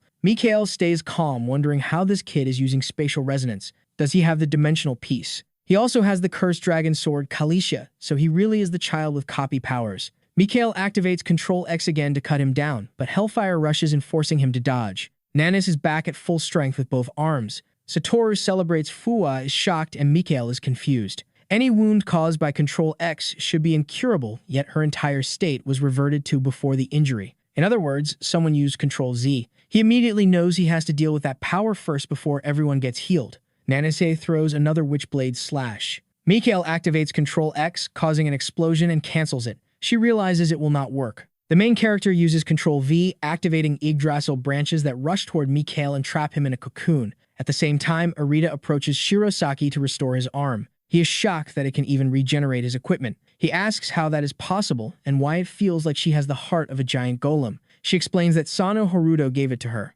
Shirosaki realizes that bastard Sano copied it before selling it. Arita tells him to wake up, raise a barrier, and protect everyone while she heals the injured. Flashback shows her asking the main character for a favor. She wants to heal everyone in the treatment room and asks if he can give her some mana. He asks if Nanase's life is in danger, and she says not at this moment. He decides they have more important things to handle and hands her a stone. She immediately realizes it is the heart of the giant golem and asks why he would give something so precious. He tells her not to worry because she is not a hunter and is still being put in danger. Once this is over, he will heal her properly. She blushes and he warns her to be careful because the item will only last 10 days. Obviously, because the bastard made a copy and handed the copy to her. He explains that copy items can last from 1 day to 1 year and that he sets the duration based on how much the person trusts him. She says she will make that heart last a whole year, meaning she really trusts him. While that is happening, more Yggdrasil trunks burst out of the ground and get completely eaten by Control X. Mikhail just keeps going like his mana will never run out. These control abilities are completely broken. Sano stands face to face with him while Mikhail asks if he copied mid-shield branches, so you can copy things even from another dimension. That just makes me want to kill you more and take that power for myself. He starts thinking about it. Control C, Control Z, dimensional pieces. If I could use all of that plus mid-shield ability, I could do whatever I want. Another Control A goes off, everyone is shocked, and Nanas prepares another attack. The Witchblade swings and Mikhail stretches his arm, saying it is useless as always. The target is destroyed and the power disperses, but she keeps moving forward, saying she created an opening. Hellfire rushes and another Control X consumes the attack, but not completely. The flames actually start getting closer. He is forced to use Control H to move away, realizing that Hellfire is dangerous because it keeps expanding even after being consumed. He decides it is time to delete her for good and throws another black hole. But Copy and Paste activates, grabs her waist, and pulls her out mid-attack. Full Spider-Man save. She looks at him angry, telling him to stop getting involved. She forgot that if he did not pull her out, she would have been erased completely. He tells her if you take a direct hit, recovery cannot be guaranteed. Only my abilities can counter this. He moves forward and she realizes that even if she does not want to admit it, Sano abilities are not normal. The priority now is saving everyone. She finally stops interfering and says she will rely on him. The protagonist smiles. Now he can go all out. He paces again spiderweb with Yggdrasil power and teleports behind Mikhail. Mikhail uses Control H to teleport as well, appearing behind him, asking if he copied the shadow movement ability. It turns into Dragon Ball. The protagonist should teleport again to create an infinite loop, but instead, he swings blindly. Mikhail blocks but still gets a cut on the face. Mikhail laughs, saying it is funny how strong it is, even as a copy. Too bad for Sano, the only option now is death. He starts generating a delete field around both of them, but the protagonist smiles, asking if he is jealous. If so, he can keep this. Copies are created again, and now it is Angela's sword reign. Mikhail asks if the kid plans to die together with him. The protagonist asks if he really does not know how curses work. Mikhail is confused, then the glow activates and everything explodes with rocks, smoke, and fire everywhere. Everyone runs. Satoru wants to help, but Grant tells him to trust the kid. Shirosaki and the others are already retreating inside a barrier. Everyone is trusting him now. Fuwa even gives Nanase a chance to help, but she realizes her fire is much weaker than before and she would just get in the way. Kalisha falls to the ground and Mikhail grabs the hilt. He stares at his own hand, unable to pull it free. Then Sano appears behind him. Mikhail turns and says, so you can copy your own body and even transfer your copy curse to items. I wonder if things return to normal if I destroy this sword. Sano says, probably not, but you can try, it will expire soon anyway. The sword dissolves. Mikhail laughs, saying, so you can not only copy, but also decide expiration dates. That means even your copied body must have an end. We will find out soon. Sano gets bold and asks what he is talking about. This curse cannot kill me. Mikhail sighs, saying it is funny he thinks that. When Sano's existence is deleted, nothing can reverse it. He is impressed by how the copy works, but everything has a limit. Once he is deleted, he cannot copy himself again. Even if he copies himself at the last instant, it will be a weakened version and easier to delete again. It will become delete, paste, delete, paste. The protagonist agrees silently. This bastard knows I cannot always copy myself perfectly. The longer this drags on, the worse my chances get. My rage activates at 25% HP. This guy is at least level 600. Once I enter Berserker state, I will have a chance. So let us go. He slams his hand to the ground and more Yggdrasil branches surge toward Mikhail. Mikhail uses Control H, disappears, and appears behind the protagonist, stabbing him, grazing his neck. HP drops below 25%. The sword enters rage state and the protagonist unleashes a flame slash. Mikhail is surprised for a moment, then activates Control X. Energy sweeps the city. In the end, Mikhail stands there intact, having deleted everything around himself again. But he looks damaged. That long sword is more dangerous than I thought. That must be your special attack, Sano. Now you know this is a battle of curses. It will be interesting to see which lasts longer. Another delete activates around Sano. He uses the spider cocoon to protect himself. Space collapses in front of Mikhail, but the protagonist appears from underground behind him. Mikhail turns and activates delete again. Now it surrounds both of them. A 10-second delete field. The protagonist is suffering inside the digital keyboard world. He keeps pacing himself. Control V, Sano Haruto paced again and again. While this happens, we cut to the subspace where Lucas is badly injured, saying he should have taken a copy of the Holy Sword. Suddenly, a cloak drops on him. He is confused and Ares says, this is the immortality cloak my mother left me. I do not know how it was made, but it disables any curse. You have to survive and be responsible for everything. Lucas notices the curse on him starting to fade. Then someone else calls out. Nanase asks if he realizes that both Sano abilities and Mikhail abilities are completely abnormal. Mikhail stands up and tells her to ask Sano about his abilities because he will share everything he knows about Mikhail. And like everyone already knows, neither of them are normal hunters. Mikhail's ability is actually simple. He can define a target and make it disappear. The problem is that it is not an attack, but a deletion of existence. When he first met Sano, he was scared, but that also gave him hope. Now he is worried about her sword because she must have noticed she cannot use its full power. Her witch blade was already showing signs before entering the portal, and she said she felt her attacks were extremely weak. Lucas warns that her energy is deteriorating and he believes the same will soon happen to Sano, and before long he will not be able to stay alive. She realizes what he is saying and asks if that means even Sano copy ability will not be enough to defeat Mikhail. Lucas explains that Mikhail has a weakness, and to eliminate it, he wants to obtain the Golem Heart. He is not sure why, but the fight resumes with another delete being used and Sano reappearing. The protagonist is completely beaten while Mikhail still looks confident. Sano realizes it and says that Mikhail's curse also deletes the mana around him, and that is why he wants the Golem Heart. Mikhail says it is interesting that Sano figured it out, but it is too late, and there is nothing he can do since he cannot even stand. The protagonist admits Mikhail is right because the system states the user is critically injured and cannot use control. There are no items he can use from the inventory either. But he notices that 3 out of 5 dimensional pieces are resonating. That means Mikhail must have one of them. Mikhail notices it too and laughs, saying Sano is resonating as well. Now they both know they each have pieces. Sano realizes that the person with more dimensional pieces can attract the others and combine them. He has 3, so Mikhail can only have 2. The power of 3 combined is extremely explosive, so it might be worth trying. Sano draws a sword and Mikhail laughs, asking what kind of cheap trick that is. He says Sano abilities are decent but useless if they are disabled. Sano replies that Mikhail is also out of mana, so they are on equal footing. Mikhail rushes in saying even without abilities, their levels are completely different and stabs straight through Sano's chest, then tells him to hand over the dimensional pieces before dying. Sano counters by saying fine, here, take them. He releases the 3 pieces and Mikhail is confused because his inventory opens by itself. Sano explains that the one with more pieces can attract the others no matter who holds them. The pieces begin leaving Mikhail's inventory and Sano says it is unfortunate, but now they will combine and explode. Mikhail says Sano cannot copy himself, so what does he think will happen? Another piece joins and an explosion erupts. A massive crater forms in the city and Mikhail stands there stunned. He did not expect Sano to cause such an explosion between them. He sees 4-dimensional pieces and teleports, saying now only one remains. He assumes Sano's copy has ended and vanished, but as he reaches out, Sano's arm bursts from the ground, grabbing him and saying this does not look like a good position anymore. Mikhail wonders how Sano summoned Kalisha again. With no choice, he uses Control H to escape another attack, but it is too late and he is hit in the chest with flames sweeping across the city. Sano orders the dimensional pieces into his inventory and suddenly, it shows 5 out of 4, which makes no sense. He remembers being revived in the Ice Mountain battle because of Kurosaki. His body recovered the moment he was about to die. This happened again, but he has not mastered it yet. Mikhail says Sano is truly troublesome, and he will erase him in a way that prevents him from ever returning. Energy expands as Control A activates at maximum range. He declares Sano will be obliterated and the ground turns purple.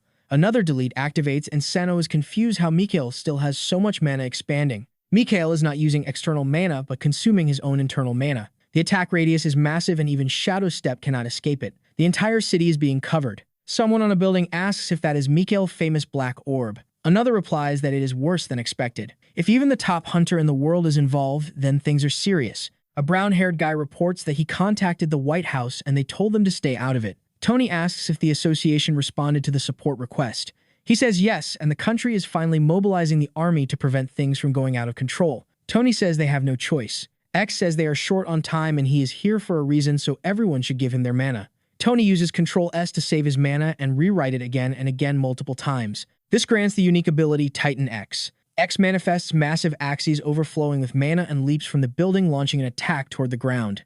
Tony says that alone will not be enough and he will need to provide extra support, but something strange happens. X seems frozen because the Control X delete keeps expanding while he uses Control S to generate mana barriers. Delete and mana repeat over and over until X shouts that he is cutting through the delete itself. The black field shatters like an eggshell. Even Mikhail is shocked. In the glow, X stands in front of Sano and asks if he has the dimensional pieces. Sano recognizes him as the top one. X laughs and says there is no time for that, just hand them over. Mikhail watches the two talking. X turns and greets Mikhail, saying it has been a while and if he wants the dimensional pieces, he should leave now. Mikhail smiles, saying that bastard came to interfere. Tony asks Sano where the other hunters are. Sano replies that everyone is protected in the subspace and opens it. Satoru jumps out happily, hugging him, and someone says it looks like they underestimated him. Mikhail speaks and says he is leaving for now, but they should know he is not collecting the dimensional pieces only for control powers. The transcendent beings who curse them will arrive soon, and there is no way to stop them, not even with these abilities. That is why Shinohara Tomoka broke the key into pieces and sealed that dimension. Opening that door is inviting those gods into this world, so they better prepare. Next time they meet, they will need to be much stronger or they will die. There is nothing they can do because he has Control H and simply swaps out. X asks if they are really letting him escape, and the protagonist says there is no choice. But it is fine because that guy will never be strong enough to kill him if he could not do it today. X agrees and asks the kid his name. The protagonist answers and then adds that he has one-dimensional piece and asks about the rest. Sano smiles and says he has all the others. X gets excited and says, perfect, then let us combine them and make the key. The protagonist asks to go first and look around. The crater around them is what happened when 4 pieces combine and he cannot imagine how destructive 5 will be. X suggests going to the United States and says he can store all the pieces in his guild. The protagonist asks if it is the Ouroboros guild and says he does not want to go to a scary place like that. Suddenly, he feels lonely and says everyone has a guild. Extentation has one and he has no friends. Spotlight tells him that if he wants, they can even change conditions and he can join. He refuses and says he will create his own. 3 months later, they are in the Nevada desert in the United States. Everyone jokes about Area 51 and aliens. X greets everyone while Satoru laughs, saying the guy is funny. Everyone is packed together and asks why they all have to be there. The protagonist says Aoi has to be there because he is a guild member and it is time to fuse the dimensional pieces. Tokuo finds it strange. They traveled so far, and X explains this place is not just about aliens. There are research areas and even dungeons. The main purpose now is studying races from other dimensions. Recently, they have also been searching for unique abilities, the so-called curses. That is why Erita Sarah was brought as well. X is excited because they have been searching for a way to access the other dimension for a long time. Aries jokes asking if they are in a car or a bus because everyone is talking at once. She says everyone wants to know what exists beyond the dimensional door, not only America. Whatever is beyond it would excite any researcher. Mikhail warned them not to open it because they cannot fight those powers. Of course, that warning will be ignored, and even Sano is curious about what his father was researching. That is why he came to America to uncover the truth. The story jumps back 3 months. Someone explains that Starfield is a multinational guild and only the Hunter Association can dismantle it. Nanase says Mikhail was expelled from the association and is now a globally hunted fugitive. People ask how Tokyo will be restored, and she says it is already happening. Master Shinode and the others are working on it, and 82% has been rebuilt. It is Japan after all. They are incredible at rebuilding. People ask how, and she says she cannot reveal the details. The secret is many people with abilities are helping. Sano Haruto is contributing heavily. Everyone wonders who that is and what guild he belongs to. He is standing right there, and no one realizes it. He asks what happened to Lucas. Nanase explains his family had major influence, and now they lost all of it, and Lucas also lost his qualifications. The good part is that he handed over the holy sword to the country. People are shocked and say he really respected them. The protagonist smiles and says that was his decision. A flashback shows the protagonist holding the sword while Lucas asks why he is showing it and if he is bragging about copy powers. The protagonist says Ares told him Lucas cannot control his curse without the holy sword, so he is leaving it with him as a replacement. The scene shifts to Shirosaki asking why they are going to America. The protagonist says the dimensional explosion almost destroyed the city, and they cannot live in a world where enemy attacks can wipe everything. They also cannot combine the pieces there because the country could be erased. Shirosaki understands but says the danger will exist anywhere. He suggests doing it inside the subspace so nothing is destroyed. The protagonist explains they tried, but the final piece cannot fit inside a dimensional space. That is why the only safe place is a desert in America. Shirosaki asks if he plans to join the Ouroboros Guild. Sano tells him to relax and says he only wants 2 favors from Gang Potter. First, he wants help creating his own guild. Shirosaki is confused and asks why not join one. The protagonist explains it is not about wanting to join, but about forming a group of friends who want to grow stronger without interference. He makes a second request, but says nobody else needs to know. Back with the Americans, X says he did not expect to see Ares. She explains her mother disappeared and she followed clues that led her here. Someone asks how they know each other, and she says they met once before her mother vanished.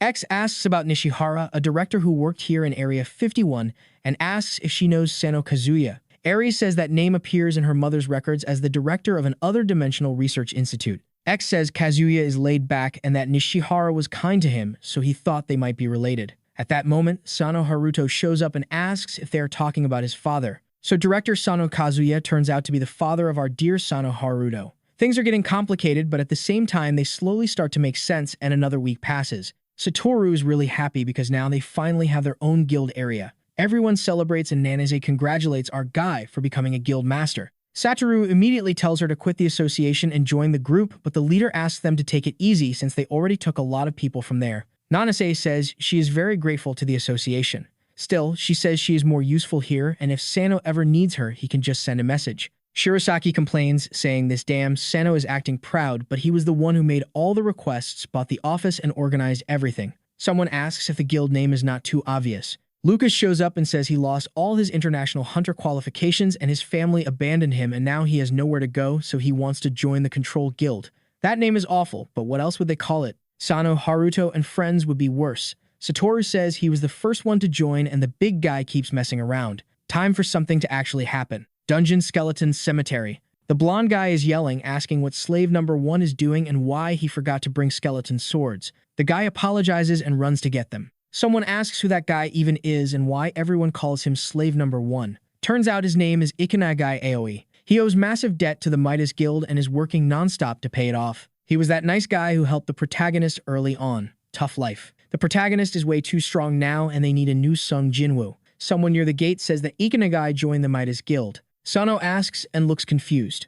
They explain that Ikanagai was a top-rank hunter, but now he is treated like a slave. Apparently, that is how everyone is treated in that guild. The protagonist looks shocked. Then someone calls the storyteller away and he leaves. Back in the car, Sano asks if that story is really true. Is the top Midas Guild really treating people like slaves? They decide they need to look into it. The protagonist thinks maybe Ikenagai left the great sages to grow faster in another guild. But why Midas, which is basically unofficial? Time to find out. They arrive at the Midas Guild headquarters. The place is massive and Satoru feels jealous. He says it always impresses him. Sano remembers that Satoru grew up spoiled in the hunter world with everything handed to him. Suddenly, people in suits rush out and open a car door. A guy steps out dressed like a modern vampire. Satoru recognizes him as Takashi Takeuchi. The protagonist does not, and Satoru explains that he is the brother of the stone head guy with a tattoo. He is charismatic and controls the Midas Guild. He never awakened as a hunter but has incredible management skills. The two brothers founded the guild together. The protagonist is amazed that someone with no powers has so much influence.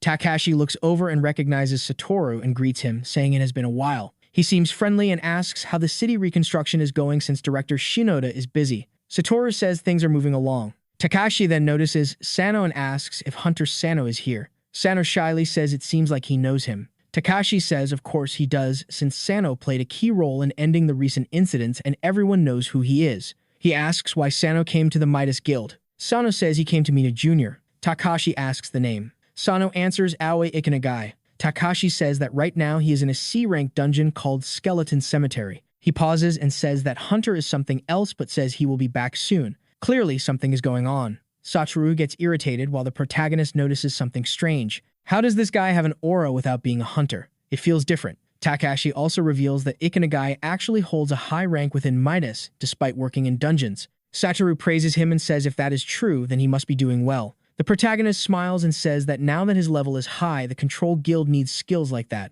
Ikenagai dungeon knowledge rivals Master Kinesaki. He judges situations extremely fast and fights very well. The scene goes silent and the skeleton gets sliced and drops to the ground while the guy celebrates. Yo, one more of these and the sand is done. In the background, Ikenagai Aoi is wondering what this weird aura is. It feels different from the research data. The system pops up, showing Skeleton Cemetery difficulty rank C. That was strange because there should not be this much black mana here. So why are they giving it off? And the worst part is that if skeletons have black mana, they turn into undead. The problem is the moment that happens, the difficulty jumps straight to rank A, and obviously the rank C idiots in there have no chance. And they are just there hitting this and that yelling I am so strong, literally saying this dungeon is way too easy. Then Sung Jin Woo-sun shows up behind them, ready to stab from the back, but some white water flies in. Hold up the guy threw holy water and asked if his friend was okay. The scared broom guy says, hey wait, holy water today, you were the slave. So why do you have that? The tough guy says it is better to be prepared than regret it later. And here it comes, what do you think is going to happen? He opens his arms and says, leader, we need to retreat. This is about to get dangerous.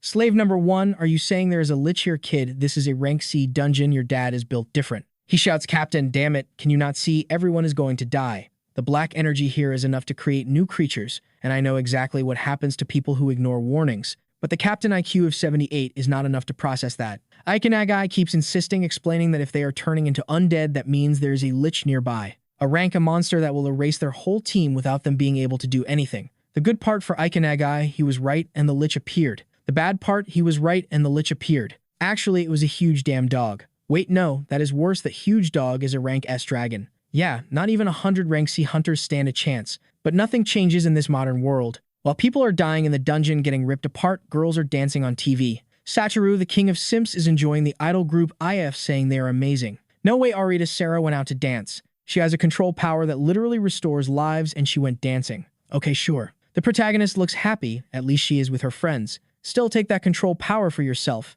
Satoru says he wanted her to join the guild, but she stayed with the association. Small flashback with Nana saying she feels so much lighter now, but if her ability is exposed, many guilds will come after her. Exactly, because her power is good and should be used to save lives. Let her dance, do whatever you want. The protagonist is just watching the simps enjoying the dance, saying it is fine, they still have plenty of time. Time for what to save the world that is about to be invaded by gods who will wipe everything out. I do not think there is that much time. Right then, chaos breaks out with people running everywhere talking about that. Rank a dungeon that until recently was rank C, and Sano knows that is exactly where poor Ikenagai is. Unlucky guy always caught in the worst situations. They reach the entrance, throw a mana meter on the ground, and Nanase says they need to help immediately. The protagonist and his son arrive, asking if there are no more reinforcements. Nanis asks why he is there, and he explains his junior is inside, so he wants to help. She understands but says the black energy is so strong they cannot enter. It seems the Lich boss that was defeated got resurrected. Satoru comments that it is the kind of monster that can use black energy. The protagonist remembers Shirosaki uses that power. Nanase starts to explain why they cannot enter, but he says he might know a way. No way, he thinks he can use black aura. Let us see, because the crew really needs his help since they are fleeing in panic. I would roast that guy for making the wrong choice, but even if he made the right one, there was no escape. Ikenagai tells him to use the stone so they can escape, but strangely, it is not working. He knows it is the barrier the Lich put up, but how are they supposed to stop that thing, casting it? At this pace, the obvious will happen, everyone will die, and he does not want to end here. Damn, look at the blonde guy with the swag running around throwing sparkles. Ikenagai says, wait, you use holy magic. The blonde says, I can use the basics, but I cannot raise a barrier. When he says barrier, Ikenagai gets an idea. He pulls out bottles of holy water and asks if he can make a barrier with that. The blonde says he can do something, but it will not last long against a rank S dragon attack. Ikenagai says it does not need to last long. The guy slams his hand on the ground, the holy water rises, skeletons start breaking apart, and a barrier forms around everyone. The blonde kid keeps the spell going, the sphere forms around everyone, and the dragon starts moving toward the group. It swings a claw, but its own paw is the one that takes damage. The problem is the first hit already starts cracking that shell, but Ikenagai says it is fine, this is just to distract the dragon. Everyone is confused, and then out of nowhere, he walks out, saying he will leave that creature to them. The guys panic, saying, hold on to that bastard, just leave us here as bait. But strong stays strong, they can think whatever they want. The truth is, this bone dragon is not what matters. If they cannot take down the Lich, they are going to be afterlife buddies forever. He splashes holy water on the blade and throws the sword Spartan style. The Lich raises a hand to defend while Ikenagai watches, and a bunch of skeletons appear. Small ones fuse into a giant, and the sword still pierces, the hand pierces the shoulder. But it looks like it was not enough to reach the core, and that was the last bottle of holy water. A skeleton pops up behind them, and it feels like the end, but Sonaruto shows up, clutch timing perfect. He is saving the princess, flashing that sideways smile. Someone asks, how did you even get here? And the protagonist says, I will explain later, son, we have a big skeleton to deal with. He slams the sword into the ground, jumps with style, starts focusing that golden aura and swings. Back when he was weak, he could handle the Lich, so now it is nothing. Everyone is impressed until a blue flashbang hits their faces, and when they look over, the rank S beast is burning in blue flames. It is melting and people are confused. The only fire that burns without recovery is Nana's hellfire. Everyone is hyped and shocked, yelling, wow, the association really came to save us. Things are looking good. Someone says, since she became captain, barely anyone has died. Imagine if Arita Sarah stopped dancing and helped too. The blonde guy wants to celebrate, but the stonehead tells him it is too early. The Lich is still standing right in front of them. Sana slams his hand on the ground and says this guy deserves a present. He fuses something onto the holy sword, and it looks like a Yu-Gi-Oh card popping out. The poor Lich is in shock, wondering why hundreds of legendary weapons are being summoned just to end him. Ikenagai is asking the same thing. The Lich tries to run, but the protagonist just smiles and activates the glow. The first strike hits the chest, one touch already makes a crater in its stomach. Hand forward attack sequence, nothing is left. People walk by the burned dragon, warning to be careful with hellfire, once it starts burning it is over. Ikenagai looks to the side and sees the protagonist farming aura casually with one hand in his pocket. Nanase praises him, he thanks her, while someone mutters, wow, Sano-senpai used to be weak. Now he is beating rank S monsters and the girls are losing it. A girl reaches out inviting him for drinks, clearly hitting on him. Before that, we see Ashley from the guild, Mr. Takashi. He thanks them for saving the members. Nene says it is fine, the association always investigates anomalies. He praises her, she stands up, fired up, saying, all hunters matter. We cannot lose anyone in these incidents, I have better things to handle now, bye, and slams the door. Completely unhinged. Poor Ashley thinks the president must be under stress. He turns back, saying, let us return to the main topic, Master Sano. Ikenagai freezes, thinking, wait, did he just call him master? The protagonist says, since you are going straight to the point, I will keep it simple. I want Ikenagai to join my guild. Ikenagai jumps up shocked, saying, Sano, you started your own guild. He says, yes, and it is called Control Guild. Takashi says, so you are recruiting new members. Do you know Ikenagai's situation? The protagonist says, yes, I will pay all his debts. You know those stories where a slave princess gets bought by a prince is basically that. Ikenagai is stunned, saying, my god, Sano-senpai, you will pay my debts. Takashi says, then it is true, you sold information about the golem heart and made 20 billion. Knowing someone has that much money is obviously dangerous. He slams his glass on the table and says, sorry, Sano, but that will not be possible. The protagonist is confused, asking, why are you trying to keep Ikenagai as a slave forever? Takashi says not at all, it is just that his ability is extremely important, and that is exactly why you want him. Ikenagai is confused, wondering why Takashi is valuing him so much. The leader explains honestly, it is hard to calculate this kid value because of how dungeons work. To enter the Cerberus dungeon, you need a special key and a crystal, and only 3 exist in the world. You can only use it once if you fail the dungeon ends. During one cleanup, Ikenagai used a return stone to protect his allies. Each crystal was worth 100 million. Since he saved the guild members, we can waive that entirely. I am as confused as everyone here trying to add this up, but it is not clicking. Sano asks, wait, that dungeon had good rewards, did it not? Takashi says yes, because the Cerberus key opens a dimensional gate. You know more about those than anyone since you work with Master Kinosaki. Now Sano gets it, this guy is after dimensional passages. He asks, wait, are you saying Midas Guild has one of the pieces to access that dungeon? I still do not fully get it, but we will eventually. Takashi smiles, saying just as expected, this will be an easy talk, we just needed to start negotiations. Looks like we are entering the Cerberus dungeon arc now, and these guys have a way to access it. The scene suddenly shifts to a room with bodies scattered everywhere. A man walks in, slicing everyone. Someone goes for his neck. He dodges white hair, snap of fingers. Control X activated. It is brutally fast, a giant blast appears, and it is over. The door opens, and he says, I appreciate the welcome, Mr. Ashley Cooper. The old man says there is only one reason he is here, and the man smiles, saying, yes, I am here for the Cerberus dungeon key.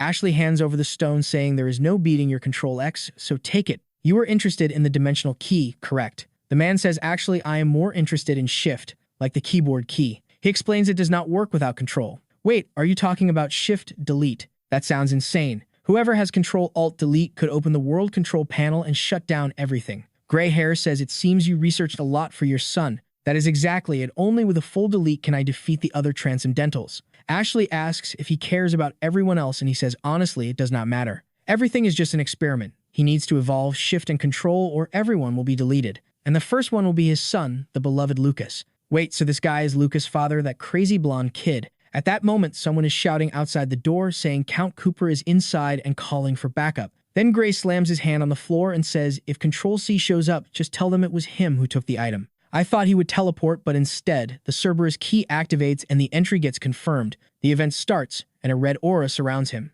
Ashley warns that he will be arrested even if he clears the dungeon, and the guy answers that it seems he forgot about the reward from that place. And just like that, it begins. Then we jump 3 months forward into the start of this new arc, arriving at the Nevada Institute in the Americas. They go down the elevator with X Tentacion saying it is 20 floors. From B1 to B10, it is extraterrestrial research. That word exists, I think. From B11 to B20, it is monsters from another world. Squarejaw is shocked, realizing aliens actually exist. You are shocked about aliens when portals open in cities and dragons come out. The protagonist, on the other hand, is curious, since this is where his father worked on research. Ikenagai is there thinking, maybe I should not be here. I agree to what Sano asked, but I do not know if this is good for me. Then the story jumps back 3 months again to that talk with Takashi. He said if Midas Guild joins these missions, he will let Ikenagai join and his debt will be paid. The friend knew this would not be good for the protagonist, but he still accepted, leaving him stunned. The protagonist said for him it was a cheap price. That sounds like a confession. They arrive at the base, and Ikenagai looks around, seeing people just standing around like nobody actually works here. In the halls, the protagonist thinks, so this is where my father did his research. X says yes, look at this fragment of steel. The blonde guy explains it came from the spirit dimension and previous directors found it and no substance on Earth can even scratch it. They researched it, but a disaster killed the last director, so they decided to stop digging deeper. The protagonist asks that my father would not come from Tokyo to do nothing, so what was his research? The older guy explains his father was moving from Tokyo to here using Nishihara subspace, but it stopped working when she disappeared. Now the protagonist knows his mother, who was familiar with Ares, really knew his father and had info about the spirit dimension before the disaster. If she acted that way, she knows something. His father probably followed because of that. He is sure both his father and Nishihara saw something in that dimension. Maybe the answer is in that fragment. They will have to open the door to find out. Or not open it and not end humanity, but then there is no story. The moment arrives and the blonde says, Sano, it is time to assemble the pieces. He agrees but says, first, let us go to the desert. Meanwhile, at the White House, Donald Trump wants to know if all pieces are really in one place. Egghead confirms yes in the Nevada desert. Discount Tony Stark says they will run tests first to make sure everything works. They are worried about what Master Turner will say. The president says the future of America is in your hands. Dimensional spirits, abilities, and magical resources have power enough to shake the world balance. He is not wrong. We are already in the desert. Satoru is shocked by how vast it is, and in the middle stands the protagonist alone. Nobody wants to stand near him. Actually, there are armed guys nearby. Sano thinks now that my mana sensitivity increased, I can feel all these people watching us. Just like Ikenagai warned the Americans will not let us do whatever we want. Earlier, Ikenagai warned the government might be after the key. The protagonist grabs the radio and orders the drones to release the final piece. Satoru is worried because even with Shadow's step it is dangerous. Grant says trust him, he is the best for this. The boy gathers the 4 pieces, the last one drops from above and reacts instantly, flying like a bullet toward him. They connect. Explosion. Satoru is shocked, everything gets blown away and people shout to stay calm. What is happening? Where is the kid? Did nothing remain? Next chapter, purple plants appear, a portal opens and the protagonist appears in the middle. Shirasaki shows up and the protagonist says that was close. Shirasaki says of course it was, he prepared it. Creating a barrier like that with the polluted tree power was hard. Nanis appears saying Midshield planted all this around Tokyo to create a subspace link with black mana. Shirasaki asks if the dimensional key is complete and he says yes. Wait, what happened? When he combined the pieces, he entered the portal and came out the other side. He explains, yes, this is subspace, and now that we have the key, we can make the door appear anywhere. Shirasaki asks, then why do this inside subspace? The answer is obvious, because the Americans got involved. Nanase worries because that means the people with them before are basically hostages, but he is sure they will not want him as an enemy now that he has the key. Shirasaki warns this will take a long time and they cannot move because of the barrier. Sano says actually they can leave now because they have something better than a barrier. Back to the desert, we see the crater and soldiers everywhere saying there are no vital signs. Satoru is scared thinking the protagonist died, but Grant is sure he is fine. Square Jaw and Lucas also do not think he is dead. Then the blonde NASA girl gets a call from her father. I am not sure if it was before or after, but we see X-Tentacion asking if anyone forgot the promise. He is talking to Trump, who tells him to calm down. The dimensional gate is a national issue. X-Tentacion pushes back, asking why they are interfering if they promised not to get involved. He says they already handed over the Cerberus keys. It must be serious because both of them look stunned. The president says the circumstances have changed and there are no crystals left. X says there is still one in England. Lucas says no, there is not. The crystal managed by the Cooper family was stolen by Mikhail. So that guy from the fight really was Mikhail. Everyone is shocked because nobody knew Mikhail showed up again. Iris asks the obvious question about why he did not say this earlier, since it matters a lot. Lucas says he just learned it from a call with his father. The president says it will be a huge problem if Mikhail is the first to step into the spirit plane. X says it is fine because if Mikhail goes alone, he will just waste time. He says abilities do not work the same in another dimension and he will kill him before anything happens. X sounds very confident. Lucas says Mikhail Control X does not match well against Shift, but Turner has Control S. Control S sounds like save, which works like a reset or pseudo-immortality. The president starts talking about the risks when the portal suddenly begins to shake. The blonde scientist is shocked because it has not moved in over 15 years. A leg comes out and Shirasaki says the subspaces are connected again. Satoru is surprised and the protagonist tells Shirasaki to move because he wants out. Everyone is relieved that he is alive. Sarah also shows up to work and people tease her for not just dancing forever. Square Jaw asks where the key is. Shirasaki says the key is complete and hints he will join the operation. Lucas warns that Mikhail is probably already at the Cerberus dungeon. He explains that his father had one key and Mikhail stole it. Sano does not look scared and says if that is the case, they go now. We cut to Cerberus of Hell, a level 670 boss. If you beat it, there is a guaranteed chance to get a spirit dimension key.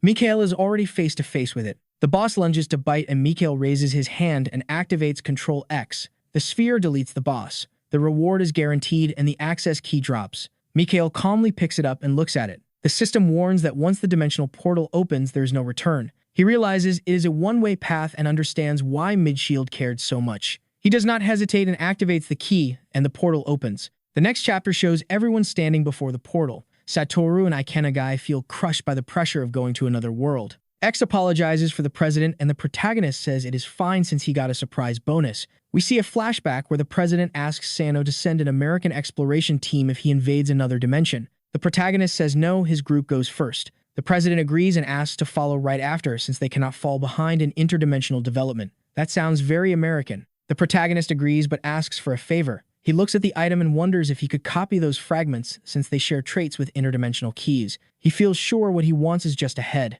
We then face a castle where someone inside shouts about trouble.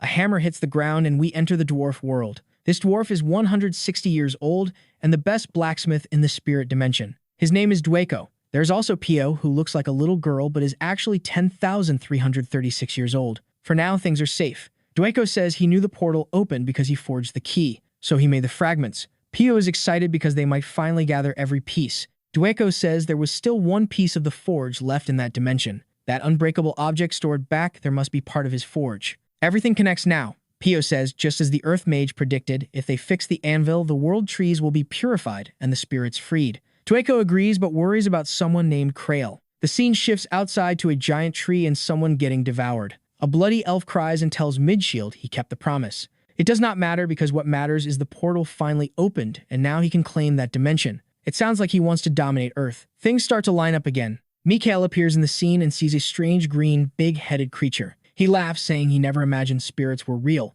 The creature charges and Mikhail activates Control X, blowing everything apart. Control seems to work, but the creature even torn apart screams to kill him now. That means Control X is dealing damage but not deleting them. The creatures are not actually dying. Mikhail draws his sword, thinking that if he cannot delete them, he will have to fight them all. An explosion happens and the scene cuts to the protagonist crew arriving. He really brought the whole squad. They comment that the spirit dimension looks ruined. Lucas says they need to scout the area and maybe Midshield did not lie when he said the homeland was devastated. He activates Control F on a book to search information. He suddenly feels pain, grabs his head, drops to his knees, and lets go of the book. He summarizes saying spirits, dwarves, and elves once coexisted here. They were contaminated by the black spirit Grimoire. Spirits were the first to fall to that energy. A war between races followed because spirits controlled giant creatures. Looks like it was because of them that everything got wiped out. The protagonist knows that Grimoire owns that subspace, and now he is finally starting to understand how all of this connects. Look at that idiot side character face. He saw something not suspicious at all and went to touch it.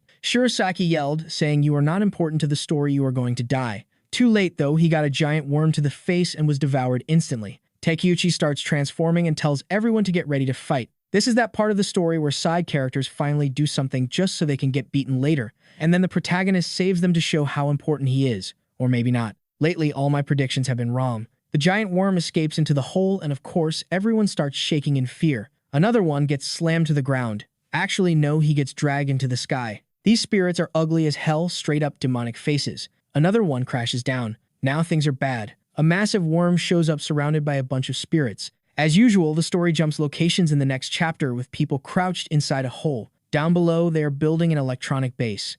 Someone says they found it. The guy with glasses asks for the status, and they say just as expected, the boss was defeated. So he says, then let us go. They appear face to face with a massive rock mixed with machinery. Someone says there are signs that Mikhail tried to open a dimensional gate there. I thought he was already there. This is Ashley Cooper, who is Lucas' father, and the guy Mikhail robbed back at the mansion. The masked guy in black says it does not matter whether Mikhail moved or not since they do not have a dimensional key. Ashley pulls out his old phone and says preparations are complete. He calls the president and apologizes for the call, then asks if he can answer the kid about what they discussed. He says they can open the door immediately, but America will have to get involved. He even asks if they will no longer need Hunter Sano after that. Easy to say. I want to see them try without the protagonist. Back to the fight, the giant worm goes for a huge bite, smashing the ground. Someone holds its mouth open, but it is not easy.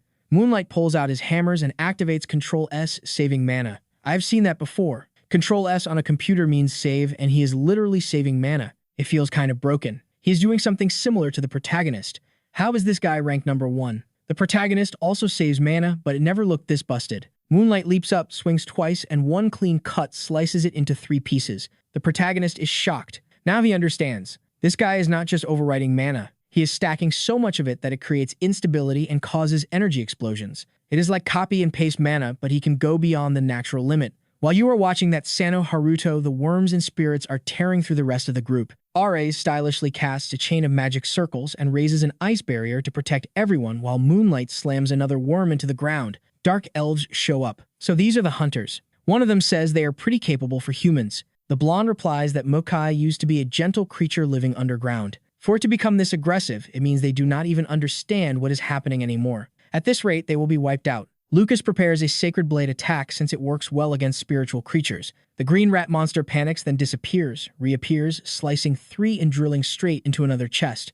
Same problem as always. The monsters laugh while regenerating. Then Lucas releases a burst of shining energy everywhere. The power expands until only a single cell remains. The elf is shocked because this guy showed purified spirit crystals. That should be impossible since they were contaminated. He immediately notices the blonde is holding a sacred sword. Now he wonders if Midshield brought these humans. Not exactly, but he was involved. The worms start getting scared and retreat underground. With the spirits gone, they stop controlling the creatures and the beasts return to a peaceful state. More spirits arrive, but Sonaruto already knows the weakness. He taps the ground and Yggdrasil branches expand in all directions, binding the enemies. At the same time, he activates spider webs, trapping everything. He basically made a forest trap. The creatures start breaking themselves apart to escape. Shirasaki tries to warn them, but Sano tells him to look up. He summons the swords and activates revealing light. Another strike. A rain of missiles pierces everything. The spirits are purified and the protagonist grabs the glowing core. He feels something strange and drops to his knees. Everyone panics as a golden sprout bursts from his back.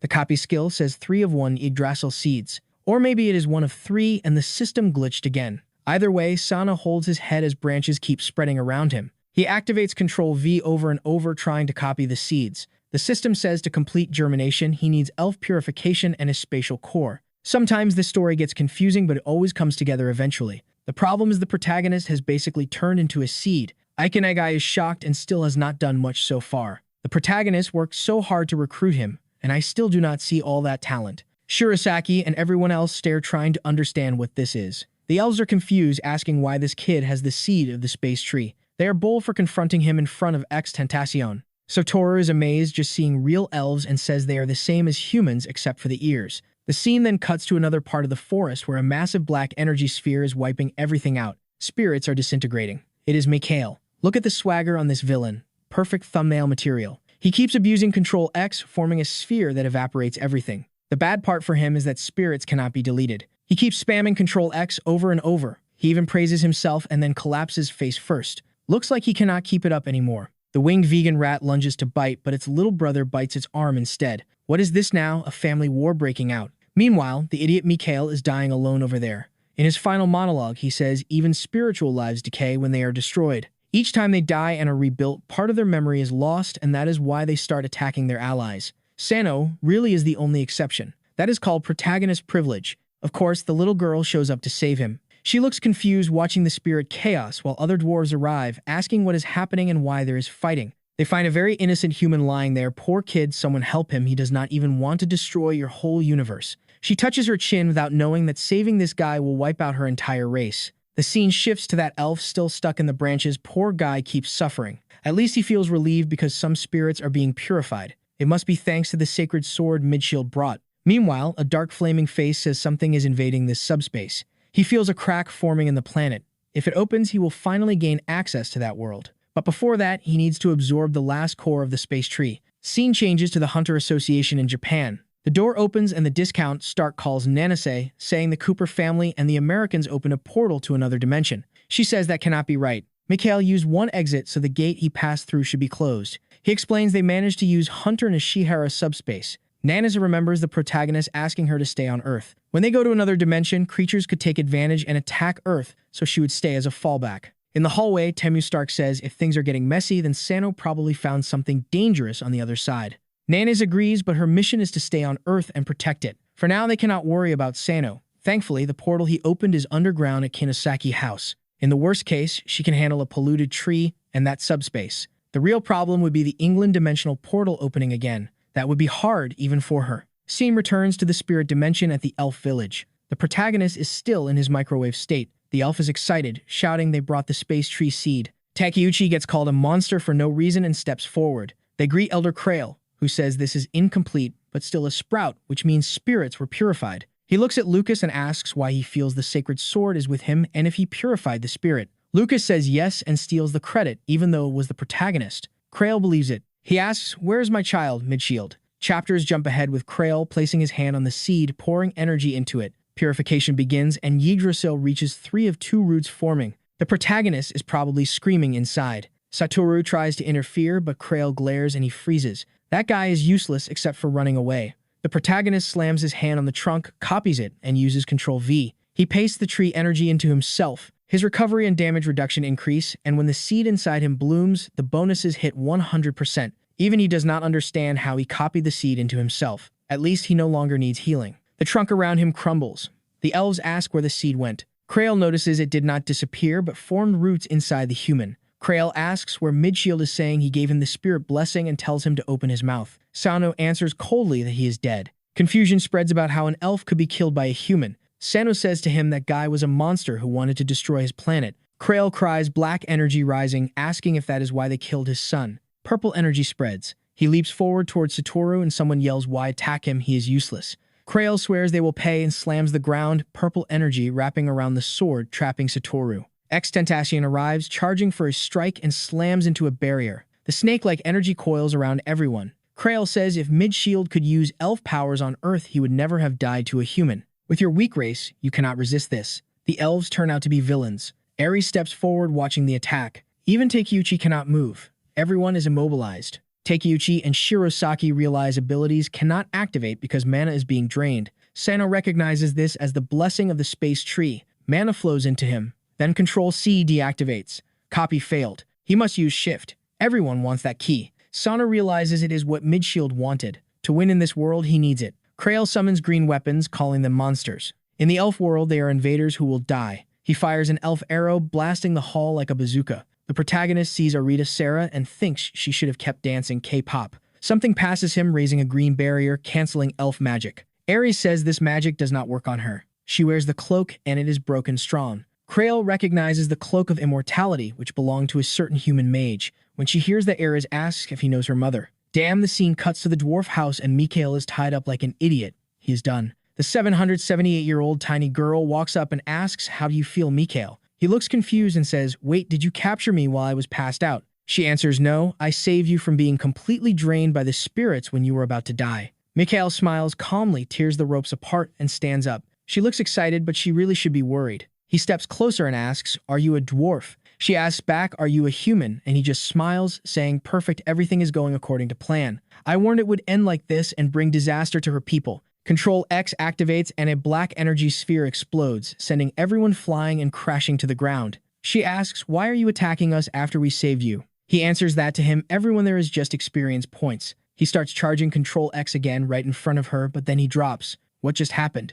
Dueko the dwarf smashes Mikhail black hole with a hammer. Pio stares in shock, and Mikhail locks eyes with the one who dared challenge him. The tall red-haired dwarf turns and tells Pio to warn Krail about this. She wants to say how dangerous he is, but he yells for her to leave, and with no choice she runs, saying she will call him now. Mikhail looks at him and says, "So you are Dueko leader." Dueko asks what his goal is, and Mikhail says he is more curious about how that hammer struck his black hole, since it must be made from something comparable to dimensional stones. In that moment, it is clear Mikhail came here to evolve his curse. He smiles, saying it is convenient that monsters in this world can talk, but Dueko swings again, saying he came at the perfect time, and he will end this curse now. Lightning spreads like Thor, and the entire room explodes as he slams the wall again. Wait, did he activate Shift? There it is, he has Invent. It strengthens the dimensional hammer and probably boosts any ability. The ground collapses completely, but as everything falls, Mikhail smiles. Now he finally found what he wanted. His Control-H activates. This guy really has every key bound. The scene cuts to a mountain that looks like the place where Thorfinn's father was killed by that bastard Askeladd. We make friends with the elves, everyone. We are riding on their boat, and nobody says a word. Icon, a guy who has not been useful at all so far, asks if they are not sworn enemies of the dwarves. The elf explains that right now, with a war against the spirits going on, there is a ceasefire. The protagonist remembers Krail saying that in the beginning, all races lived peacefully. The dwarves even gave the elves the items they forged, and in return, they received wood from the space tree, which was the best kind of flame, and that is how their bond was formed. Then one day, the black spirit appeared known as Grimory, the one who polluted the space tree. After that, the elves could no longer receive the blessing of the space tree, and Dueko was tricked through his daughter Zeli. The poor girl fell into a trap because those monsters wanted branches from the space tree. In the end, she was captured by Grimory. In revenge, Krail cut the dwarf anvil in half and sent it to another dimension. Everything connects now, says the story. Hold on, Krail, it was that anvil fragment that opened the portal on Earth and caused the catastrophe. Great job, elf. The protagonist finally understands why Mid-Shield went to Earth and why the spirits appeared with him. Krail explains that when spirits become polluted, monsters go insane. In the middle of that chaos, a female mage appeared and wiped everything out. Ares notices and asks where her mother is. Krail says she believed humans would eventually reach this place, so she worked with Dueko to create a dimensional key, split it into fragments, and seal the dimension. After that, she went to the beast dimension searching for someone. But since Krail destroyed the anvil, there was no way to create a return key. Because of that, everyone suffered thanks to him. Ares wants to meet Dueko, but Krail says it is pointless since both the anvil and the furnace are unusable. Then Ares shows the fragment and asks if this is what he is looking for. The protagonist looks at it, and with the Yggdrasil tree power, they now have an anvil and a tree. The elves are shocked, and the protagonist says, "That is it, we have everything we need time to move." We are back on the boat, and just like Thorfinn's father, there is an ambush from above. Winged vegetarian rats start throwing rocks at the ship. Lucas notices it is a human, but another elf says that is impossible. They seem used to this by now. It might be the spirits executing Dweko, but we do not know because the scene changes again. Now we are in England in front of the Cooper estate. A group of adventurers watches a portal destabilize, blue lightning flashes, and someone celebrates. They manage to open the hole. Orders are given and they rush in. As soon as they enter, a soldier drops to the ground. They cannot even breathe the air there. The leader orders everyone who is not a hunter to leave or they will die. Then a giant worm appears and bites through the group. A mage uses his staff with both hands, which tells you how bad he is. It does nothing, and he gets devoured. The guy is level 300 and nothing works. That place is worse than any top-tier dungeon. Everyone starts running, and the masked one says he knew it would be too dangerous. We are back in the fight, with Mikhail warning the dwarf that breaking the ground will not do anything against him. He throws another Control X, forming a huge mass around the dwarf who swings his hammer. This dwarf is insanely dangerous. He smashed the guy's power and actually cancelled it. Even Mikhail looks impressed. The dwarf replies that this is no ordinary hammer and its name is Crom. Mikhail smiles, pulls out a sword, and says he is taking it. This kid is a thief too, always trying to steal everything from everyone. He lashes the wall over, and now it is the dwarf who is falling. The dwarf swings again while noticing Mikhail is trying to keep his distance. That trick was not going to work, so he gets hit on the side of the arm, but Mikhail activates Control H and is already above him. Another attack with that sword that moves like a whip, but the dwarf raises a stone barrier like something straight out of Fortnite. Mikhail activates another delete and says sadly he has more weapons than the dwarf. The wall explodes, the big guy gets pushed back, and Mikhail lashes again. He is straight up spamming that skill, and eventually it was bound to hit. And when it hits hard. Half of the dwarf's body gets torn up and Mikhail throws another bomb at him. With the arm he has left, the dwarf slams the hammer. A massive blast explodes and he gets thrown far away. He hits another wall, raises a pillar to stay standing, but Mikhail lands right in front of him. Your arm is at its limit, dwarf. Drop the hammer and hand over those runes. Dweko looks shocked that he already knows about them. He drops the hammer, reaches his waist, and pulls out a stone that must be the rune. That instantly fires Mikhail up. A flashback hits where he asks Midshield how this whole curse evolution thing even works without proper equipment. Midshield explains that bosses and dwarves can even create curses. Mikhail doubts it, but Midshield says they possess a spatial tree core. Through that item, they can create refinement runes, and those runes can evolve skills, equipment, and even curses. For now, they cannot because the spatial tree is contaminated. But if anyone could still create runes, it would be Chief Dweko. And then the guy eats the rune. The transformation starts, golden veins spread across his face, and his arm comes back fully restored. He grabs the massive hammer and things go wild. That only excites Mikhail even more because that rune restored an entire arm. Dweko starts blowing everything up, saying Mikhail has no idea about the horrors of runes. The ground collapses. Mikhail looks to the side and sees what looks like a golem rising ready to strike him. He jumps, but the stone ground traps his foot. He gets caught in a sand coffin and is about to be crushed. But looking at Dweko's face, you already know. He switches places like it was obvious. You really thought that would solve anything. We cut back to the elf house with Shirazaki thinking about those runes that can evolve anything. Satoru says he would like one, but Krail warns them not to get too excited. These items are extremely hard to obtain and extremely complex to use. On top of that, the space tree is contaminated by Grimoire. The roots are barely holding together. It is only a matter of time before Grimoire absorbs the core, and when that happens, this dimension is finished. Shirazaki asks why they plan to send someone that dangerous to Earth. One elf explains the plan was to place Grimoire on Earth inside a dimensional dungeon, meaning all humans would die. His excuse is that by sending Grimoire there, they can save the spatial core and use its power to create an interdimensional key. If it fails, everyone dies and they stay safe. That is basically what he is saying. But the mention of dungeon dimensional keys catches Shirasaki's attention. Creel says the dwarf master can do it. Shirasaki asks if it is possible to create a key for any dungeon he wants. The dwarf, confused, asks if he has been there before. Shirasaki reveals his brother's story and says yes, he has been there with an old friend. The elf says if he has been there, then it might be possible to make a key for him to return. Out of nowhere, Shirasaki collapses, crying. It lasts 10 seconds before Creel says they are running out of time because once the core is absorbed, the key cannot be made anymore. We go back to the fight. The dwarf is scared. Another Control X sweeps the entire area. The purple mass expands, devouring all the stone. Dweko slams the ground and raises another Fortnite-style barrier. Not just one, but a full sequence. But everything is getting deleted. The dwarf is about to be swallowed, so he strikes back, hitting the center of the sphere. But it is huge. It looks like he is going to be consumed. The old man gets completely shredded. Mikhail walks to the center and picks up the massive hammer. Damn, the huge dwarf is buried down there. He tells the bastard to hand over all the runes. He was buried alive, which is straight disrespect. Or maybe only his head is left and he is still talking, which is even worse. Bold move. He fires back, saying, "Do you think I consumed that rune just to heal my arm? That was the last one that existed, and I have no others to give you." Mikhail does not care. He says he only came here because Midshield said this place had runes, but it is fine, he will find another dimension. Dueko reacts. Midshield, are you talking about Krail's son? Mikhail steps closer and says, "So you know him. If that is the case, you also know he had the shift curse." Dueko realizes Mikhail is not there for transcendence at all. He wants shift and delete. Fine. Mikhail just smiles and says getting shift first was not a bad idea. The scene cuts to Ashley Cooper's resistance. Lucas, useless dad. He is shaking on the bench knowing that just like Midshield said, Grimoire still has not taken physical form. The good part is that as long as they avoid direct contact, they can resist mental corruption. He was lucky to get the sacred sword before coming here. Even with that stolen item, which is his best asset, he barely survived. At this rate, England really will be destroyed. I do not get this guy. Is he a friend or an enemy? He brings allies. He wants to save England. This is messy. Another flashback hits. Everyone talked to Midshield and asked, how do we stop this guy? The elf revealed that to seal Grimoire in subspace, they would need the sacred sword. That must happen before he absorbs the tree core. The moment he gains a physical form, his body takes control of everything, and he gains the ability to freely cross dimensions.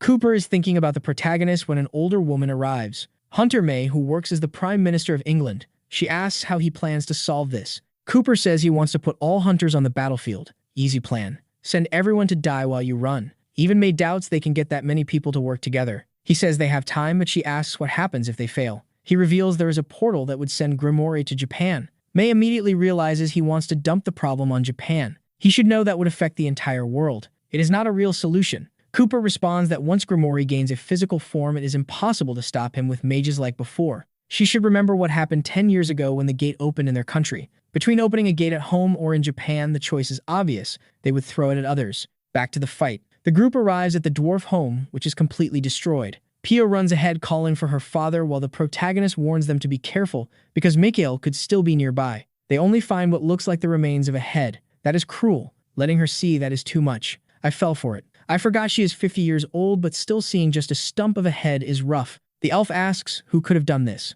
Suno says he is still alive. Sure, he is alive. You literally saw him teleport away and vanish. Then they look at who is left.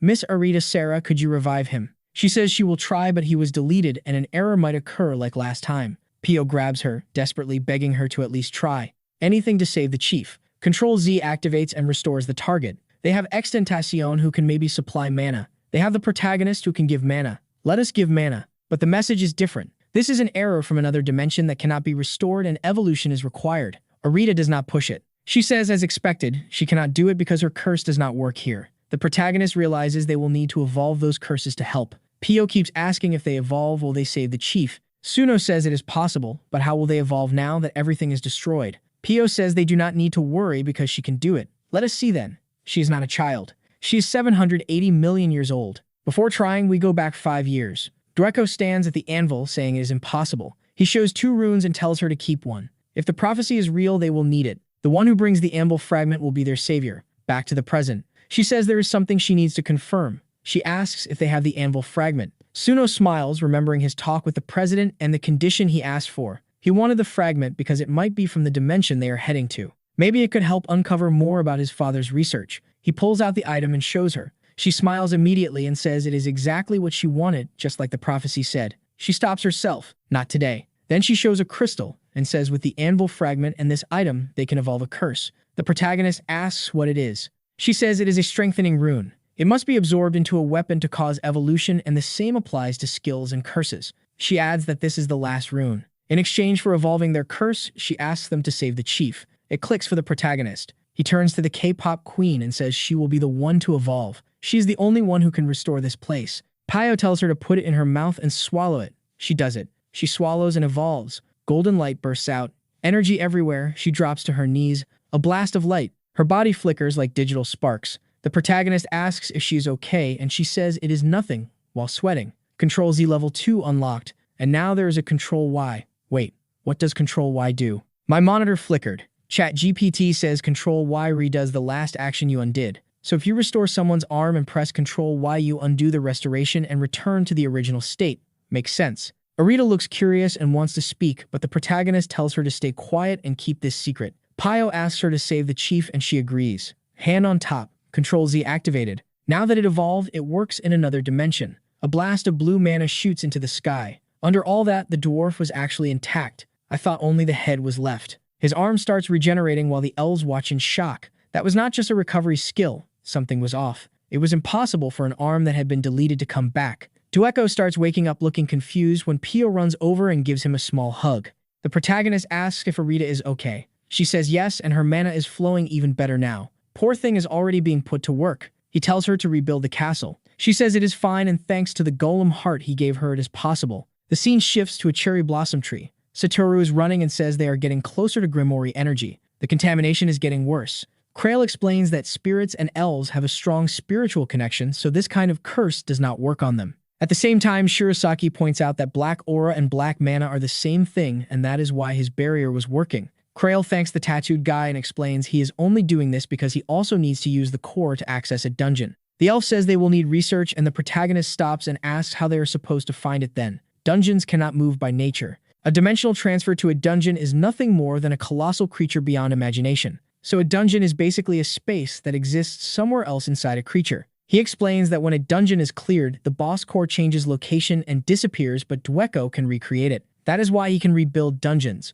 To know exactly which dungeon to recreate, they need precise information from inside it. That is why it has to be someone who has already been there. Shirasaki starts thinking his brother is still there, when suddenly everything begins to shake. Everyone realizes the core absorption has started and they run. We jump to 30 minutes before the spatial tree invasion. Dueko is thinking the furnace is finally burning again, but why is the space tree here? Everyone else is confused and cannot believe it actually appeared. For them, it was impossible. The furnace is burning again. Suno explains this is the seed of the space tree that was born inside him, and that is why it is not corrupted. Dueko says that makes no sense because it should belong to Midshield unless he died. Arita steps in to defend her people and says Midshield wanted to bring a dark spirit to Earth and they only defended themselves. Suno admits he took the item from Midshield using his curse. Dueko realizes the protagonist is here to evolve his curse too. But since he was saved by his friend, he agrees and says they will start forging runes. Suno thanks him because he can finally complete subspace and his abilities. The dwarf warns he will only make enough stones for the number of humans present.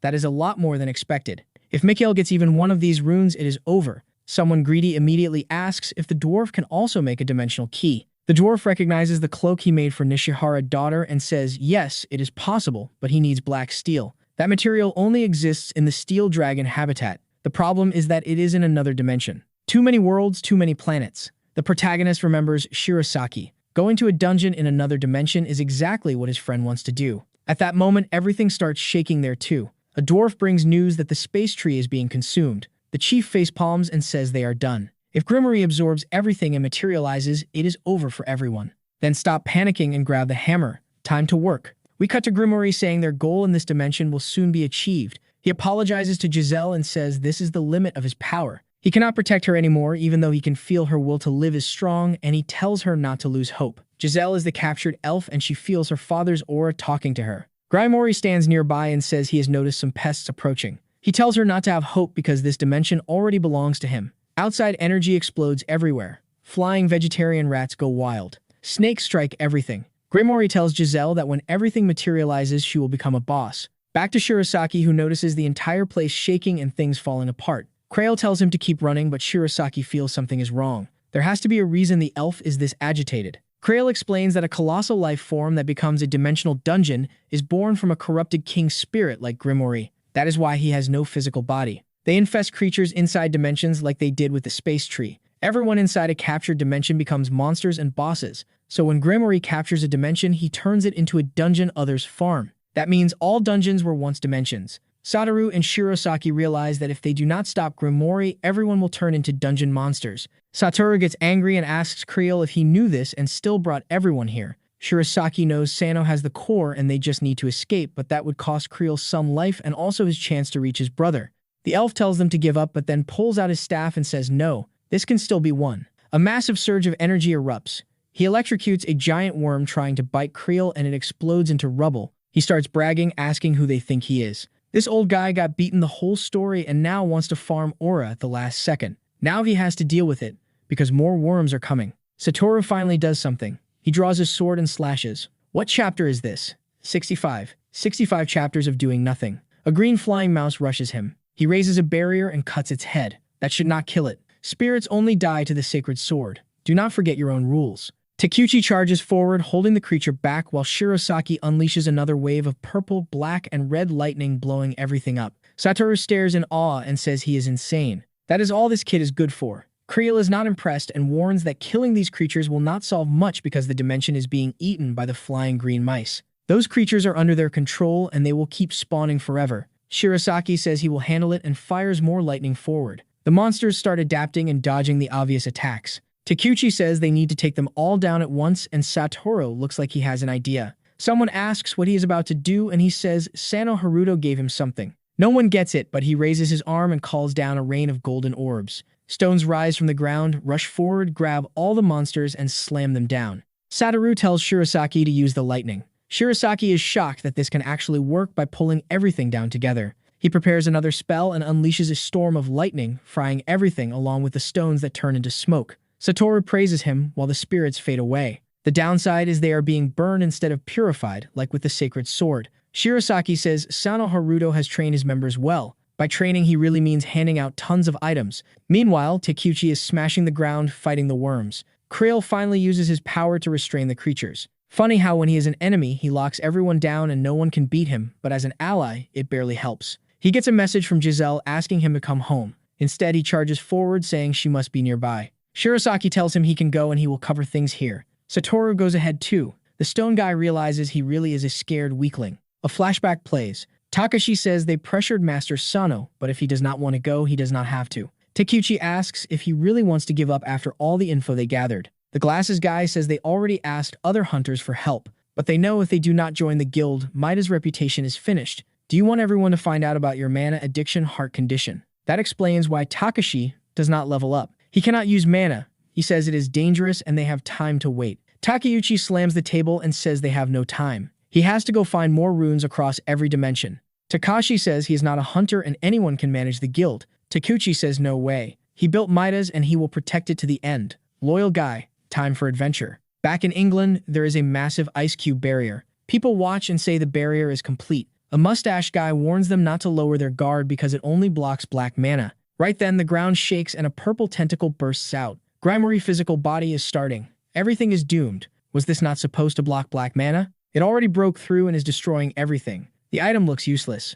Someone holds a wooden shield, thinking it will stop the apocalypse. The ground turns into a ruined sea. Watching from above is Ashley Cooper calling for an emergency meeting. The physical manifestation is happening much faster than expected. Grimery Dark Spirit has taken control of the spatial tree. They try to stop it, but it is too late. Another disaster is coming and England or Japan will be first. He is about to dump the problem on someone else again. Meanwhile, underground at the Kinosaki place. Nanazi cuts through everything as usual while Fua blocks. He got his shield back. Just the two of them holding off the apocalypse pouring out of the portal. She activates Hellfire, the flame that never goes out, and says they need to find out what happens next. Scene jumps again. We reach the elf who says he did not expect it to be so easy to get there. The protagonist says it is thanks to Duiko who showed the spatial path, but his face freezes. The elf base is completely destroyed. The holes in the ground make it obvious it was Mikhail. Lucas comes out of the gate and the protagonist warns everyone to be careful because Mikhail is nearby. Someone says he is already gone and was here for Krail. Krail is lying there missing limbs.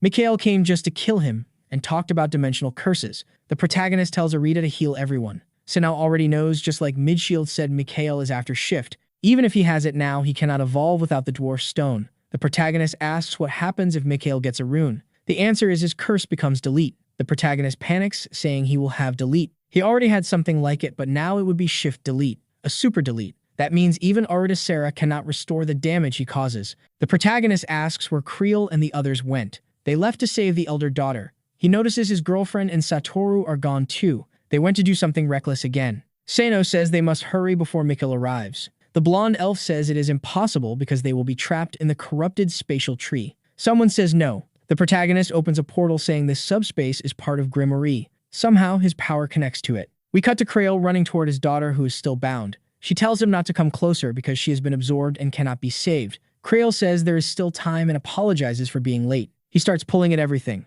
Takauchi rushes in, tells him to step back, grabs the branches and tears at them, trying to free her. More branches appear and she is fully protected. Shirosaki prepares lightning, but that would kill her. Even Krail yells, asking if he lost his mind. Then Shirosaki notices something strange. The ground is glowing. A small part of the branch is not contaminated and full of vitality. Perfect. He tells everyone to back away. He charges up a massive green attack and fires a classic elven shot. Satoru watches amazed, saying he made an arrow from pure energy. Still, your friend has copy and paste powers, and that is way more broken. Even Shirosaki notices the vitality in the tree, but he feels it is not that strong. That makes it impressive that the old man pulled so much energy from something so small. He fires the blast, and it almost hits the daughter head. Everything breaks apart. She falls from the branches, and he catches her. Shirosaki realizes that at least not everything was contaminated. He isn't shocked because if this old man is this strong with just a trace of magic, then imagine if this entire place were the tree of life with energy for everyone. He quickly raises a barrier and says they need to leave before they get trapped. The moment he says it, things go wrong. More tentacles appear and start trapping everyone. There is nowhere to go. Satoru says the obvious. They are trapped and about to be crushed because everything is breaking apart. Satoru, about to die, calls out for their guy, but everything suddenly disappears. He smiles in relief until he sees Mikhail arriving and saying it is unfortunate, but he is not Sano. Everyone freezes. Takuchi does not hesitate. He pulls his arms back and charges like a madman. He is about to eat another hit. Mikhail warns him to be careful because he no longer has his little friend to fix him. Control X activates toward his hand, and it starts corroding everything along with his mask. Takuchi keeps pushing and says he has tons of stone and will not give up. Even Mikhail is surprised as the energy keeps expanding. Takuchi explains that when someone uses stone armor, it is completely isolated from the outside world. That means abilities cannot affect them. Then it clicks. He is not putting the armor on himself. He put it on Mikhail. It cost him an arm, but now he tells Shirosaki to fire the lightning. Shirosaki raises his arm and gathers energy. Takuchi yells. The lightning strikes. Mikhail stares straight ahead and the chapter almost ends. Everything explodes around Mikhail, but he uses Control H and slips aside. This guy has too many buttons. Shirosaki thinks he has a chance and asks where Mikhail thinks he is going. Lightning rains down, but Mikhail keeps abusing Control H and dodges everything. Takuchi appears behind him and slams the hammer. Mikhail blocks for the first time and gets thrown back. This looks like the moment he might be killed. Mikhail laughs and says best in the world is meaningless because Transcendentals kill anyone in this world. Wanting to be the best of your own world does not mean much. He activates another Control X. His aura expands again and the massive purple sphere returns. Shirosaki throws up another barrier, but everything detonates. Purple energy floods everywhere. He cannot hold it. His eyes turn purple and wild. Satoru is useless and crying. The pressure becomes too much and everyone gets swallowed by the sphere. A storm wipes everything out. A massive crater forms and Takuchi loses his hand. People lose limbs so often here that it barely shocks anyone. Mikhail approaches and asks how Shirosaki survived the abyss black mana. Shirosaki stands there with blackened eyes and power crackling. Mikhail snaps his fingers and another Control X activates. Purple spheres lock onto each of the boy's limbs. Only stumps should be left. Mikhail looks to the side and asks if he is Midshield's father. The old man freezes. Mikhail says he brought him here and that Midshield told him about his shift curse and how to take it from him. Mikhail snaps again and crushes the father's arm. At the same time, creatures swarm Satoru. Then suddenly, Satoru wakes up. He looks around and sees Creel facing Mikhail. He sees everyone else broken on the ground. The strongest are dead and he is next. He needs to escape. A voice tells him he will soon meet them in the afterlife. Creel screams, asking if Mikhail used Midshield just to kill him in the end. Mikhail laughs and says nothing matters. Everyone in this world is a monster and now he will take this curse. Suddenly, lasers, lightning, thunder, and massive energy blasts fill the area. Mikhail feels burning pain from a long sword. It is not Sano. It is Satoru. Mikhail is shocked that Sano left him the sword. He teleports instantly and asks if the idiot even knows how to use it. Satoru senses him, turns and blocks, but is sent flying. He cannot believe he blocked a Mikhail attack. The sword is broken, strong, and gives him a chance. Mikhail mocks him, saying he thinks he is stronger just because of an item and that it is a pathetic illusion. Mikhail fires the sphere straight into his chest.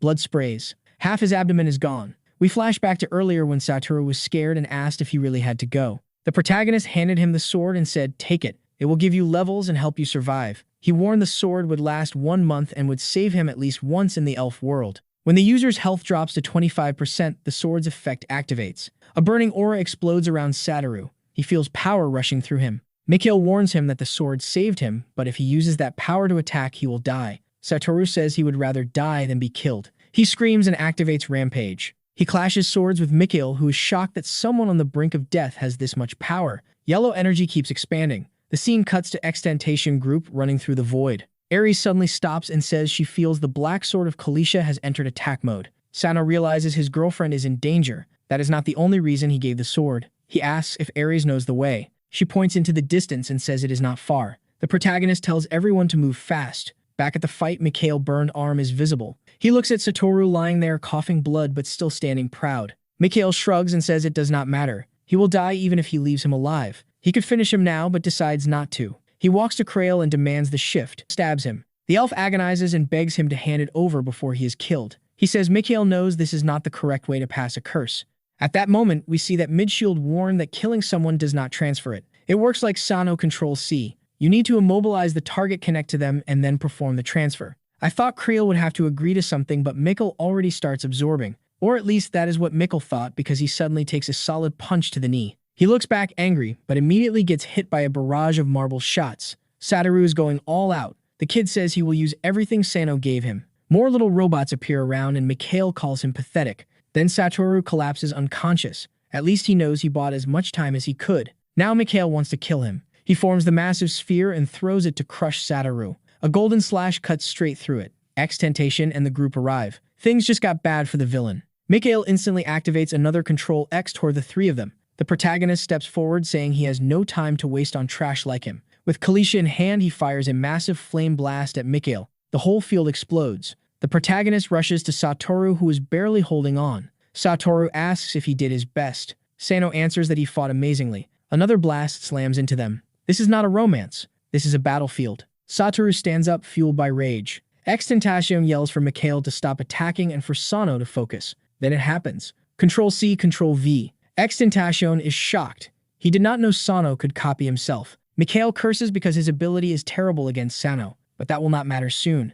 The protagonist worries about everyone around. The main plan is to evacuate the injured. He uses Control-V on the ground and Yggdrasil roots rain down. Mikhail strikes another dramatic pose. Everyone starts moving through the portal. Sano orders the K-pop queen to heal everyone. The old man stands up, yelling that his curse was stolen. The protagonist realizes how bad this is. As long as Mikhail cannot evolve the skill to level 2 even with shift, it should not fully work in this world. He still needs the same rune from Dueco. Extentacion is alive and could help fight, but Sano activates more Yggdrasil roots. A system warning appears asking if he wants to copy the spatial tree into existence. It warns about possible collision. Sano hesitates, wondering if the spatial tree is not already part of Grimoire. Mikhail teleports onto a branch and asks if Sano is buying time for his friends to escape. He says it is pointless since he has shift and will steal Sano's curse. Sano replies that without a rune, shift is meaningless. He confirms the copy. 10% complete. Control cannot be used during copying. Mikhail attacks from behind. Sano blocks with his sword.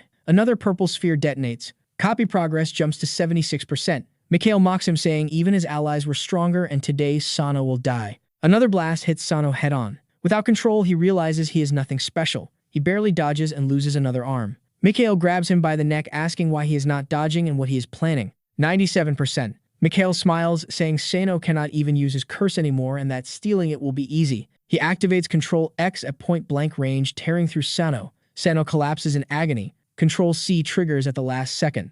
Only his remains hit the ground. The spatial tree finishes copying. Control V activates. Initial recovery begins. Sano starts glowing like fireworks. Yggdrasil Blessing restores 100% of damage and reduces damage by 65% for 1 hour. Mikhail is confused, asking why healing works now. Sano smiles, saying his curse evolved again. Mikhail says it does not matter and that he will kill him anyway. Suddenly, massive tentacles slam into the ground toward Mikhail. He explodes them, but they keep coming. They also attack Sano. This is not Sano's power. It is Grimoire reacting to stolen energy at the perfect moment to absorb everything. Even Mikhail is shocked. The black spirit moves. Mikhail dodges through roots and fires another delete into the tree. The roots seem endless. Sano dodges under 2 more and realizes he can copy the entire spatial tree and even use its abilities. Maybe he can control this chaos. He touches the branch but fails. A higher entity already controls it. He realizes if he gets trapped, he will become a monster. He sees a strange black aura ahead and stretches his hand using Control V to pull black aura from subspace.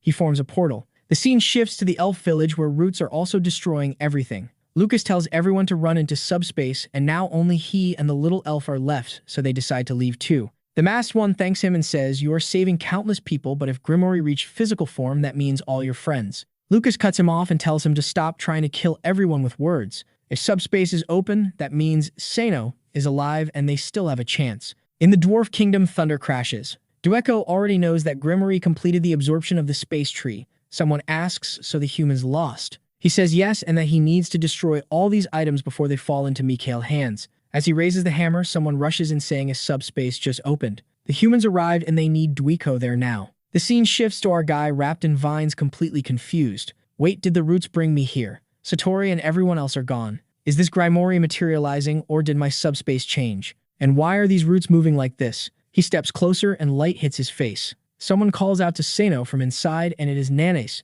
The protagonist walks through the portal while she is confused, asking, "Why are you back?" He looks up and says, "So this is under Shirosaki House. Is subspace still open?" She says yes, but the corrupted roots keep coming out and are getting harder to control. He realizes what happened and knows he must urgently return to the dwarf village. Nanes tells him to be careful as another tentacle nearly hits his face. She activates the witch blade while he runs, saying he has to go back to that world. She will cover while he is gone. As he reaches the portal, a hand appears. It is Lucas. Everyone freezes, confused about what is happening and why Nanes is here. The protagonist explains they are on Earth and they need to go back there fast. Elves start coming through the portal too. Nanes is overwhelmed as people keep pouring out. The protagonist tells her to stay calm and that they are not enemies. The masked elf is shocked that the protagonist is alive. That means Creel is safe too. Did they save Giselle? The protagonist taps his hand and says, yes, everyone is fine. He thinks that if this guy made it out alive, then the elf village was not fully destroyed. Now the hard part is how to return to the dwarf land. The elves have the same problem because they have nowhere to go. Then someone shouts because the monster is still coming through the portal. But wait, the portal is shrinking. Sonaruto did not make it through in time. Worst Control V fails, saying subspace not found. Sano is confused and Lucas explains the reality. Grimoire fully materialized. With that power, he can control the subspace that leads to him. Sano asks, so until we defeat him, subspace is unusable. The elves are shocked because that means none of them can return either. Then someone says, do not give up. It is Nanase. She says whether good or bad, Cooper left this behind. A dimensional portal opened in England and is destroying everything. So Cooper did not dump it on Japan. Now Sano has to go to England, while others are in another world. The protagonist smiles and says thanks to Cooper greed, they now have a way back. He clearly has another goal with that portal. Grimoire advances, swallowing bridges, cities, and people. No one stands a chance. All the magic they throw does nothing. Someone watches from afar. Grimoire absorbed the entire tree. It is bigger and more destructive than anything imagined. In the end, it is still a tree. Nature is strong, though. If humans disappear, nature takes over the planet in 20 years.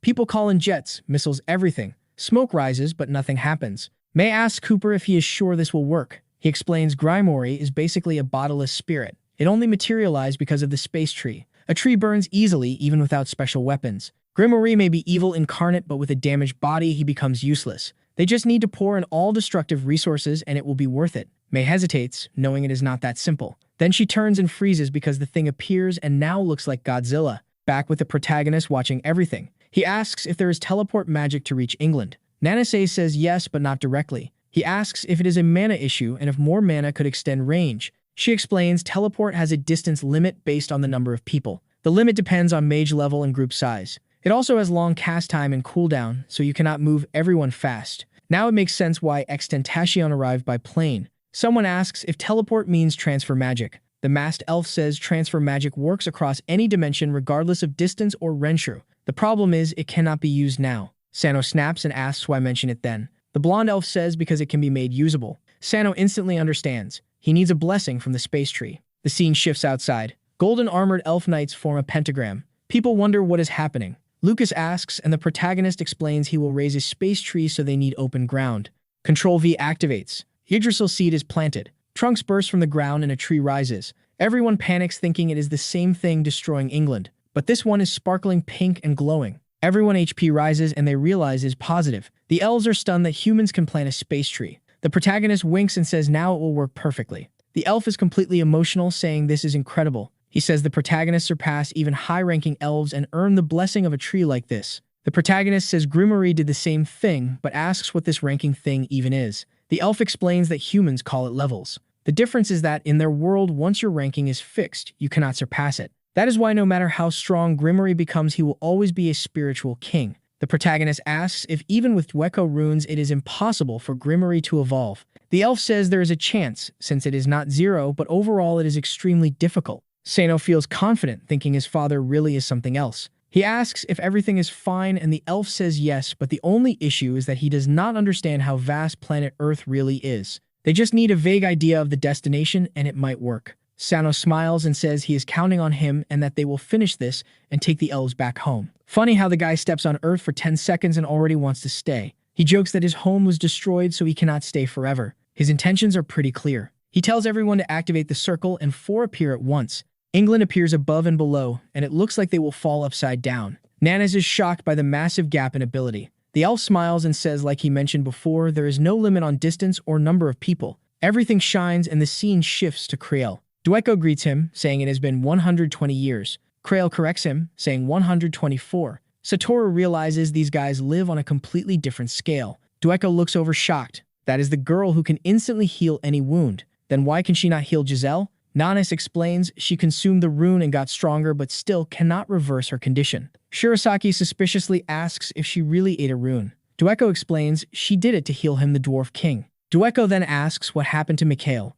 They say they have no idea. In theory, everyone left there got trapped and died to Grimory. The subspace vanished. Sonaruto panics, saying his girlfriend cannot die like this. Shirasaki throws subtle hints, wishing he had a powerful rune to fight those enemies. Dueko responds, asking if he thinks a single rune could beat the corrupted forces of the space tree. ActionToon says the guy on Earth was weaker than him anyway. Dueko pulls out the runes and says everything is ready. Everyone is stunned. Dueko says they know why he is giving this to them. ActionToon says yes, it is to protect Elf, Dwarf, and Earth dimensions. He bites it. Energy explodes. Control S keeps rising, and now overriding mana layers goes from 10 to 20. His curse power basically doubled. Meanwhile, Kinosaki suddenly tries to farm aura.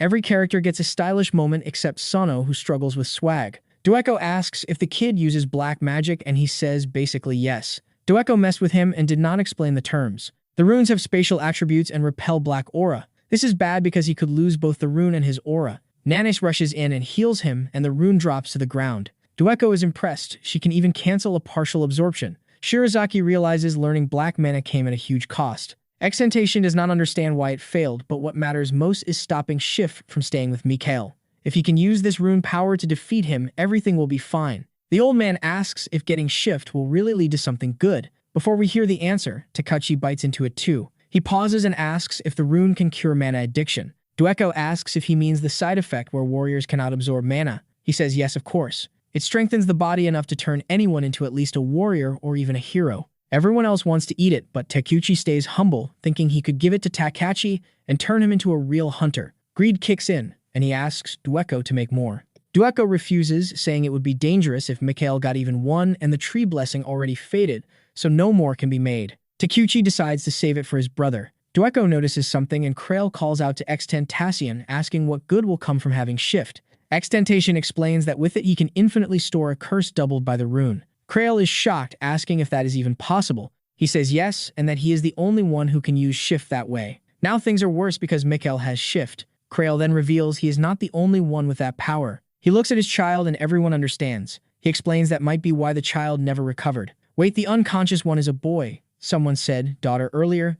This is confusing. We cut back to England, where the tree monster is rampaging. Everyone says there is no way to defeat something that big. Branches spread everywhere. Roots burst from the ground, throwing people around like toys. Cooper watches from the mountains while May asks if there is really nothing they can do. He says they have to wait for the Japanese hunters. She calls it madness since lives are at risk, but he says the sacrifices will buy time. 3 jets fly in and fire more missiles. Grimory opens its mouth, releases a black energy sphere, and wipes the sky. Everything explodes. A black vacuum forms, pulling buildings apart. The entire area turns into a volcanic wasteland. May is in shock, saying the more they interfere with bombs, the worse it gets. For a second, it looks like the thing is going down. Nope. Another root attack hits the ships and everything explodes in the sky. May turns and says she will call international organizations for support. Then she hears a sound behind her. She turns and sees the sky splitting open. The giant looks confused, and from inside comes a blue glow mixed with hellfire straight into its head. Look at that entrance in midair. The protagonist is falling with her while she says the hellfire will hold it for a while.